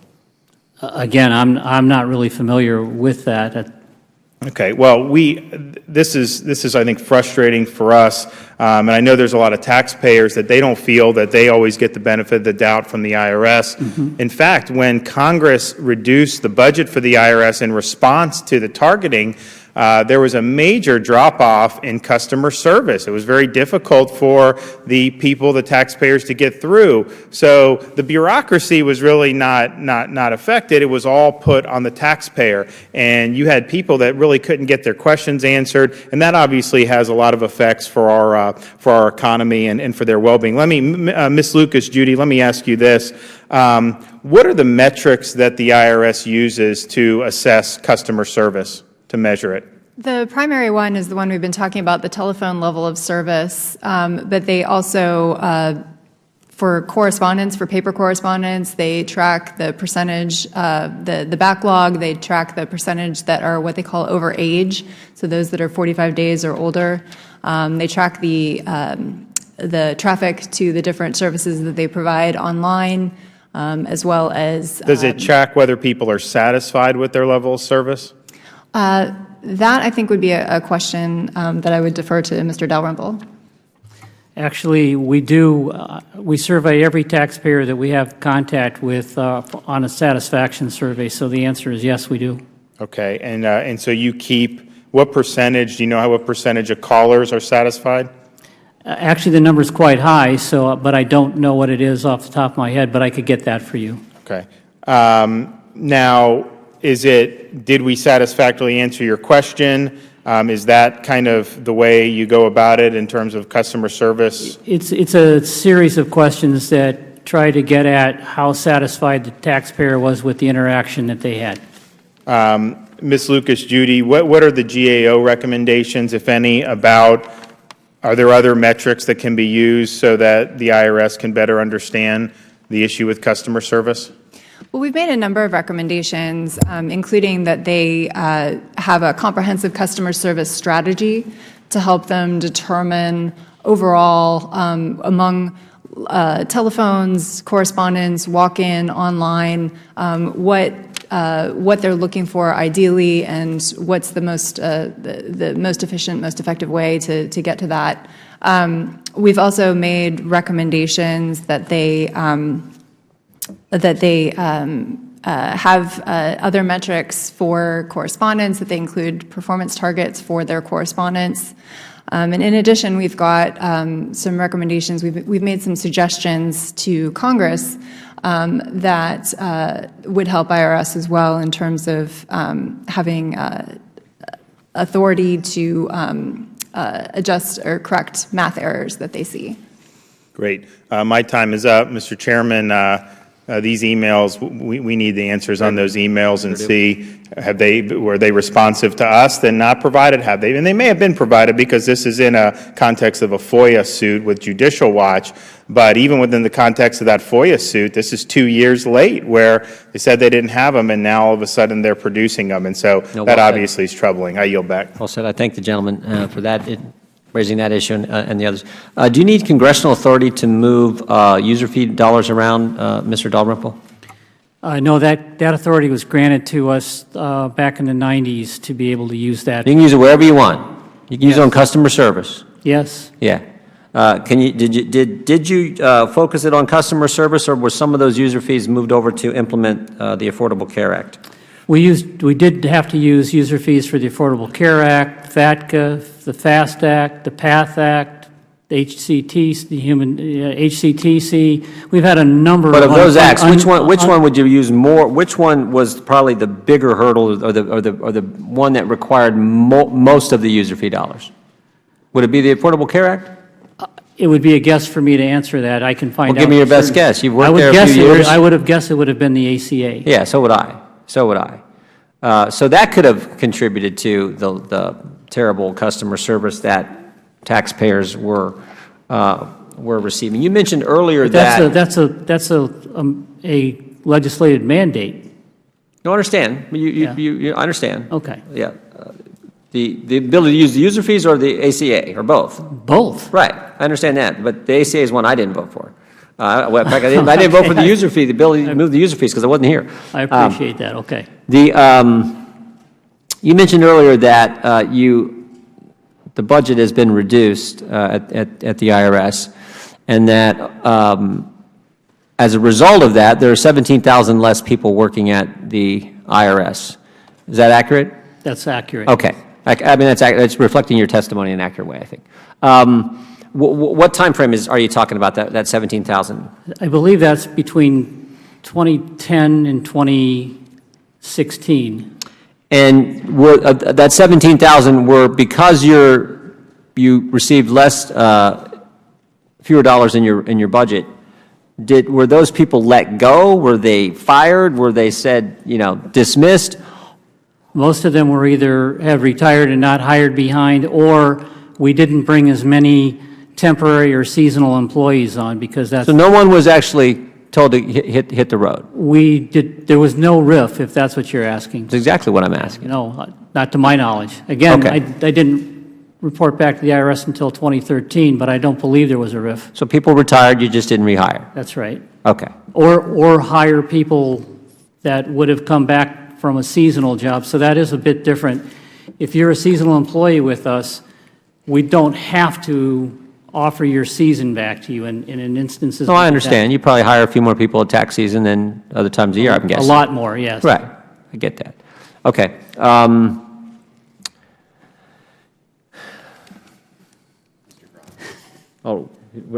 kind of trying to, if he's ready, we'll get Mr. Grothman.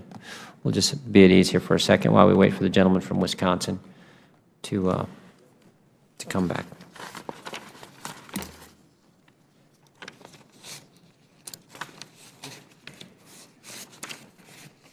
Is Glenn coming?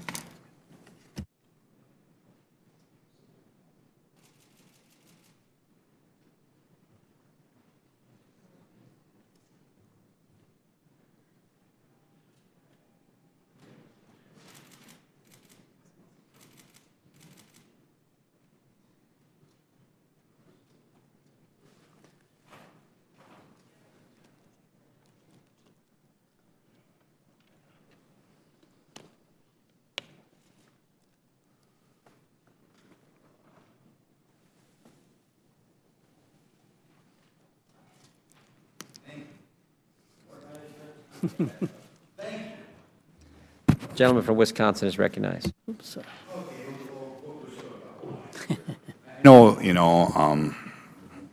certainly keep track of the quality of your folks, and hope you do.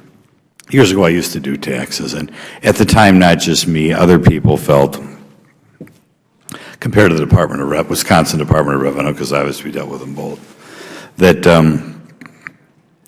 if you talk to your guys on the phone, they weren't always the sharpest. They didn't know their own laws. You'd call them 3 times, you get 3 different answers. Well, you call them twice, you get 2 different answers anyway. Do you monitor the quality of your folks? And I haven't done taxes for 20 years, but do you have an opinion as to whether your folks know what the law is? Yeah, actually, we do monitor their, every call is, can be monitored. We have a quality review system that statistically selects calls at random for quality assurance, and during that process we determine whether, one of the main things we're looking for is, did the taxpayer get the correct answer? Actually we do quite well there. So if you get through to us, you're going to get pretty high quality. I'm sorry, no, yeah. Is it improved over time? It's really been pretty stable over time in the high 90% range. How long have you been monitoring it? At least 20 years. And 20 years ago, it was actually quite low. Probably for the last 10 or 15 years, it's been quite high. Better than 20 years ago, you've improved. Some of the stuff they want to know here is the amount that can be spent traveling by employees. And, it says here federal employees can spend over $7,000 per month on lodging. Do you keep track of that, or what is your travel policy for your people when they get around? Well, travel policy isn't set by the IRS. It's set by, government-wide by Right, I understand. by the GSA. So we do monitor, and we actually monitor how many people are traveling at any time and how long they're traveling, and we don't generally have very many people traveling for extended periods unless they're on some project, but that's typically what we monitor. And how does it work? If somebody goes out there for a week or whatever, how much are they allowed to spend? Who determines where they stay? That sort of thing. That's based on the per diem rates. So if they find a place to stay within the per diem rates, then we don't ask them where they're staying or prohibit them from staying at places that are within those rates. I'm going to give you a more open-ended question, and anyone of you can answer it. And in part, I think of the Earned Income Tax Credit. But in any event, people are always throw away, have ideas how to use the tax code for more and more things. Hopefully this time around we'll use it for less and less. But historically, congressmen always like to use it for more and more. And I sometimes think when congressmen propose things, they don't think how it's going to look to the Internal Revenue Service, who has to deal with it. Like somebody once came up with the Earned Income Tax Credit, and they apparently didn't think of the fact that if you fill out a form and get a $5,000 check, fill out an easy form, a lot of people take a crack at it, which is why the fraud is so high. But do you have any comments on the Earned Income Tax Credit, or are there any other parts of the tax forms that you feel invites cheating, or I guess I would say would require you to spend a lot more on compliance than you would want to? Anything that is a refundable credit has always been a challenge for the Internal Revenue Service. So whether it's the Earned Income Tax Credit or the Advanced Child Tax Credit, anything that actually is refundable back to the taxpayer.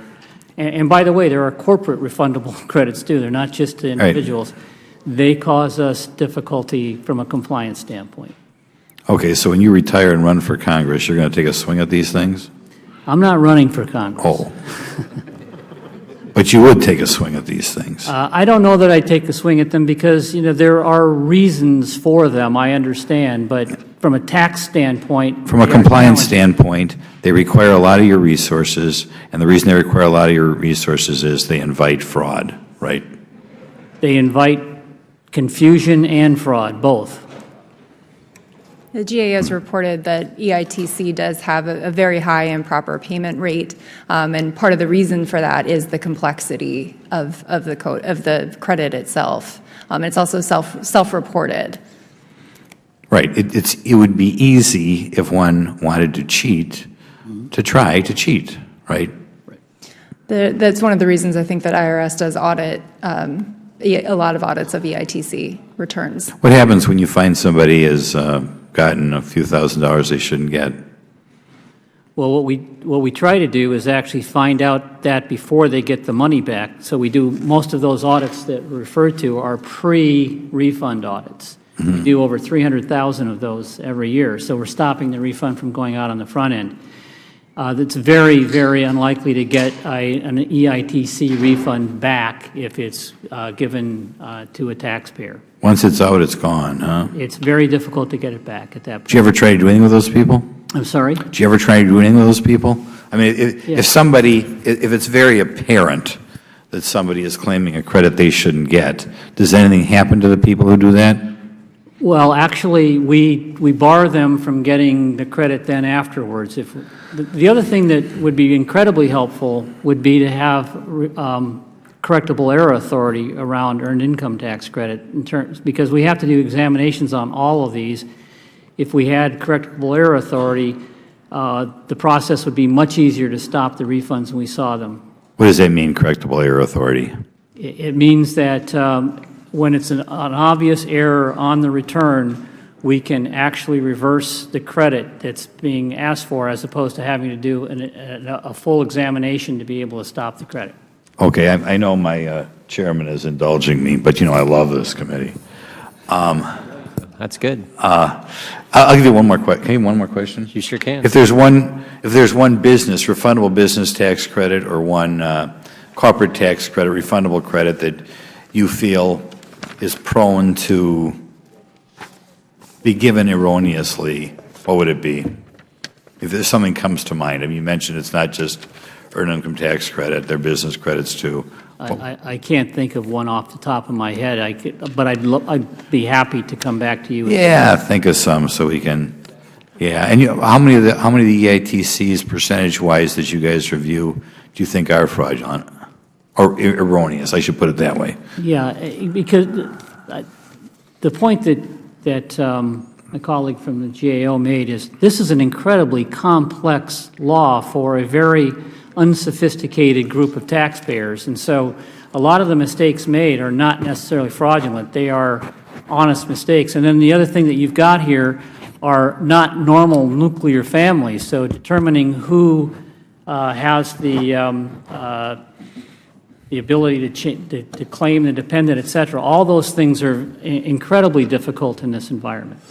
You're a nice man, Mr. Dalrymple, but I think you're naive. I think they do it on purpose, but... Yeah, I don't know that many people would call me that, but I appreciate that, actually. You're a nice guy, as we say. Okay, thank you much. Let the record show the gentleman kept us waiting and still got 8 minutes of questioning. Let me thank our witnesses, and Mr. Dalrymple, we want to wish you the best in your retirement. Thank you for being here on this important subject and for the important work that you do in uncovering what's been happening at the IRS. I would ask unanimous consent that members have 5 legislative days to submit questions for the record. Without objection, so ordered. Subcommittees stand adjourned. Thank you.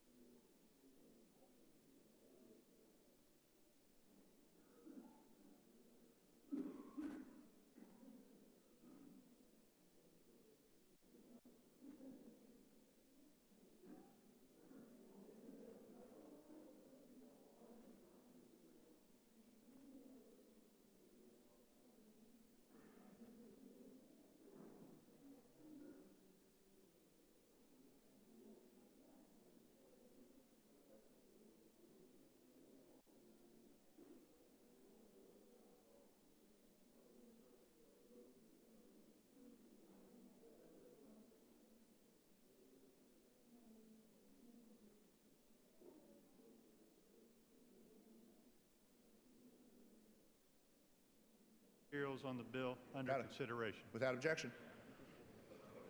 I yield myself such time as I might consume. Gentleman's recognized.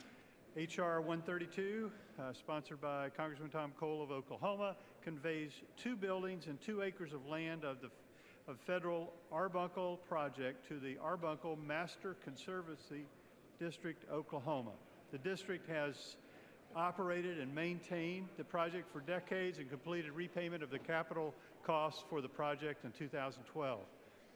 While non-controversial, legislation is necessary in order to facilitate this and other Bureau Reclamation titles transfers. Under current law, these buildings and land remain in federal ownership until legislation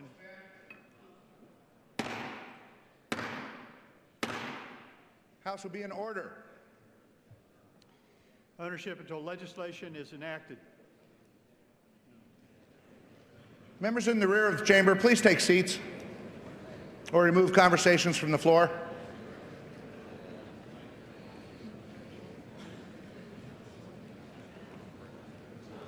Gentleman from Florida.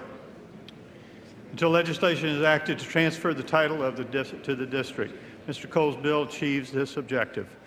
This title transfer is a win-win for the district and for the federal government. The district will no longer be subject to certain federal paperwork requirements, and the federal government will be relieved of all future liability and financial responsibilities associated with these facilities and land.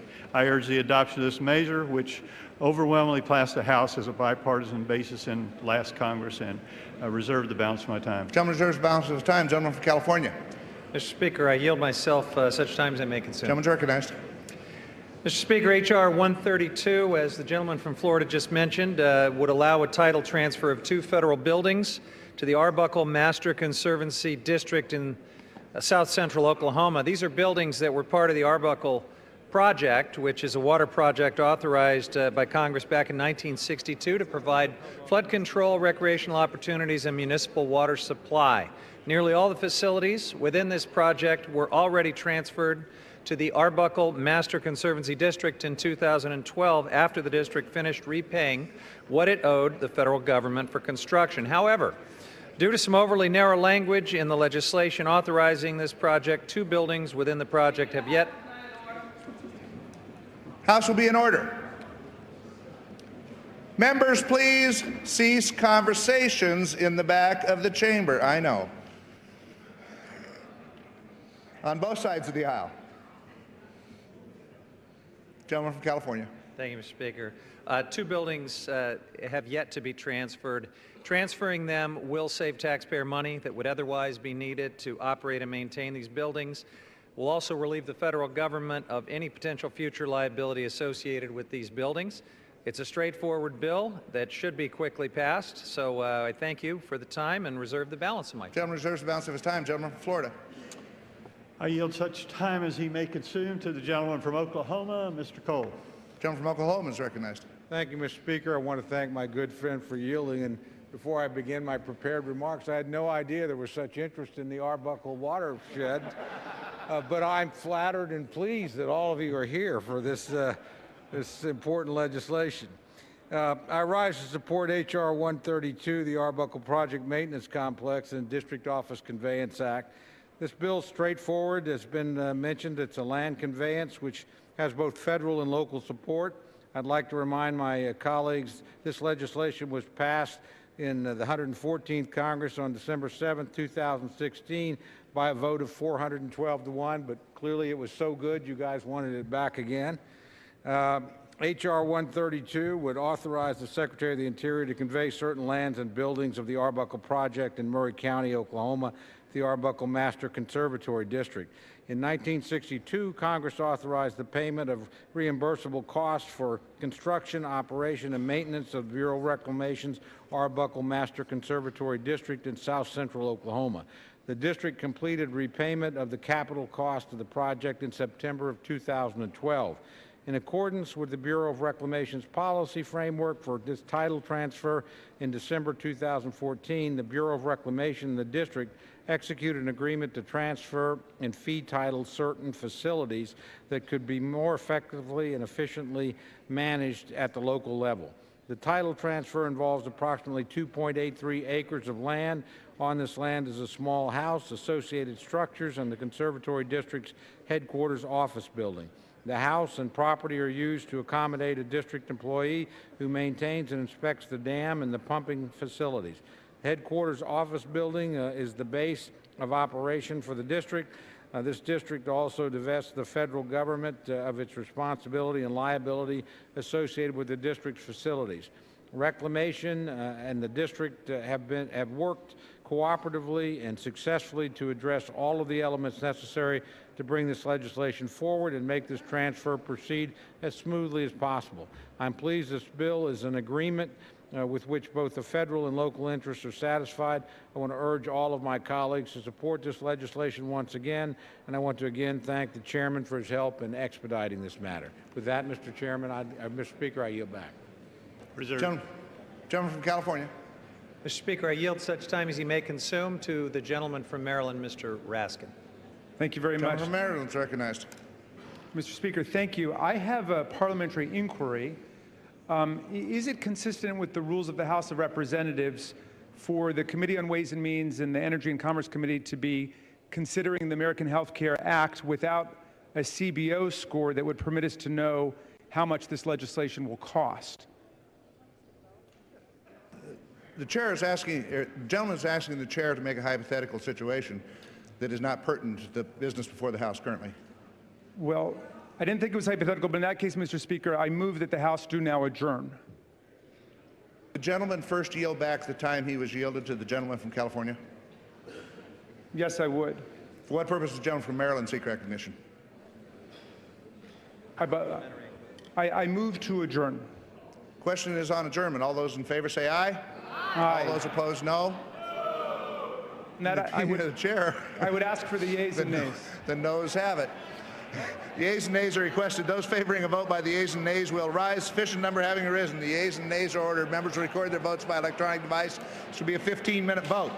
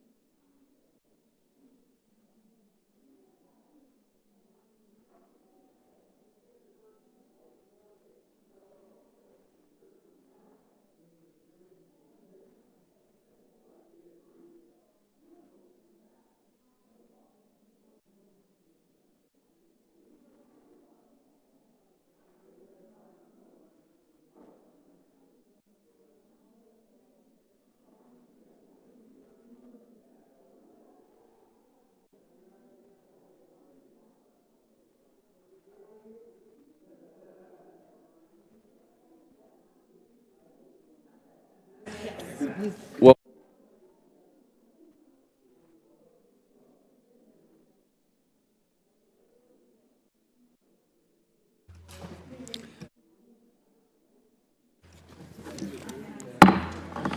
Committee on Oversight and Government Reform will come to order. As a reminder, pursuant to Committee Rule 5B and House Rule 11-2H4, the Chair announces he may postpone further proceedings today on any question of approving any measure or matter or adopting an amendment on which a recorded vote of the yeas and nays are ordered. And without objection, the Chair is authorized to declare a recess at any time. This is a continuation of the business meeting we started this morning. Prior to the recessing, we were considering the Lynch Amendment to H.R. 1364, and we had heard from Mr. Lynch, Mr. Heiss, Ms. Plaskett, and Mr. Clay on the matter. We will now resume discussion of that amendment. Does any other member wish to speak on Mr. Lynch's amendment to H.R. 1364?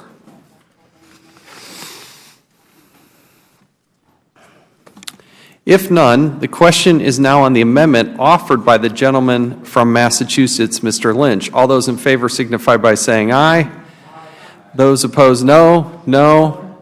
Mr. Chairman, I request a recorded vote. A roll call vote has been requested. As previously announced, further proceedings on the question will be postponed. Mr. Raskin, did you care to be recognized? Very much, Mr. Chair. I've got an amendment at the desk. Clerk will designate the amendment. Amendment to H.R. 1364, offered by Mr. Raskin of Maryland. Without objection, the amendment is considered as read, and the gentleman from Maryland is recognized for 5 minutes to explain his amendment. Thank you very kindly, Mr. Chair. If the clerk would kindly bring me a copy of the amendment too. Thank you much. This is very much in the spirit of the prior amendments, just to refresh everybody's recollection. The underlying legislation would dramatically disadvantage the ability of employees to act in a union representative capacity on so-called official time. And this has been a mainstay of labor management relations within the federal context for decades now. All of us agree that people should not be conducting union business during office hours, such as conducting union elections or campaigning for union office. All of that's already against the law. On our side, we don't really see the purpose of this legislation, and we want to make sure that it doesn't impinge upon essential First Amendment activities. So the sum and substance of my amendment, Mr. Chairman, is to say that it would not be swept within the scope of this new legislation. Any time spent identifying, preventing, or addressing conflict of interest issues in the agency, this shall not be considered official time. So we want to be very clear about that. We're living in a time of great ethical ambiguity, to say the least, in the nation's capital. To take one example that has raised the public eyebrow, the President of the United States is one of the owners, he may be the sole owner, of the Trump Hotel, which has a lease with the federal government, the General Services Administration. And that puts the President of the United States in the odd position of being both the landlord, because he appoints the director of the GSA, and also the tenant, because he owns the Trump Hotel, or at least some very substantial majority part of the Trump Hotel. Now, there happens to be a separate provision in the lease which prevents any elected official in the United States or the District of Columbia from deriving any revenue from the lease. So it looks like there's a direct contractual violation. But set that aside for the moment, because the President has decided to go forward. If an employee of the GSA were to, say, write a memorandum saying that he or she believed that the Trump Hotel was in violation of the lease, and that person were punished for it or somehow retaliated against, and other employees tried to defend the person, and those people were punished or retaliated against in the scenario that we've seen so many times before in this committee, we would want to make certain that the representatives of the employees could step forward to say that there's a dramatic conflict of interest taking place within the agency, and that this would not come back to haunt them either in terms of their own employment contracts and benefits or in terms of other kinds of adverse employment action that might be indicated and implicitly validated by this new legislation. So all we're doing in this amendment, and again, it's a very small carve-out from sweeping legislation that we don't think we need, but obviously we take the good sponsors at their word that the purpose of this legislation is not to undermine conflict of interest protections for workers and conflict of interest provisions that guarantee public integrity. And so this simply makes it clear that conflict of interest issues being dealt with by a representative is not considered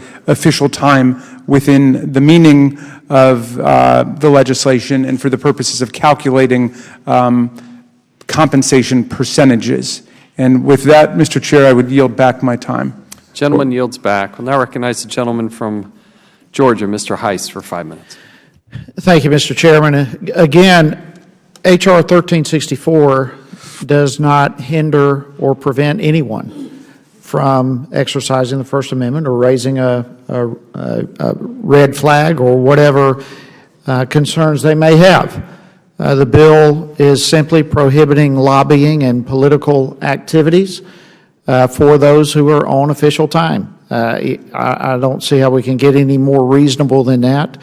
The bill is targeted to prevent employees from engaging in partisan activities on the back of taxpayers. We've gone through this over and over. You know, for example, we heard earlier from the gentlelady from North Carolina, Ms. Fox, there in the VA in Salisbury, North Carolina. Members of the VA picketing on official time. They should not be able to do that. And this bill stops that kind of activity. It does not take away any time from anyone who wants to serve on official time. They're able to do so. It just prevents the political activity, political activism, such as the grassroots activity, and it prevents anyone who is 80% official time or more from receiving retirement benefits for that time. At the end of a year, if someone wants to reevaluate, they can continue on 100% if they want to, or they can choose to have someone else. But this, I again oppose the amendment. It's unnecessary. People are still allowed to be on official time and address the concerns that the gentleman has brought up. So I oppose the amendment and urge my colleagues to do the same. I yield back. Gentleman yields back. Now recognize the gentleman from Pennsylvania for 5 minutes. Thank you, Mr. Chairman. I speak to support the amendment offered by the gentleman from Maryland. Union representatives use official time to defend the rights of employees who blow the whistle. They blow the whistle on waste, they blow the whistle on fraud, they blow the whistle on abuse, they blow the whistle on any form of mismanagement, and conflict of interest is perhaps the worst form of mismanagement. And so mismanagement includes employees who speak out when another employee has a conflict of interest that might cause that employee to act in his or her own self-interest instead of the interests of the United States and the American people. And that's what conflict of interest means. It means deciding things on behalf of the American people, not because they make sense for the American people, not because they're prudent and sound judgment, but because they enrich the person who is making the decision. And unfortunately, this is more than just a hypothetical concern these days. With this new administration, we have seen an unprecedented number of financial and other kinds of conflicts of interest that could affect how administration officials do their jobs, but how will we know? How will we know when an official has an undisclosed conflict of interest? We depend on whistleblowers for this very problem. Those brave employees who have the nerve and the temerity to risk their careers to speak out. And those whistleblowers depend on union representatives using official time to defend them. I've spoken before, earlier today, about the beneficiaries of whistleblowers being defended by official time. The President of the United States, our veterans in the VA system, our men and women who work in the Bureau of Prisons, but we're talking about whistleblowers of every variety who catch people making bad decisions for the wrong reasons, and that includes conflicts of interests. This amendment would exempt H.R. 1364 any official time spent on identifying, preventing, or addressing conflict of interest issues. And so it is a good amendment. I congratulate my friend from Maryland for coming up with it, and I urge my colleagues to support his amendment. And Mr. Chairman, I yield back the balance of my time. I yield to my colleague from Maryland. Yeah, in the 2 minutes remaining, I just wanted to echo those comments. I think it's an outstanding amendment. In a way, making sure that an agency isn't suffering from or afflicted by conflicts of interest is a baseline foundational issue upon which you then build all the rest of the efficiencies and the kind of sturdiness of how that agency delivers its services. So I think it makes perfect sense that any activity that involves addressing conflicts of interest, making sure we're taking care of that kind of threshold integrity of the agency, not be time that gets calculated into the official time, because it really forms the base, the foundation upon which all the rest of these things occur. So I want to congratulate my colleague for the amendment, and I support it, and I yield back. I will say that we're hearing a lot of great good sense from the representatives from Maryland today, and I thank them for that.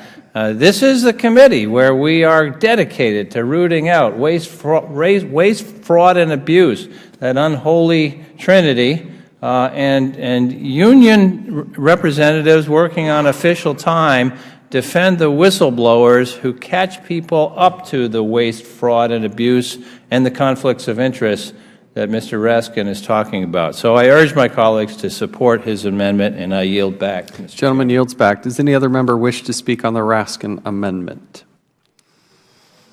If none, the question is now on the amendment offered by the gentleman from Maryland, Mr. Raskin. All those in favor signify by saying aye. Aye. Those opposed, no. No.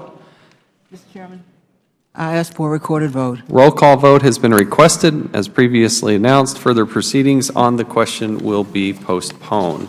Does any other member wish to strike the last word or to offer an amendment? The gentlewoman from the Virgin Islands, Ms. Plaskett, is now recognized.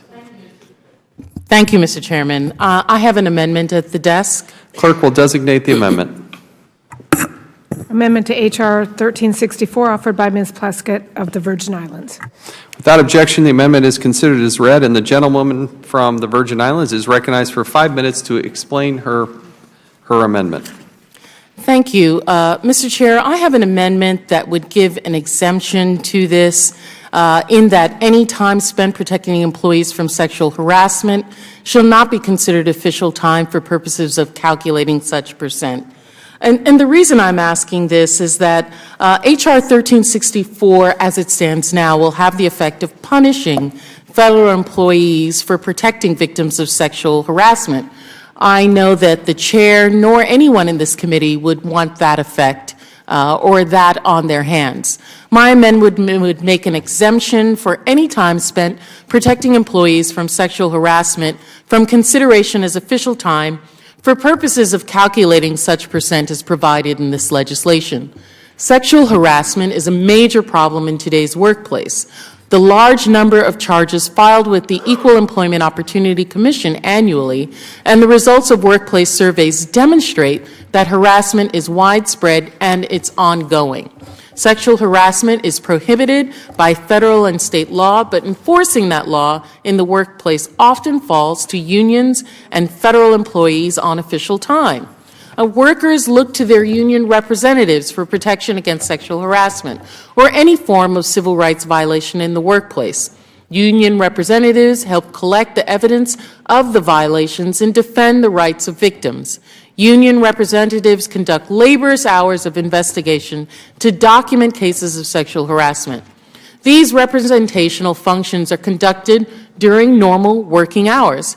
It is a standard for agreements between government agencies and the unions to recognize that appropriate use of official time benefits both the management and labor. These agreements generally provide that the purpose of official time is to provide bargaining unit employees time in which to perform union representative activities during the normal working hours without the loss of pay or change in annual level.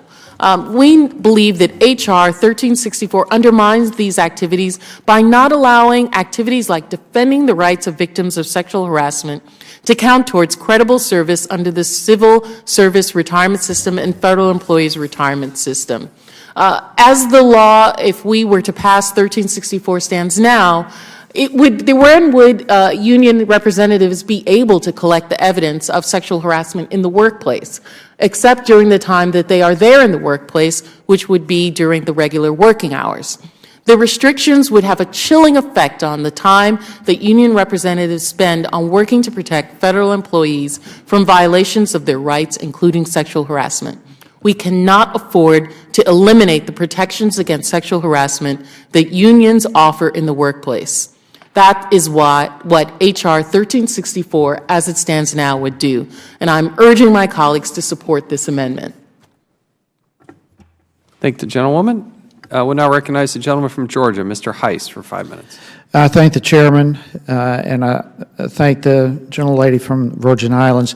You know, this amendment has nothing to do with official time. I mean, we are all opposed to sexual harassment, and as you mentioned yourself, it is clearly illegal, and nothing changes in that. You know, there seems to be a continual beating of the drum that somehow H.R. 1364 eliminates participation in official time. It does not. It does not harm official time. It does not impact in any negative way whistleblowers who identify problem areas, including certainly sexual harassment. That's not what the bill addresses. It addresses political activity and those who are using 80% of their time in official time rather than the purpose for which they were hired by whatever agency, that they would sacrifice after a year their retirement for 80% or more of their time. Look, we're talking 80%, we're talking 1 day a week doing your job that you were hired to do. That is not a huge task, seeing that that's what individuals were hired to do. But if they choose to do so, they can. And this bill doesn't prevent them from doing so. So again, I oppose this amendment. It's unnecessary, and I urge my colleagues to do the same. Gentleman yields back. Does any other member wish to speak on the Plaskett amendment? Ms. Watson-Coleman of New Jersey is recognized for 5 minutes. Thank you, Mr. Chairman. There are a couple of comments I want to make. One of them that was just made said that this does not in any way negatively impact official time, but indeed it does, because it provides a chilling effect on anyone who would be willing to do this on their time, because it negatively impacts their pension at some point. And so indeed that is an inaccurate statement. But secondly, this bill probably isn't necessary anyway, because unions are already precluded from doing the kind of illegal activities not illegal activities, because even in the era in which we are now, illegal activities aren't allowed. union activities or political activities. But yet we're faced with this bill, and so you got to really question the motivation for the bill in the first place. And lastly, there have been a number of amendments, even in the face of this being an unnecessary, mean-spirited bill, to make this bill more palatable, to ensure that there's protection of employees or the opportunity for employees' issues to be remediated, and to do so in a cost-effective way so that you don't have to have protracted legal proceedings. And none of these amendments has been seriously or objectively considered by our colleagues on the other side. So that further puts into question the motivation behind what is already a terrible bill. And with that, Mr. Speaker, I'd like to yield the balance of my time to my colleague, Ms. Plaskett. Thank you very much. I understand and I'm grateful that my colleague across the aisle does agree that sexual harassment has no place in the workplace. But what time does he think that any allegation of sexual harassment would in fact be investigated? One could, of course, make the allegation, but if there is not time for an individual in the workplace or union representative to collect the evidence or to question individuals or to procure that information that's necessary to bolster that harassment allegation, then it would have a chilling effect in that the allegation would just be a voice in the dark with nothing to substantiate it, with no means, in fact, to determine if, in fact, it was incorrect and was a frivolous allegation made by an employee against another individual. So that's why this amendment is necessary, to ensure that frivolous allegations or substantial and truthful allegations could in fact be investigated by union representatives during the workplace, during the most appropriate time to investigate those charges of sexual harassment, to ensure that they are gotten to very quickly. We know that the union representatives see these things on a regular basis, on a weekly basis, on a monthly basis, and they're able to quickly ascertain which are true and which are in fact frivolous, so that they can be expeditiously dealt with in the workplace, so that it does not linger and become a morale drain on all of the employees within that agency. And that's why this amendment is necessary. Listen, I think that we have not given, we've given short shrift in this committee to all of these amendments, that we have not really looked and seen which ones could in fact be a substantial of some improvement on the bill as it stands. And so I would ask that, we give real consideration to this. If we say we want to be a bipartisan committee, if we say we want to be a committee that's working towards finding the common ground, at least consider some of these amendments in which they're standing, instead of just going across party lines and determining no to every amendment that comes from the Democratic side. Mr. Raskin, did you want to? Would you yield to Mr. Raskin? Yield to Mr. Raskin. Thank you very much. Sexual harassment has been a pervasive problem in the federal government. Huge scandal in the 1980s and 1990s at the Securities and Exchange Commission. There have been repeated scandals in the Secret Service, in the armed services about sexual harassment. And what's the big problem? We are assured by the bill's author that these things are illegal. Sexual harassment is illegal. On the other amendments, conflict of interests are illegal. Waste, fraud, and abuse are illegal. But the whole point is that the law doesn't enforce itself.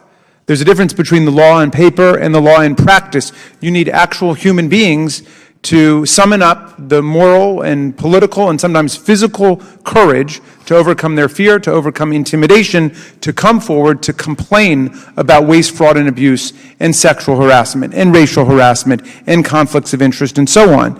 And the problem with this bill is that it sweeps far too broadly in terms of nullifying the kind of speech that we need in order to blow the whistle on these activities. I have a couple more things to say, but I will yield back and seek recognition by the chair. Thank you. The gentlewoman yields back. Before she yields back, would the gentlewoman yield to me for just a quick comment? I would just note that we did accept the Cummings amendment earlier in this markup, so we do, when it's warranted, on occasion, accept Democratic amendments. That's all I wanted to say. The allegation was that we don't accept the Democratic amendments, and in this markup we already have. So with that, I yield back. The gentlewoman yields back. Now recognize the gentleman from Maryland, Mr. Raskin, for 5 minutes. Thank you again, Mr. Chairman. So but I wanted to go to the underlying point for a second that's been raised by our distinguished colleague who introduced the legislation, where he said, basically all we're saying is that if you're going to spend 80% of your time representing your fellow workers in complaints, then you should lose the full benefit of the compensation that you have negotiated for, implying that there's something wrong with people acting in the capacity of a shop steward. Now, those people who have worked in workplaces where there's union representation know that the shop steward position is a critical and vital position. It's not somebody blowing off their responsibilities and not somebody taking vacation in the Virgin Islands, although perhaps the good delegate could make that possible for some of us. No, the shop steward plays a vital role, and labor management scholars all concur about this. The shop steward resolves conflict within the workplace. The shop steward facilitates the work of the enterprise. And it's the same thing in the federal context. If you don't have one person who takes 80% of her time to represent her fellow employees, then you've got dozens and dozens of people all trying to represent themselves whenever something goes wrong. That's basically the function of official time. Now, I want to say something else about how this 80% works.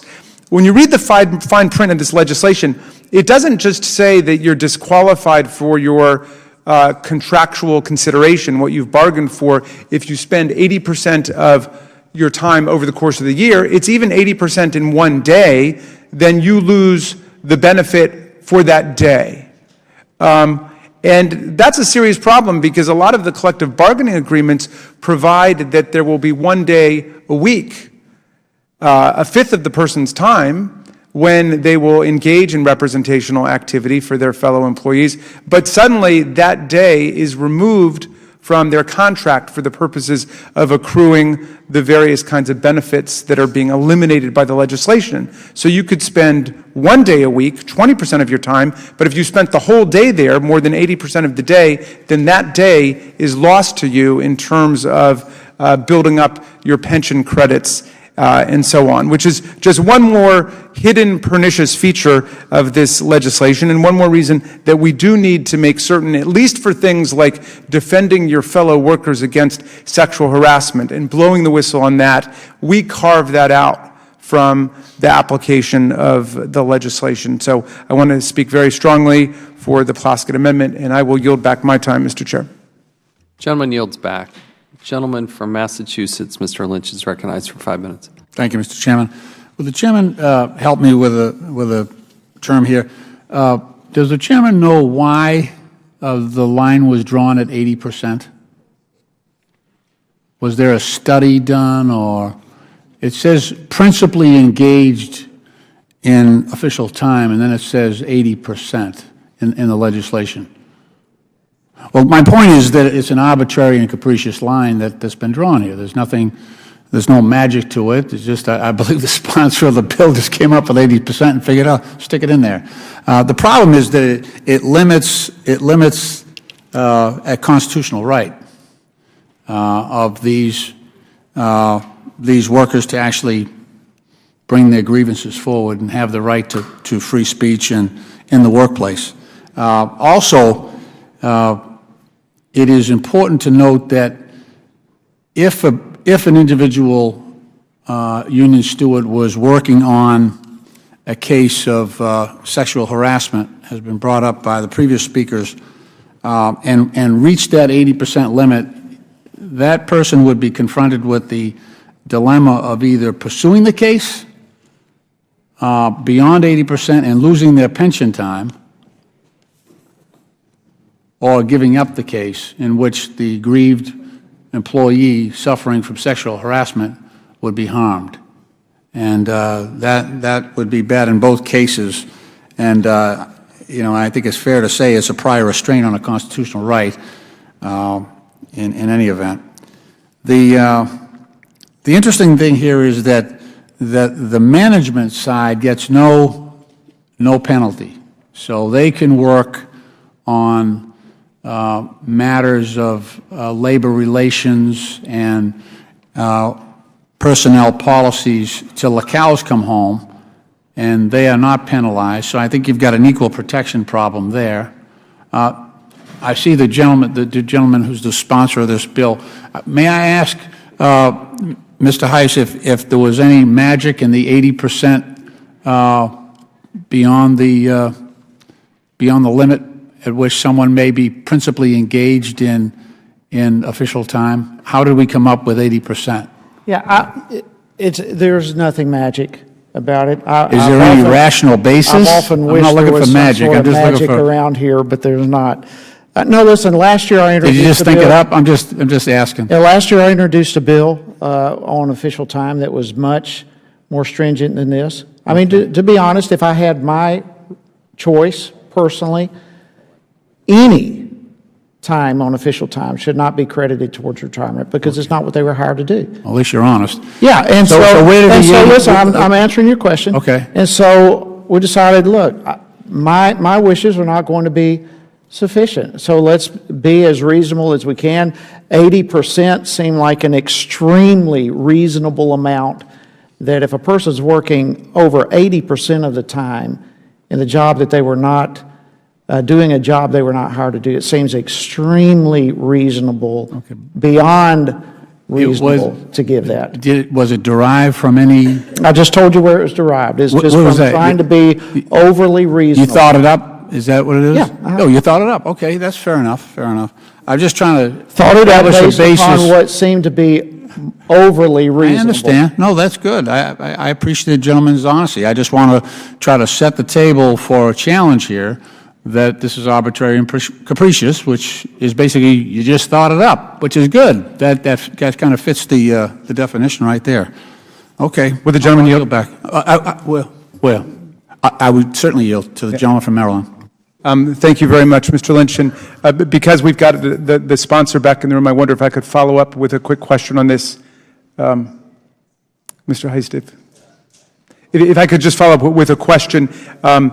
Since it is your design of the legislation, and congratulations on its success so far, it seems to have achieved a lot of consensus on your side of the aisle. But you've said repeatedly that this is... Members are reminded to address... Forgive me, Mr. Chair. To the chair. Yeah, forgive me. Mr. Chair, the legislation has been characterized as applying only when 80% of a person's time is used. I'm reading it to say that if it's 80% on a single day, that day no longer counts towards your pension credits. Was that the intention? It's for a year. For a year. 80% over a year, and then they can choose to lose for the next year. If the next year, it would begin to apply. Okay, so it's not tabulated on a daily or weekly basis. Thank you for that clarification. The gentleman's time has expired. Does any other member wish to speak on the Plaskett amendment? The gentleman from Pennsylvania, Mr. Cartwright, is recognized for 5 minutes. Thank you, Mr. Chairman. I speak in support of the Plaskett amendment. The gentlelady from the Virgin Islands is making a lot of sense, and it does make sense to protect employees using official time to stick up for employees who are subject to sexual harassment in the workplace. That makes sense in the private sector, and that makes sense in the public sector. But we've been bandying about this 80% discussion. A couple of points there. Number one, when your neighbor comes to you and says, well, I want 100% of your property, I want to take it away from you, but I'm willing to be reasonable and I'm only going to take 80%. That's not much of an argument. And that's what we're doing here, is we're saying, well, people are going to lose money. Employees are going to lose money because they're doing work that we've already been at some pains to discuss benefits so many Americans, benefits American veterans, it benefits employees at Bureau of Prisons, it benefits people who are protected by the Secret Service, for heaven's sakes. And so to dock them pay for defending whistleblowers who protect all these people, it makes no sense. And the other point is, when we use the figure 80%, it sounds a lot like, it makes it, anybody who actually tuned in to watch this hearing, first of all, I would say there are other channels available. But maybe more importantly, they might get the impression that we're here defending federal employees using 80%. We're defending hiring a federal workforce that uses 80% of its time to do union activities. It could not be further from the truth. So if anybody has just tuned in and thinks that that's what we're talking about, realize this: according to the Office of Personnel Management, the government-wide cost of official time in fiscal year 2012 was $157 million, and that was only 0.1% of the cost of all of the salaries and benefits for all federal employees. So we're not talking about 80% of anything here. We're talking about 0.1% of federal employees' time is spent in official time defending whistleblowers and sticking up for protections that all right-thinking Americans believe in, and these people ought not to lose their pay over doing that kind of work. Mr. Chairman, I yield back. Gentleman yields back. Any other member wish to speak on the Plaskett amendment? Ms. Kelly from Illinois is now recognized for 5 minutes. Thank you, Mr. Chairman. I'd like to yield my time to Mr. Raskin. Thank you very much, Ms. Kelly. I wanted to just return to this question of the 80%, because I feel that the full committee doesn't have a full fix yet on what exactly the bill says. It seems one representation to us has been that if you're spending 80% of your time over the course of a year, then that year is removed from the tabulation of your service for purposes of pension credit. Okay. Now, this raises two issues, Mr. Chairman, and I would love it if we could get to the bottom of this. And this is not an ideological or a polemical question. It's purely a factual and empirical one, okay? Because my reading of the bill is quite different, okay? For one thing, I believe that if you spend 80% of 1 year doing this, you lose the entire year, even if that's 1 year out of 20 years in your career. So you could spend 5% of your career as a shop steward, or, essentially representing other people's rights, but you would lose that whole year, even though it's only 1/20th of your entire career. So, but I just want to know if that's accurate or if it's not accurate. Are we basing it on your entire service, or is it year by year? And if it is year by year, okay, then I'm looking at another provision in the bill, which is Section 3, on page 3, lines 17 through 21, and it says, for purposes of this subsection, an employee spends a day principally on official time if at least 80% of the time such employee would otherwise be in a duty status during such day is spent on official time granted. It seems to me this provision is opposite to what we were just told. In other words, it makes it sound as if we are counting by the day, not by the year. And I just wonder if we could get some clarity on that. Obviously, I would prefer to count by the year than by the day, because I think that the shop stewards and the employees who step forward to represent other people's rights and whistleblowers should at least be able to spend a day helping their fellow workers without being penalized for it. And I don't know whether anybody could offer any clarification as to this point. Because the prior section says an employee may not be allowed credit under the section for any day of service spent principally on official time, as described under subsection B.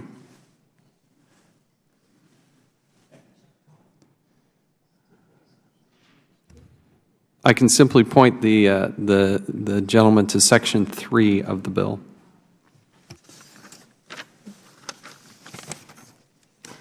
Okay, right, I was quoting from Section 3. So, in other words, I take it then that the last representation has been corrected then, that it does go on a daily basis as opposed to an annual basis?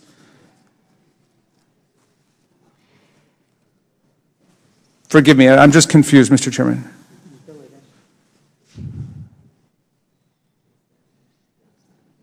My role here is not to answer questions. Oh, I'm sorry.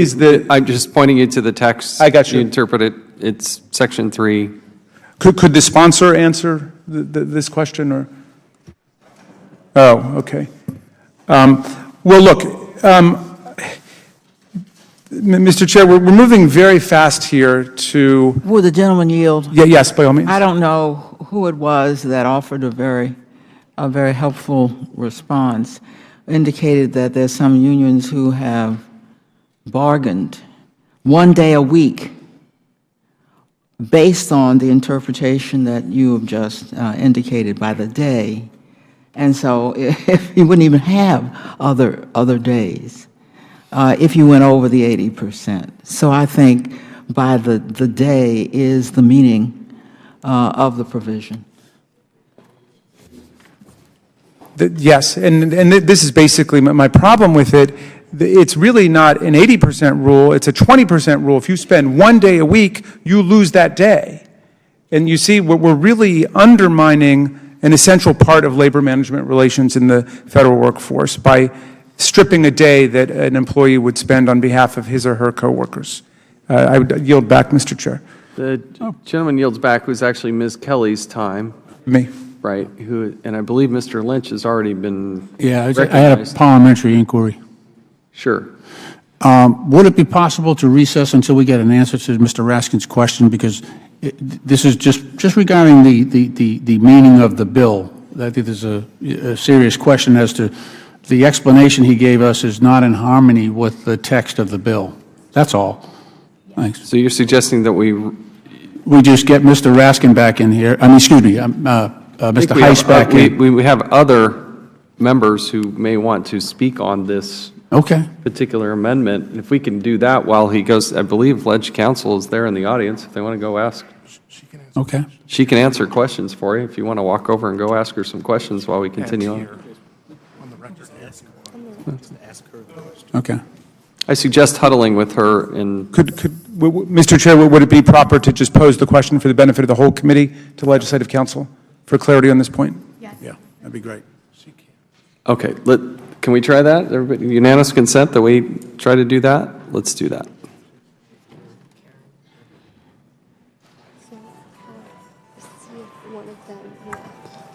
Some interlude music, appreciate that. Thank you. Great. Thank you. As we move the microphone, I appreciate the Wisconsin polka coming to rescue. I'm looking at page 2, lines 20 through 23, where you were referring to before. The 35 days says in the aggregate, which would mean those days do not have to be consecutive. As the language is written, any day of service beyond 365 total days in the aggregate that is spent principally as defined in paragraph 2, over 80% official time, would be eliminated from creditable service calculation. If I can pursue the questioning, Mr. Chair. So just to be clear about it, if a member of a bargaining unit were to spend a day a week over the course of a year engaged in representational activity and defending whistleblowers and so on, then that person would not lose time. Is that right? Because that would be considered 20% or over the course of a year? Those individual days would be counted in line 23 to the 365 days in the aggregate over the career of the individual. Okay, so it's always tabulated over the course of their whole career?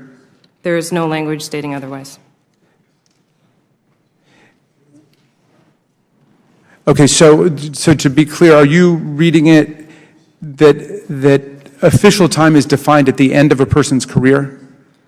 I'm not interpreting anything. There's no language that states that it is career-wide, but there is no language that states that it's limited in any other way. It is 365 total days in the aggregate, and any day spent above that principally unofficial time would not be counted as creditable service for that individual. Okay. All right, then thank you for that. The way I'm understanding it then is that under the legislation, that a person engaged in representational activity would have a total of 365 days to do it before it begins to remove credit from pension and other compensatory benefits that they may have bargained for. Does that sound right to you?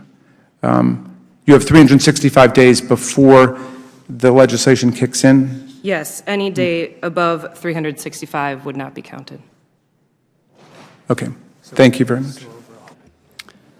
Does any other member wish to speak on the, we're still on the Plaskett Amendment. Does any other member wish to speak on the Plaskett Amendment? The gentlewoman from the District of Columbia, Ms. Norton, is recognized. I think we might be about to close out on this amendment. I appreciate the Plaskett Amendment. In the process of responding, our good friend made an important concession. He said if he had it his way, there'd be no time. That means he does not understand whose business this is. This is not union business. The gentlewoman will suspend. To suggest that the gentleman who offered this bill doesn't know or appreciate is not an appropriate, to assign his motivations is beyond the scope of the rules of the committee. I'm not speaking motivation, Mr. Chairman. I'm going to indicate why I believe that his own words, that if he had his way, there would be no time, means that he has not looked closely at what the statute says. It's called official time for a reason. This is agency business. It keeps disputes from disrupting agency business by finding an orderly way to deal with them, bringing people to the table, labor and management. Why are my colleagues coming forward with some subjects that they argue should not be included in this 80% time cap? It's because some subjects are in a class by themselves.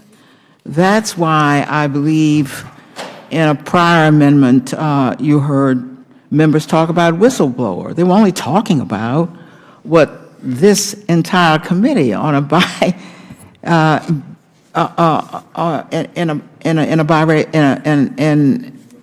together, I don't even have to say, together had agreed upon.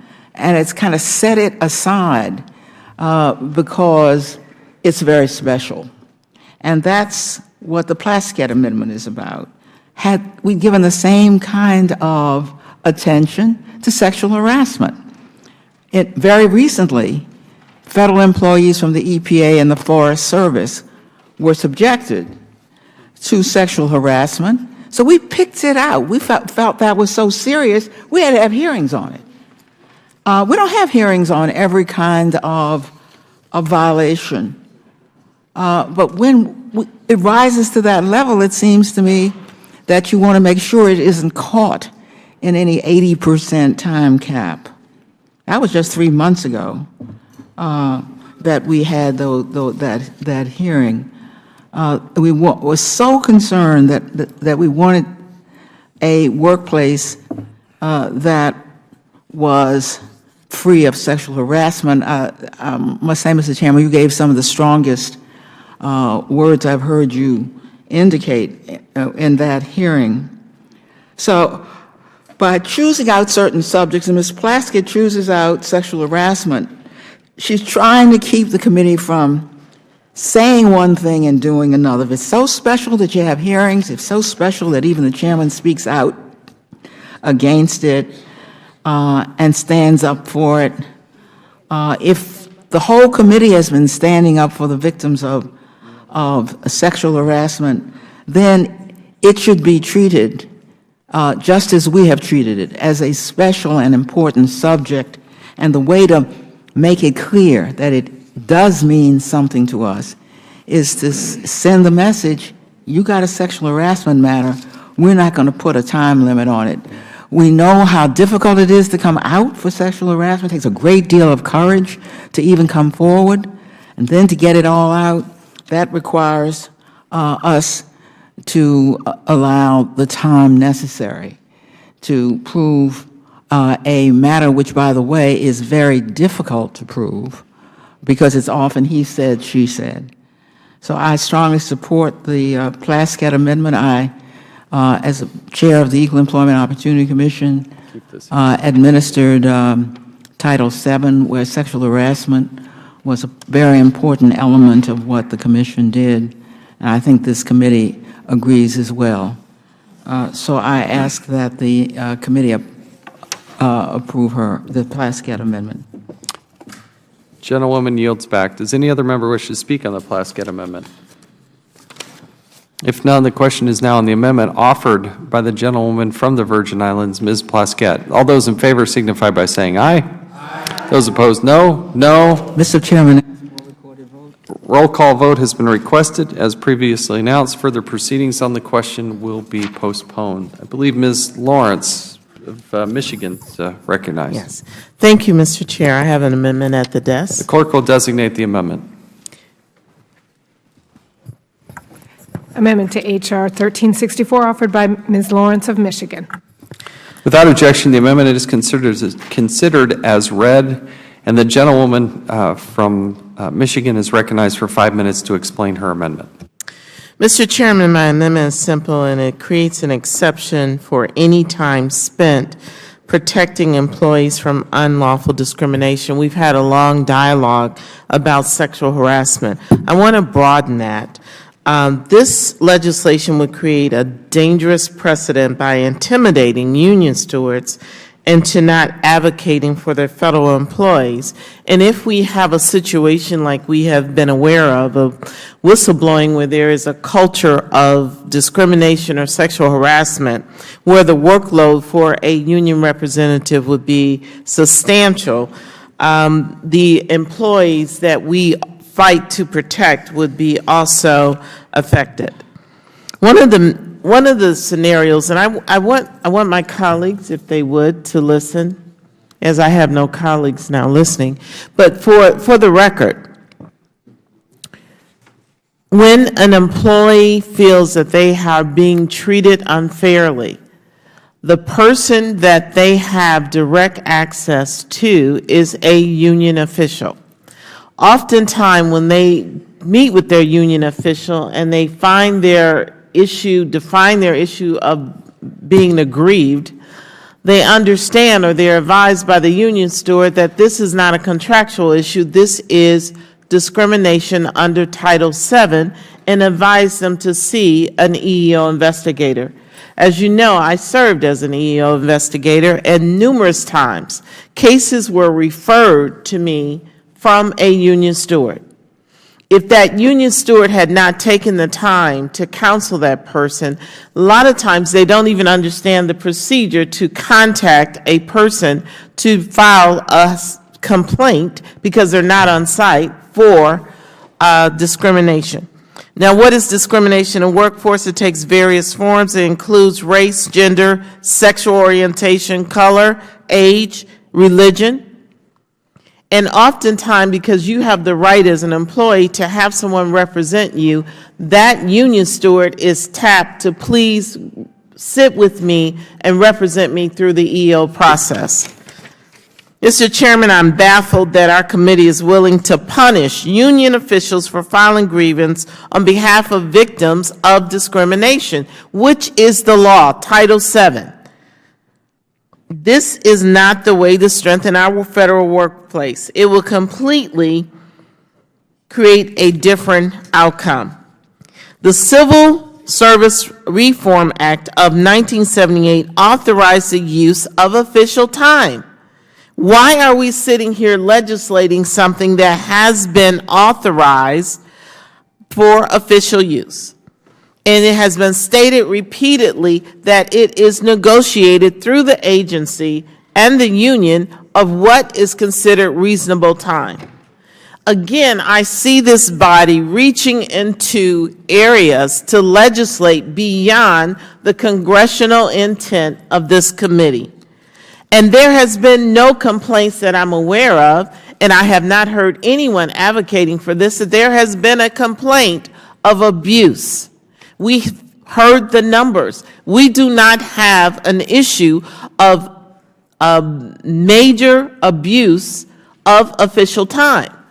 There's things I don't like in the government, but when the law says that it is a benefit or a right of an employee, and now I'm advocating that if I'm being discriminated in the workplace and I tap my union official to help him to guide me through this process, that my union steward may say no, because I have to keep track of my time and I'm not going to lose my benefits that I provide for my family to do the job to protect your rights. You have to talk to someone else.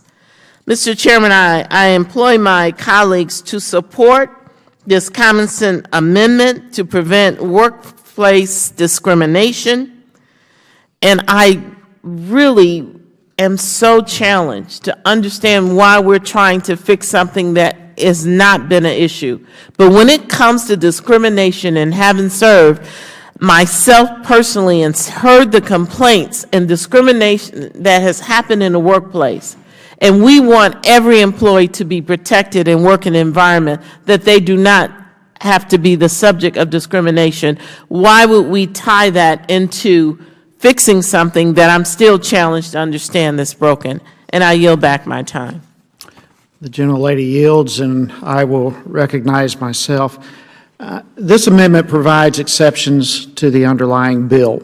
The amendment specifically exempts official time spent on protecting employees from unlawful discrimination from the benefit reduction provided in the underlying bill. All of us agree that federal employees should not face unlawful discrimination in the workplace. We get that, and we all agree with that. However, let's be clear with this. Official time work supporting employees facing discrimination can still be carried out under this bill. The bill does not take away official time. So H.R. 1364 is merely giving these employees a decision point about their financial interest versus the taxpayers when they decided to be almost full-time official time for a year or the years, whatever the case may be. And so, we're kind of chasing rabbits around and around. This bill does not take away official time. And so with that, I encourage my colleagues to oppose this amendment. Does anyone else wish to speak? I yield that. Yes. Mr. Chair. Mr. Chair recognizes Mr. Lynch. Thank you very much, Mr. Chairman. I have to admit, though, that may I get my own 5 minutes? Yes, sir. Oh, okay, all right, because this is 150. All right. I honestly have to say that the sole redeeming quality of H.R. 1364 is that it is flatly unconstitutional and will likely never see the light of day and never get through the Senate, and certainly will be struck down at the first instance by any sober judge. It includes penalties that are imposed for an employee exercising his First Amendment rights to petition the government. It applies penalties that strip pension credits, pension benefits for an employee who actually works 5%, not 80%, but 5% of their time on official time. And I want to go through this again because we had a rather convoluted discussion about the definition of principally on official time. If the gentleman would work with me here, under Section 3, it says that there's an aggregate maximum of 365 days that any individual may work on official time. Is that correct? It is referring to, it is an aggregate a year-long right, in a person's determination career. of the 80%. Yeah, but so a career is standardly referred to as at least 20 years. So if you can work 365 days out of 20 years, that's 5%. So if I'm a union steward, which I have been, and I work 1 year as a union steward in a 20-year career, I'm done. If I work 365 days as a steward on official time, I'm done. I've got to stop representing employees after year 1, and I've got to work the other 19 years, and I got to stay off of official time. That's the import of this bill. It's 1 year at a time. The intent of the bill is an aggregate year at a time. The first year is free. Beginning the second year, if 80% or more is used, for official time, they would sacrifice their retirement for that year. So the next year they may go back to 50% but it says here 365 days in the aggregate. So if in the first year I do it 365 days, which is a year, it assumes I'm working weekends, but if I do 365 days a year, and now I reach my aggregate maximum, in year 2 I cannot work. Otherwise I forfeit that year as well, because I'll be over in that year. Look, Ledge Council has already read this. And no, not this part. Not this part. We didn't do this analysis. Well, they dealt with the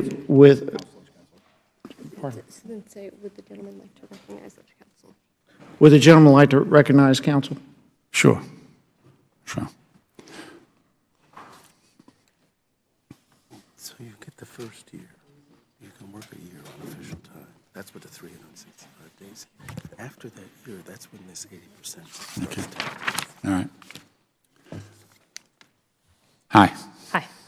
So explain to me the consequences if I work my first year, 365 days, on official time as a union steward. What is my predicament in year 2? I think that would be the good question. If for 365 days, you spend at least 80% of the time you would otherwise be in a duty time on official time, Yeah. your 366th day would not be counted as creditable service. And what about the 367th day? No day beyond 365 days total would be counted for creditable service. So I'm dead for my pension if I do 366, 367 on official time going I forward. believe that question requires interpretation. It requires addition. It does. Well, wait a minute. Explain to me. This is your bill. I'm sorry, I'm Ledge Counsel. Mr. Heiss is the offerer of this bill and the sponsor. Are you refusing to answer? I can interpret the bill language as written. Well, I shouldn't say interpret. I can tell you how the bill is read as written. Yeah. But I can't speak to the intent. I'm not asking about intent. I'm just asking, we're just taking a hypothetical situation where somebody, as I just explained, an employee, let's call him Joe Jones, he has worked 365 days of official time, and he keeps on doing it in the next year. Any day of service, this is page 2, line 21, any day of service spent principally on official time in excess of 365 days will not be counted for creditable service. Exactly. Exactly my point. So he loses his pension for the rest of his career once he reaches that 365 days. That doesn't allow people to use official time. The statement earlier on was this has no effect on official time. This kills official time after the first year for that employee for the rest of his 20 years. I'll yield back. Gentleman yields back. Does any other member wish to speak on the Lawrence amendment? Mr. Chairman. Oh, yes, Ms. Demings is recognized for 5 minutes. Thank you so much, Mr. Chairman. I am pleased to give full support for the amendment proposed by Ms. Lawrence. You know, we've spent a lot of time in this country working to protect citizens and certainly our workers from unlawful discrimination based on the list that you've already heard on race, color, religion, gender, sexual orientation.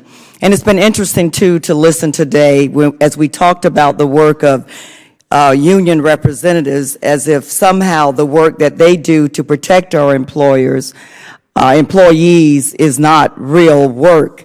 But when we really look at the work that the labor representatives do, they work with management to ensure that they provide work environments conducive to fulfilling the mission. They work with management to resolve problems that can undermine the official operation of the organization.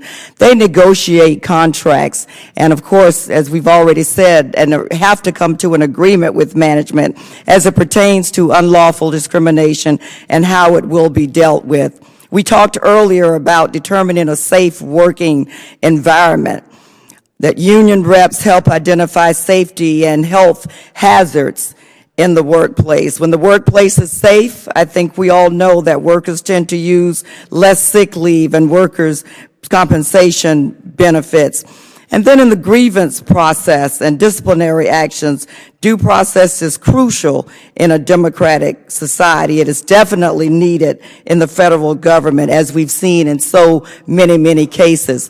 So as we deal with this issue and talk about the use of official time and protecting employees, I believe one of the most sacred and most precious is the protection of employees from unlawful discrimination in the workplace, and we should not place any limits on the use of official time in order to do that. Thank you, Mr. Chairman. I yield back. The gentlewoman yields back. Does any other member wish to speak on the Lawrence amendment? Ms. Norton of the District of Columbia is recognized for 5 minutes. Mr. Chairman, the Lawrence Amendment is not only about one of the oldest and most important issues in our country. I want to suggest that of the number of ways we have to solve discrimination, this may be, in many ways, the best. And I say that as somebody who was an official that administered one of those ways. Think of it, Mr. Chairman. An employee has a discrimination grievance. If, in fact, that matter is dealt with as a labor management in a binary way, so the parties are brought together, instead of ballooning into a full Title VII complaint, what you have is a less contentious and less expensive way to, in fact, resolve a discrimination complaint. Now, as I indicated, there are a number of ways to resolve such a complaint, number of remedies. But in a very real sense, if you have both parties before you, no subpoenas, no formal hearings, just a matter of negotiation, then a great many discrimination complaints could be resolved very easily. And that's why I think the Lawrence Amendment has much to recommend it, and I strongly support it. I yield back, Mr. Chairman. Gentlewoman yields back. Any other member wish to speak on the Lawrence Amendment? If not, the question is now on the amendment offered by the gentlewoman from Michigan. All those in favor signify by saying aye. Those opposed, no. Aye. No. Mr. Chairman, I ask for a recorded vote. A roll call vote has been requested as previously announced. Further proceedings on the question will be postponed. Does any other member wish to speak on the bill or to offer an amendment? Mr. Chairman, Mr. Cummings has an amendment at the desk, and I'm pleased to offer it. The gentlewoman, the clerk will designate the amendment. Amendment to H.R. 1364, offered by Ms. Norton of D.C. on behalf of Mr. Cummings of Maryland. Without objection, the amendment is considered as read, and the gentlewoman from the District of Columbia is recognized for 5 minutes to explain the amendment. Mr. Chairman, the Cummings amendment simply ensures that the 80% cap, the limitation on official time, does not apply to union representatives who are representing non-union members. That may be most members. In fact, most members, most federal employees are not members of unions. And of course, those may be the employees less likely to bring complaints. Of course, during these proceedings, during this hearing, my colleagues have referred to official time as union activities. But in real sense, as I indicated earlier in an earlier comment, that this is really a misnomer. We're talking about official time. We're talking about time, business, agency business, resolving matters that arise in the agency context, except it's, in this case, it's management and labor, and you're trying to solve it. Now, the law prohibits the use of official time to conduct union-related business, and no one here has disagreed with that. But the Office of Management and Budget has described, and here I'm quoting, official time as a critical component of the carefully crafted collective bargaining system that Congress created for the federal government. You don't have to belong to a union, and I repeat again, that is a choice. In order to be represented, you don't have to belong to a union. If you want to preserve that, you've got to make sure that non-union employees feel that they can be so represented. And one way to do so is to make sure that a union rep doesn't feel that representing this non-union employee who hasn't paid any dues is an employee who shouldn't be given the same kind of time that union employees are given. In fact, we want to make sure that the non-union employee is given very special attention. One way to do that is to assure that the ability of union representatives to continue to meet their obligation to represent non-union members is not counted in the 80% cap. I yield back, Mr. Chairman. Gentlewoman yields back. We'll now recognize the gentleman from Georgia, Mr. Heiss. Thank you, Mr. Chairman. The Cummings Amendment seeks exceptions to the underlying bill. This amendment would specifically accept time spent representing non-union members in grievances, disciplinary issues, and other employee-related issues. The amendment raises an important topic about the role of official time in supporting grievances. The Subcommittee on Government Operations recently heard testimony that subsidizing union activity via official time gives union representatives the opportunity to file frivolous grievances and other appeals. It was interesting in that hearing that testimony was found that of the 4,300 grievances filed before the FLRA in 2012, unions initiated over 90%, and the FLRA found an actual violation in only 13 instances out of 4,300. That's 0.3%. However, tabling that discussion, H.R. 1367 does not take away official time. Agency's current maximum allotment of official time remains the same. The bill does, as we've mentioned before, remove a financial incentive for federal employees to be on nearly full-time capacity for multiple years in a row. The amendment before us detracts from that goal. This amendment is unnecessary because the type of work described by the amendment can still be carried out by the employees on official time. This type of work can also be carried out by those who choose to stay on 80 to 100% official time longer than a year and choose to forego certain benefits. So, Mr. Chairman, I urge my colleagues to oppose this amendment, and I yield back. Gentleman yields back. Does the gentleman from Massachusetts, Mr. Lynch, is recognized for 5 minutes. Thank you, Mr. Chairman. I do want to point out what also is happening here. This bill, by arbitrarily capping and penalizing the use of official time, interferes directly with the union's duty of fair representation to its employees. So, as we've heard, all of these amendments that would carve out cases where there's been sexual harassment or cases where there's been racial discrimination. So we've tried to maintain the ability of the union to represent employees who are faced with those type of cases to no avail. So at some point, the union will be unable to meet their duty, their obligation of fair representation to those employees.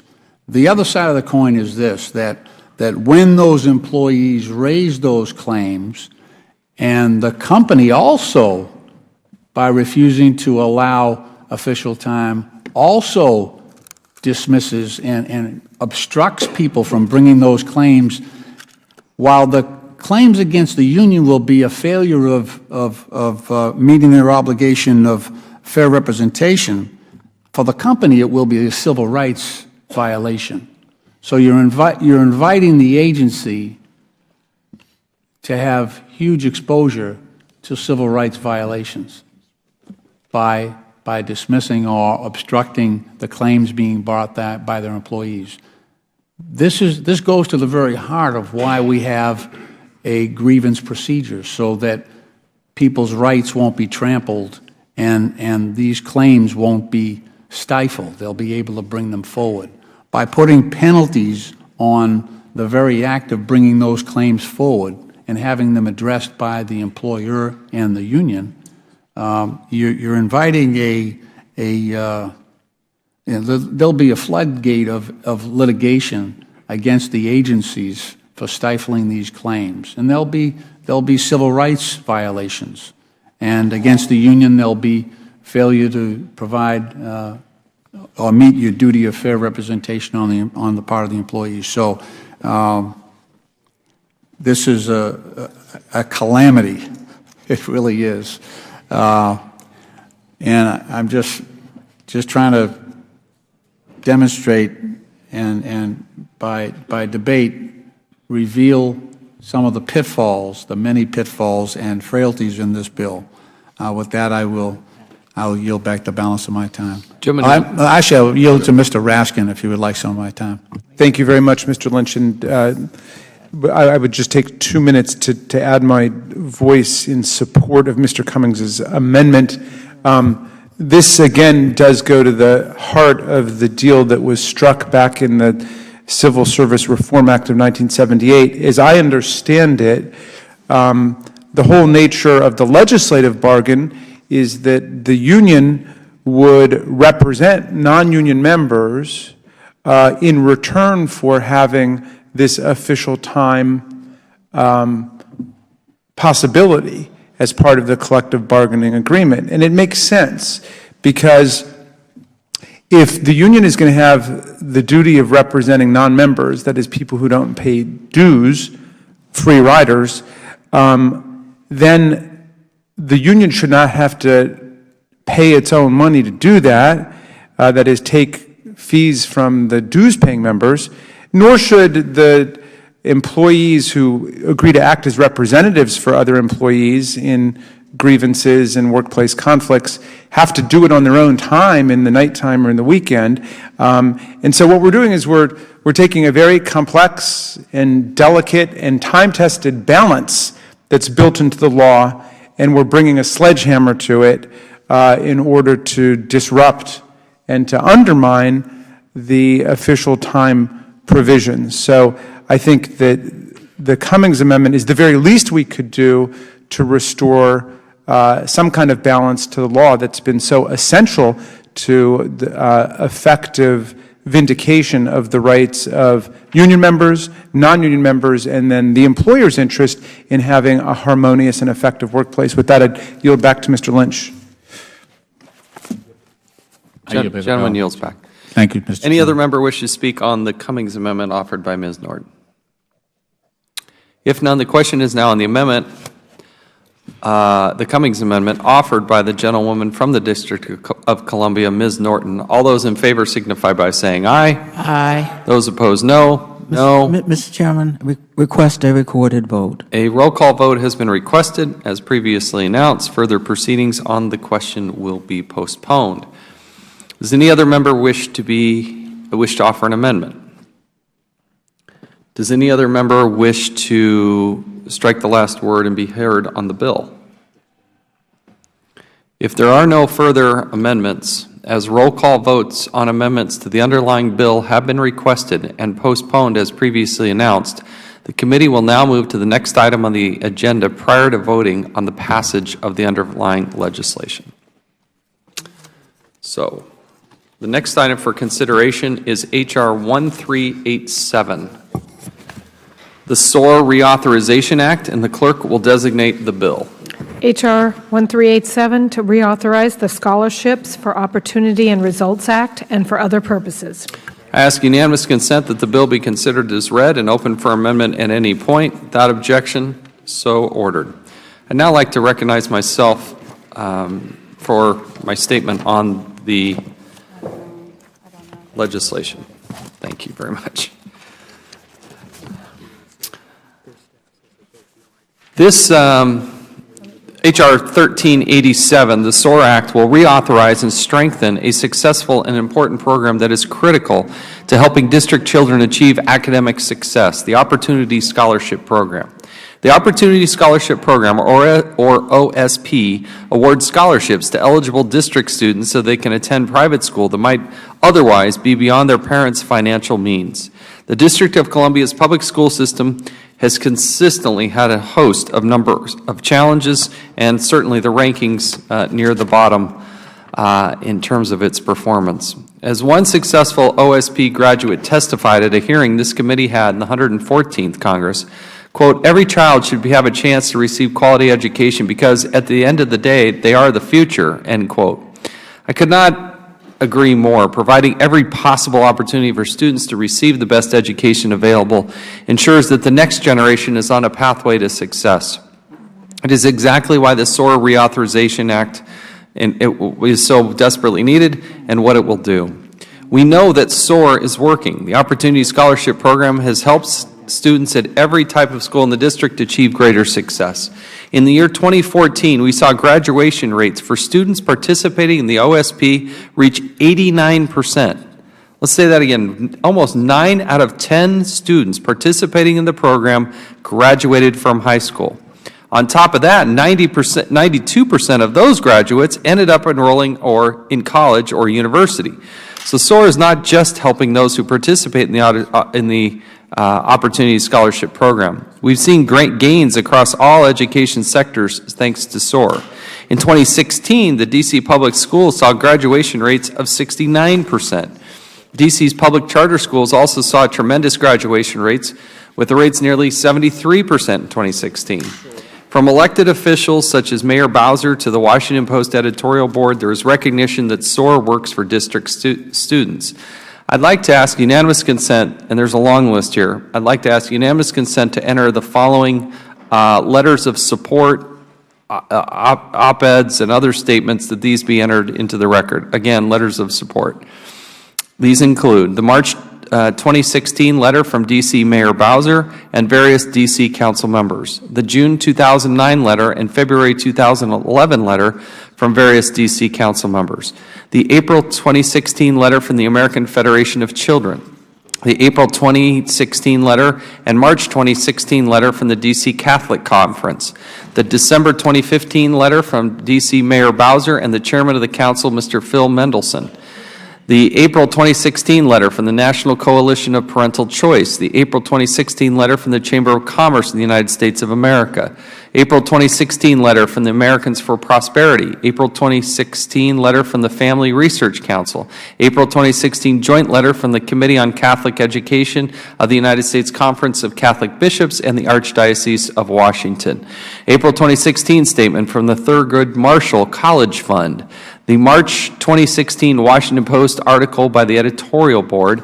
and the December 2016 letter from the Friends of Choice of Urban Schools. Without objection, these will be entered into the record. They're also calling on Congress to reauthorize the program and make sure SOAR is available in the future. Last Congress, we managed to achieve an important aspect of making the Opportunity Scholarship Program successful in the future, releasing the carryover funds. I've already heard from groups on the positive impact of the carryover funds. More students in the district have access to high-quality education and a greater menu of education options. I know I speak for the parents of each of the students who will now receive a scholarship because the released funds, because of the released funds, in thanking my colleagues for passing the important legislation, but our work is not done. As it stands now, the SOAR Act and the Opportunity Scholarship Program's authorization has expired and must be renewed. The legislation will do just that by authorizing appropriations for the program through fiscal year 2022. That's why I urge my colleagues to vote in favor of the bill and help us make sure that a child who might be the next great success story has all the opportunities they can before them. I really do urge the passage of this. It's something we had done in the last Congress, but in this committee, and I urge that its passage in this Congress as well. And with that, I will yield back and now recognize Ms. Norton of the District of Columbia for her statement on the legislation. Thank you very much, Mr. Chairman. Before I offer my remarks, could I make a parliamentary inquiry? Yes. Mr. Chairman, Congress has adjourned for the evening.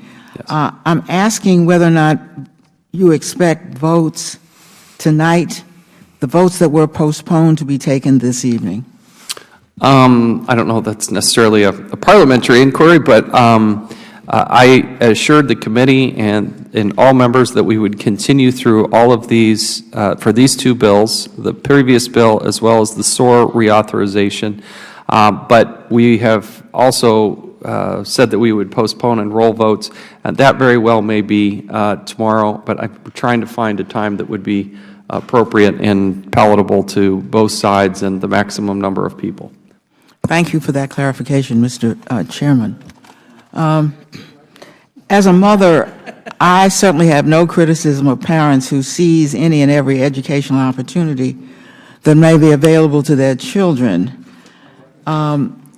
I believe, and I think you will see by this statement, that my opposition shows that we mean no punitive effect on these children, because I believe that the current voucher students should remain covered by this program, this voucher program, until they graduate from high school. Now, this is a compromise offered by then-President Obama, but rejected by the Republicans. Republicans used to know how to compromise on bills and even vouchers. Then Speaker Newt Gingrich wanted to create a voucher program in the District of Columbia when he was Speaker. I told him that D.C. already had a few charter schools and had a charter school procedure. And I worked with the Speaker. We worked together instead on legislation that created the present charter school system in the District of Columbia, which is considered the best in the country. The most interesting question today is why Republicans consider the D.C. voucher program necessary in light of such a strong charter school choice, alternative choice from the public schools. Since President Trump, Education Secretary DeVos, and the Republican leadership all strongly support vouchers, why is the Education Committee not marking up a voucher bill for the country as I speak today? The answer, of course, is that there is very limited support for private school vouchers in the Congress and in the nation. When Republicans cannot pass controversial national legislation, they instead abuse their power over a jurisdiction they view as defenseless. Republicans have controlled the House since 2011, but they have never brought a national voucher bill to the floor. Last Congress, during the reauthorization of the Elementary and Secondary Education Act, the House and Senate actually cast votes on several national voucher amendments, and each and every one of them failed. Moreover, Congress has never authorized the D.C. voucher program in the light of day. When Congress first created the program in 2004 and then reauthorized it in 2011, it did so by adding voucher bills as riders to appropriation bills because they couldn't get their own people to vote for private school vouchers. Unlike the House, the Senate has never passed a standalone D.C. voucher bill. Neither chamber wants to face its own constituents to explain why federal funds should go to private schools. A similar pattern played out just last month. This committee passed a bill to nullify the district's medical aid in dying bill, when other committees could have been marking up a bill to ban the procedure nationally. Republicans are not going to bring a national ban on medical aid in dying to the floor, however. 69% of Americans support that procedure. 24 House Republicans from 6 states where the procedure come from 6 states where the procedure is legal, and Republicans tried but failed to ban that procedure 20 years ago. Since the 1970s, the D.C. government has had authority to write a voucher program, but it has never done so. Yesterday, a majority of the D.C. Council sent a letter to the committee opposing admission of new students to the voucher program and requesting that any funding be given to D.C. public and charter schools instead. The 3-sector funding in the bill only exists because when the voucher program was created, I repeatedly pointed out that D.C. public and charter schools were the preferences of D.C. residents. And to his credit, the Archbishop of Washington asked Congress to also give funding to public and charter schools. It is clear that Republicans do not take into account the views of the D.C. government or its residents. In the first 2 months of this Congress, in addition to trying to nullify the district's medical aid in dying bill, this committee has launched an investigation of D.C.'s program to support immigrants. The House has also voted to permanently prohibit D.C. from spending its own local funds on abortion services for low-income women, the only jurisdiction treated this way in the United States. And a bill was introduced once again to eliminate all of D.C.'s gun laws. The D.C. voucher program has failed its central purpose. It has not improved academic achievement as measured by math and reading tests, and that ought to be the test. The program is therefore patently unnecessary. I doubt that the district of any member of this committee has a more robust public school choice program than D.C. has. Public school choice in D.C. is offered to every single child. Almost 50% of public school students attend charter schools. 75% of public school students are allowed to go out of boundary to find schools they prefer outside of their own local neighborhood in order, by their measure, to improve their access to better education. I appreciate the bill makes one important improvement to the 2011 law. It requires voucher schools to be accredited. Isn't it amazing we're just getting to the point of accreditation? Remarkably, there were no accreditation requirements until Congress first imposed them in the fiscal year 2016 omnibus appropriation bill. I remain very concerned, however, that the bill does not prohibit schools that rely primarily on voucher students to exist. Those schools are known as voucher mills. From participating, they may participate in this program. It weakens the vigor of the evaluation of the program's effectiveness and does not provide voucher students with protection of civil rights laws. I want to reassure my own constituents that even if this bill is not enacted, which I believe is unlikely with Republicans controlling the executive and legislative branches, but even so, the Republican-led appropriation committees have always funded all three sectors, and they will probably do so again. I continue to believe, however, that federal funding for education in the district should reinforce the hard work of our city, our parents, and our residents who have shown the nation how to build a fully accountable public choice system. I thank you very much, Mr. Chairman, and yield back.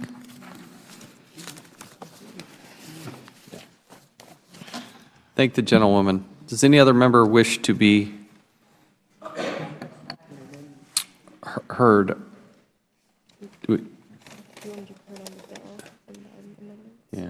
Does any member wish to strike the last word to be heard on the bill? You can offer an amendment, but if you want to be heard on the bill prior to... Thank you, Mr. Mr. Conley, did you want to? I have an amendment, Mr. Chairman, if you want me to wait. Are you okay if we move to strike the... Okay, let's go to Mr. Raskin, is now recognized from Maryland for 5 minutes. Mr. Chairman, move to strike the last word. Thank you very much for recognizing me. I want to associate myself very strongly with the remarks of our distinguished colleague representing the District of Columbia. It seems clear to me after several months in Congress now that there is an ideological offensive against public things. There's an attempt to defund and strip public schools and put money into private education. There's an effort to sell off public lands and public properties. There's an attempt to dismantle public regulation affecting clean air, clean water, and other public goods. There's been a freeze put on federal public employment and continuing moves to privatize and outsource. And now the good people of the District of Columbia, some 700,000 tax-paying, draftable American citizens, are subject to legislation that they don't want. The federal government presents itself saying, the federal government is here and we're here to help you. And somehow the people in the District of Columbia are taking it with a grain of salt, because who's closer to the public schools and public education in D.C. than the D.C. Board of Education, the members of the D.C. Council, and the people of the District of Columbia who are not asking for this legislation which is being imposed upon them. Representative Norton... Will the gentleman yield? Yes. I mean, one of the letters I entered into the record was from the mayor supporting and asking for this. Mr. Chairman, I appreciate that. I understand there's a letter from a majority or a supermajority of the D.C. Council continuing to oppose the legislation, and I know that's a political fight that happens in lots of jurisdictions, but if you had a conflict between the state legislature in Utah and the governor, you would not have a law because the state legislature would not have adopted it. So I think the D.C. Council has not approved this as a legislative enactment, and they are the representatives of the will of the people. And it's a point that I think we like to insist upon, Mr. Chairman, that Article 1 makes Congress the lawmaking branch. The legislative branch expresses the will of the people. The executive, whether it's a president, a governor, or a mayor, implements the laws that are adopted by the people in service of the public interest. So, but look, we don't need to be pulled into intramural food fights in the District of Columbia or in any other jurisdiction. We just have to allow them to govern themselves. And lots of kids in D.C. go to charter schools, and the charter school experiment seems to be working, along with other improvements that have been made in the D.C. public school system. So I will be voting with my friend Representative Norton in the interest of democratic self-determination of the people of our capital city. And with that, I would yield back, Mr. Chair. Gentleman yields back. Mr. Chairman. We now recognize the gentlewoman from North Carolina, Ms. Fox. Thank you. I move to strike the last word. Gentlewoman's recognized for 5 minutes. Thank you, Mr. Chairman. I want to say I am not opposed to public things. I think all Republicans know that we need a certain amount of government. We do not want anarchy in our country. And many public functions have worked very well. I'm a product of public schools, both at the elementary and secondary level and at the higher education level. So I'm certainly not opposed to public schools or many other, again, functions that are run by our various governments. So I think it's important to get that on the record because I don't agree with my colleague on that. But I think that the SOAR Act and the Opportunity Scholarship programs the program has been very, very successful in the District of Columbia. And I don't see it as imposing on the people. It's providing a choice for people. And my colleagues on the other side of the aisle are very keen on providing choice when it comes to human life. And I think we should want more choice when it comes to people being able to choose a great public education. This is not, again, anti-public. The public schools saw an increase in graduation rates of 6% in 2014-2015. But OSP students and charter students have achieved graduation rates of 90 and 70%, respectively. Statistics show that those with a high school diploma do markedly better in terms of median wages than those without a diploma. And there's also evidence that the unemployment rate for those without diplomas is greater than those with a diploma. And as the chairman said, the mayor of D.C. supports reauthorizing SOAR. She certainly represents the entire city, I believe. And SOAR does not take money away from the public schools in the district.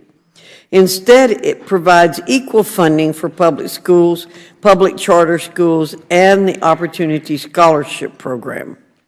The OSP program also helps achieve greater graduation rates for students when compared to public schools in the district. 92% for OSP graduates compared to 64% for district public schools.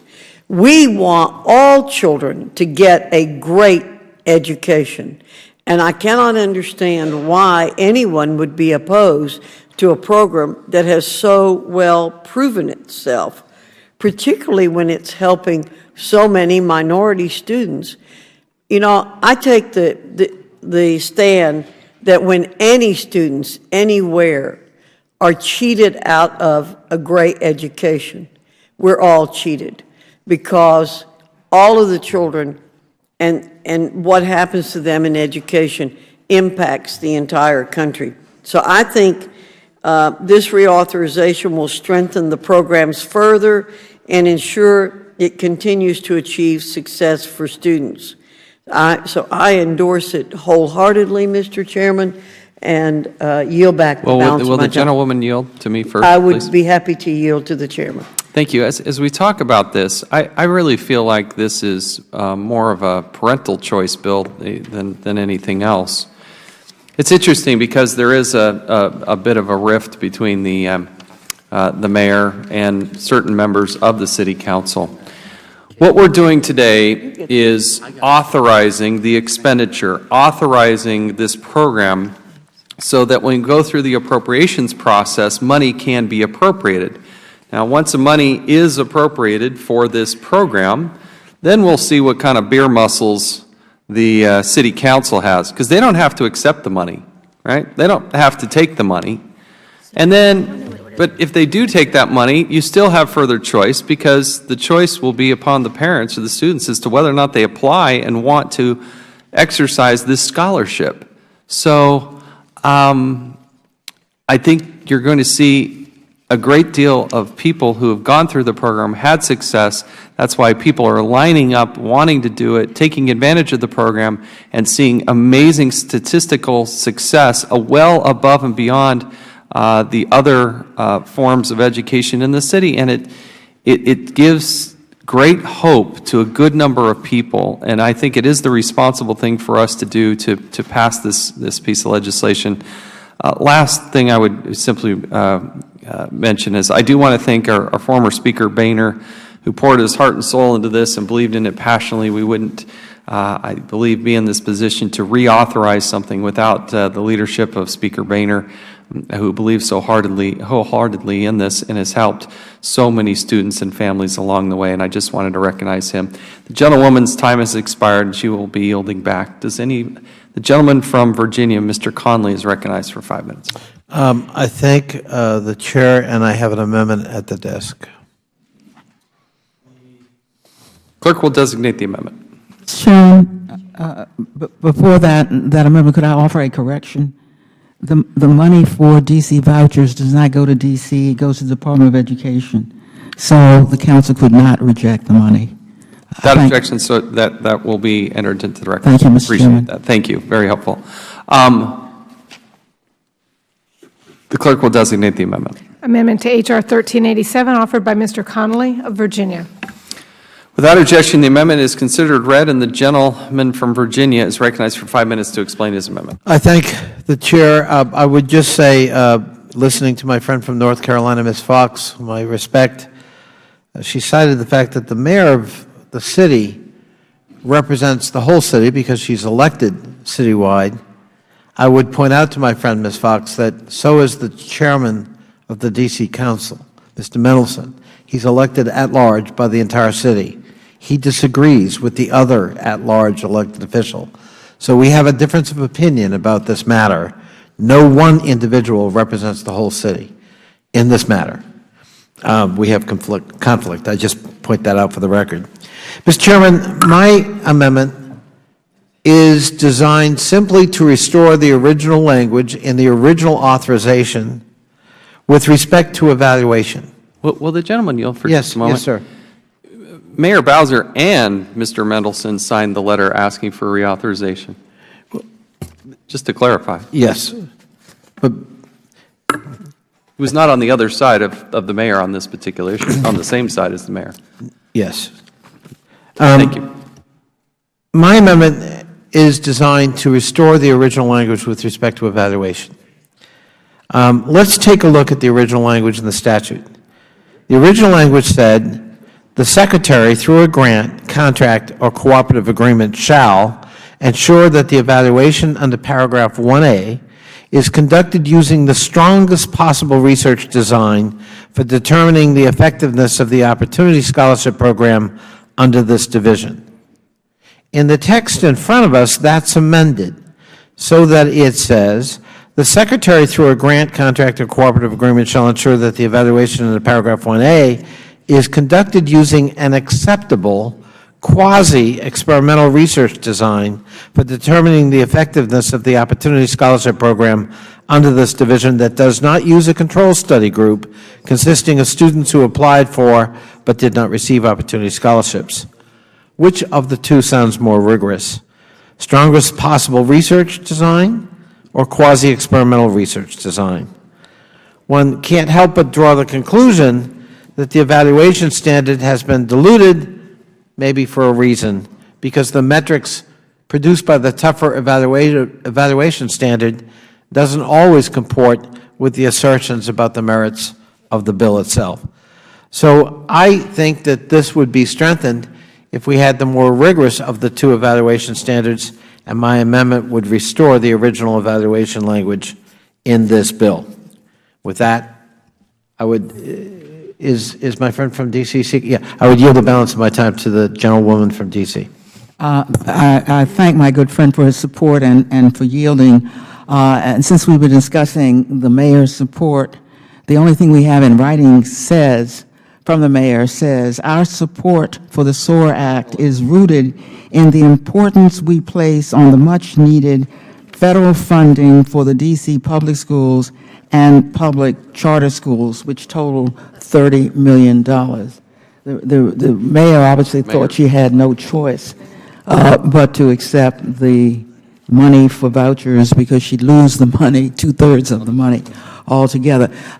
In respect to this amendment, why we want to weaken evaluation? We're subjecting our public and charter schools, just passed the Elementary and Secondary Act last Congress, to greater rigor. But we are reducing the rigor that we associated from the very beginning with these schools. The entire reason given by my Republican colleagues for this bill is they wanted these children to have access to better education than the D.C. public schools. But now they want to weaken their evaluation of whether or not that is happening. That is why my good friend from Virginia wants to strengthen the evaluation, is in keeping with the original purpose of the bill in the first place, and I thank him very much. Reclaiming my time, and I thank my friend. The chairman and I, in a sense, are both right and both wrong with respect to Mr. Mendelson. Mr. Mendelson signed the letter with the mayor last year in favor of the reauthorization. He did not sign the letter this year. Neither did he come out in opposition to the reauthorization. He's been silent, apparently, about it. But we did receive a letter from 8 members of the D.C. Council, as I understand it, opposing reauthorization. So I stand corrected, and maybe, Mr. Chairman, gently I suggest you as well. If the gentleman will yield, both letters have been entered into the record. Mr. Mendelson and Mariel Bowser, as well as other members of the council at the time, did send us a letter in support. Then there are some letters that came in today, yesterday, in opposition. And let's make sure that that's been entered into the record as well. I thank the chair. Without objections ordered, y'all can read what your council member did or didn't do and figure out for yourself what you'd like to do. Anyway, so the gentleman yields back, right? All right. I will now recognize myself in opposition to the amendment offered by Mr. Conley. The amendment stands in direct contradiction to the opening up of the OSB scholarships to students who previously participated in the control group for the study. The study required by this amendment would require that a participants be excluded from a chance at receiving scholarships in order to establish a control group necessary for the strongest possible research design. The evaluation process was carefully and meticulously debated and considered to ensure that students are not unnecessarily excluded from the academic opportunities provided by the OSP. The evaluation standards included in SOAR will require that the evaluation be done to the highest possible standards while still allowing all eligible students to participate. The amendment is therefore, I believe, unnecessary, would only serve to exclude students from the participation in the OSP, and I stand in opposition of the amendment. Does any other member wish to be heard on the amendment? We're still dealing with Mr. Conley's amendment, so. Does any other member wish to be heard on the Conley amendment? It's not the right thing. It's not going to be the strongest. If none, the question is now on the amendment offered by the gentleman from Virginia, Mr. Conley. All those in favor signify by saying aye. Aye. Those opposed, no. No. In the opinion of the chair, a roll call vote has been requested. As previously announced, further proceedings on the question will be postponed. You anticipated. All right. Thank you. Speeding up the process. I believe Ms. Watson-Coleman. Ms. Watson-Coleman has an amendment at the desk. The clerk will designate the amendment. Amendment to H.R. 1387, offered by Ms. Watson-Coleman of New Jersey. Without objection, the amendment is considered read, and the gentlewoman from New Jersey is recognized for 5 minutes to explain her amendment. Thank you. Thank you, Mr. Chairman. This amendment reflects a simple idea. Federal funds should not be used for discrimination. Currently, schools receiving voucher money are prevented from discriminating against students based on race, color, national origin, religion, or sex. My amendment would add sexual orientation and gender identity to this list. This committee is clearly divided on the merits of private school vouchers, but to those who believe vouchers are necessary to provide opportunities to students in struggling schools, surely we must require that those opportunities be available to all students. Yet under current law, LGBT students can be denied admission, expelled, or otherwise treated negatively just because of their sexual orientation or gender identity. For a federally funded program, that is unacceptable. LGBT youth are particularly likely to be bullied or physically assaulted at school, making it essential that we ensure this vulnerable population is protected from discrimination. This amendment would simply give them the same protections we give other students participating in the DC voucher program. Some of my colleagues may have concerns about interfering with private institutions, but these schools make a choice to participate in the DC voucher program. If they don't want to abide by non-discrimination principles, they are free to not accept federal money. I find it entirely reasonable to expect schools that accept taxpayer dollars, including from the BGT taxpayers in all of our districts, to spend that money in a non-discriminatory way. Just earlier this year, President Trump announced he will keep in place President Obama's executive order prohibiting federal contractors from discriminating against employees on the basis of sexual orientation or gender identity. This decision reflects a growing bipartisan consensus that those who choose to accept federal money should not use those funds to discriminate. I therefore urge my colleagues on both sides of the aisle to join me in applying this logic to the DC voucher program by supporting this amendment. And I yield back, Mr. Chairman. Gentlewoman yields back. We now recognize the gentleman from Alabama, Mr. Palmer, for 5 minutes. Mr. Chairman, I speak in opposition to the amendment. What we're trying to do here is give students the best chance for a quality education, and this amendment really doesn't address that. It introduces unnecessary controversy into a bill designed to help children achieve academic success. It's an issue that's already enmeshed in litigation and was only just recently remanded by the Supreme Court. And the District of Columbia already prohibits discrimination in public educational institutions based on gender, sexual orientation, and its Human Rights Act. So since SOAR is applicable only to the district, including this as a protected class is unnecessary, and I encourage the members of the committee to vote in opposition. I yield back. Gentleman yields back. Does any other member wish to speak on the Watson-Coleman amendment? Gentlewoman from the District of Columbia, Ms. Norton, is recognized for 5 minutes. Thank you, Mr. Chairman. I do want to point out that the voucher program has a meaningless non-discrimination provision. You know it's meaningless because otherwise you wouldn't have language that exempts these charter schools from from the federal civil rights laws. They don't define it. And what is particularly heartless is that even this meaningless, undefined non-discrimination provision does not exclude disability. So disability students who happen to choose a voucher school would not be protected in any fashion. So it's glaring that the protections that are available in public schools and in charter schools are without any meaning, and we just as well take this non-discrimination provision at a time when we've learned what discrimination really means in our society out of the bill, and I thank you and yield back. Gentlewoman yields back. Does any other member wish to speak on the Watson-Coleman amendment? Mr. Chairman. Sorry, who said? On your left. Oh, Ms. Fox. I kept looking over there, so I'm glad to have somebody. Ms. Fox is recognized for 5 minutes.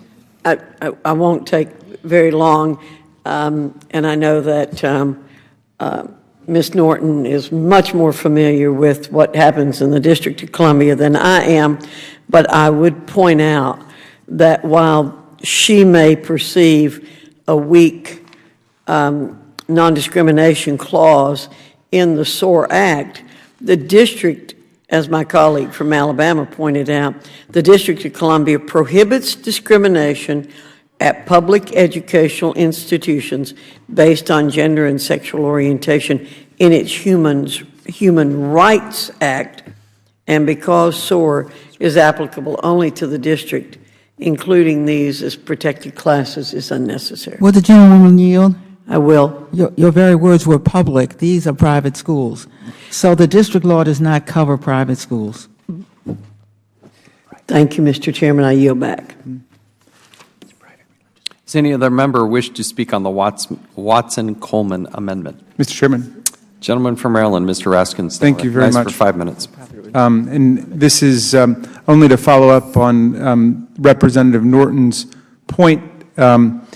We're invited to reject what I think is a perfectly common sense and appropriate amendment extending the non-discrimination principle to schools that are going to be getting federal funds. And we're invited to reject it on the theory that it's District of Columbia policy already to forbid discrimination on the basis of sexual orientation and gender identity. Well, if this is meant to assist the District of Columbia, and it's the policy of the District of Columbia to foreclose these kinds of discrimination, why would we not include it in this legislation to assist the District of Columbia? And if we just want to assist children in the District of Columbia, or the lucky few who get to have these scholarships, why shouldn't that group include those who identify as LGBT? In other words, if we want to override basic principles of democracy to intrude and to micromanage the educational affairs of one jurisdiction, of all the jurisdictions in the country, in order to help kids, in our view, why wouldn't we want to help all of the kids? I salute the Congresswoman for introducing this amendment, and I think this really does put us to the test. Do we mean what we say? Will we respect the policy of the District of Columbia with respect to non-discrimination? And will we actually try to assist all of the young people in D.C. Who might, want a chance to win one of the golden tickets? With that, I yield back, Mr. Chairman. Gentleman yields back. Does any other member wish to speak on the Watson-Coleman amendment? If none, the question is now on the amendment offered by the gentlewoman from New Jersey, Ms. Watson-Coleman. All those in favor signify by saying aye. Aye. Those opposed, no. No. We will have a roll call on this vote. As previously announced, further proceedings on the question will be postponed. Mr. Desaulniers. Thank you, Mr. Chairman. I have an amendment at the desk. Clerk will designate the amendment offered by the gentleman from California, Mr. Desaulniers. Amendment to H.R. 1387 from Mr. Desaulniers of California. Without objection, the amendment is considered as read, and the gentleman from California is recognized for 5 minutes to explain his amendment. Thank you, Mr. Chairman. This will not be inconsistent with the previous conversation. My amendment ensures that schools receiving funds authorized in this bill adequately protect students with disabilities. As you know, the Individuals with Disabilities Education Act, or IDEA, was originally enacted in 1975 to ensure that children with disabilities receive the services and accommodations they need to be successful in school. For the past 42 years, IDEA has governed how states and public agencies provide early intervention, special education, and related services. Despite Congress's continuous inability to fully fund its IDEA obligations, more than 6.5 million eligible children and youth with disabilities have benefited from this critical civil rights program. Unfortunately, the SOAR Act, as currently drafted, does not extend these crucial federal protections to children attending voucher schools. When IDEA was passed, it did not include any language suggesting that all students with disabilities should be protected except attending voucher schools. My amendment addresses this oversight, Mr. Chairman, and this amendment is a common-sense improvement to the bill. I urge my colleagues to vote in favor of this amendment that it affirms that students attending D.C. voucher schools receive IDEA protections. I yield back. The gentleman yields back. I'll recognize myself to briefly say that SOAR already makes it clear that when Individuals with Disability Education, that the Individuals with Disabilities Education Act applies. It still applies to SOAR. With that, I yield back. Does any other member wish to be heard on Mr. Desaulniers' amendment? If none, the question is now on the amendment offered by the gentleman from California, Mr. Desaulniers. All those in favor signify by saying aye. Aye. Those opposed, no. No. We will have a roll call vote. As previously announced, further proceedings on the question will be postponed. Does any other member have an amendment or wish to speak on the bill?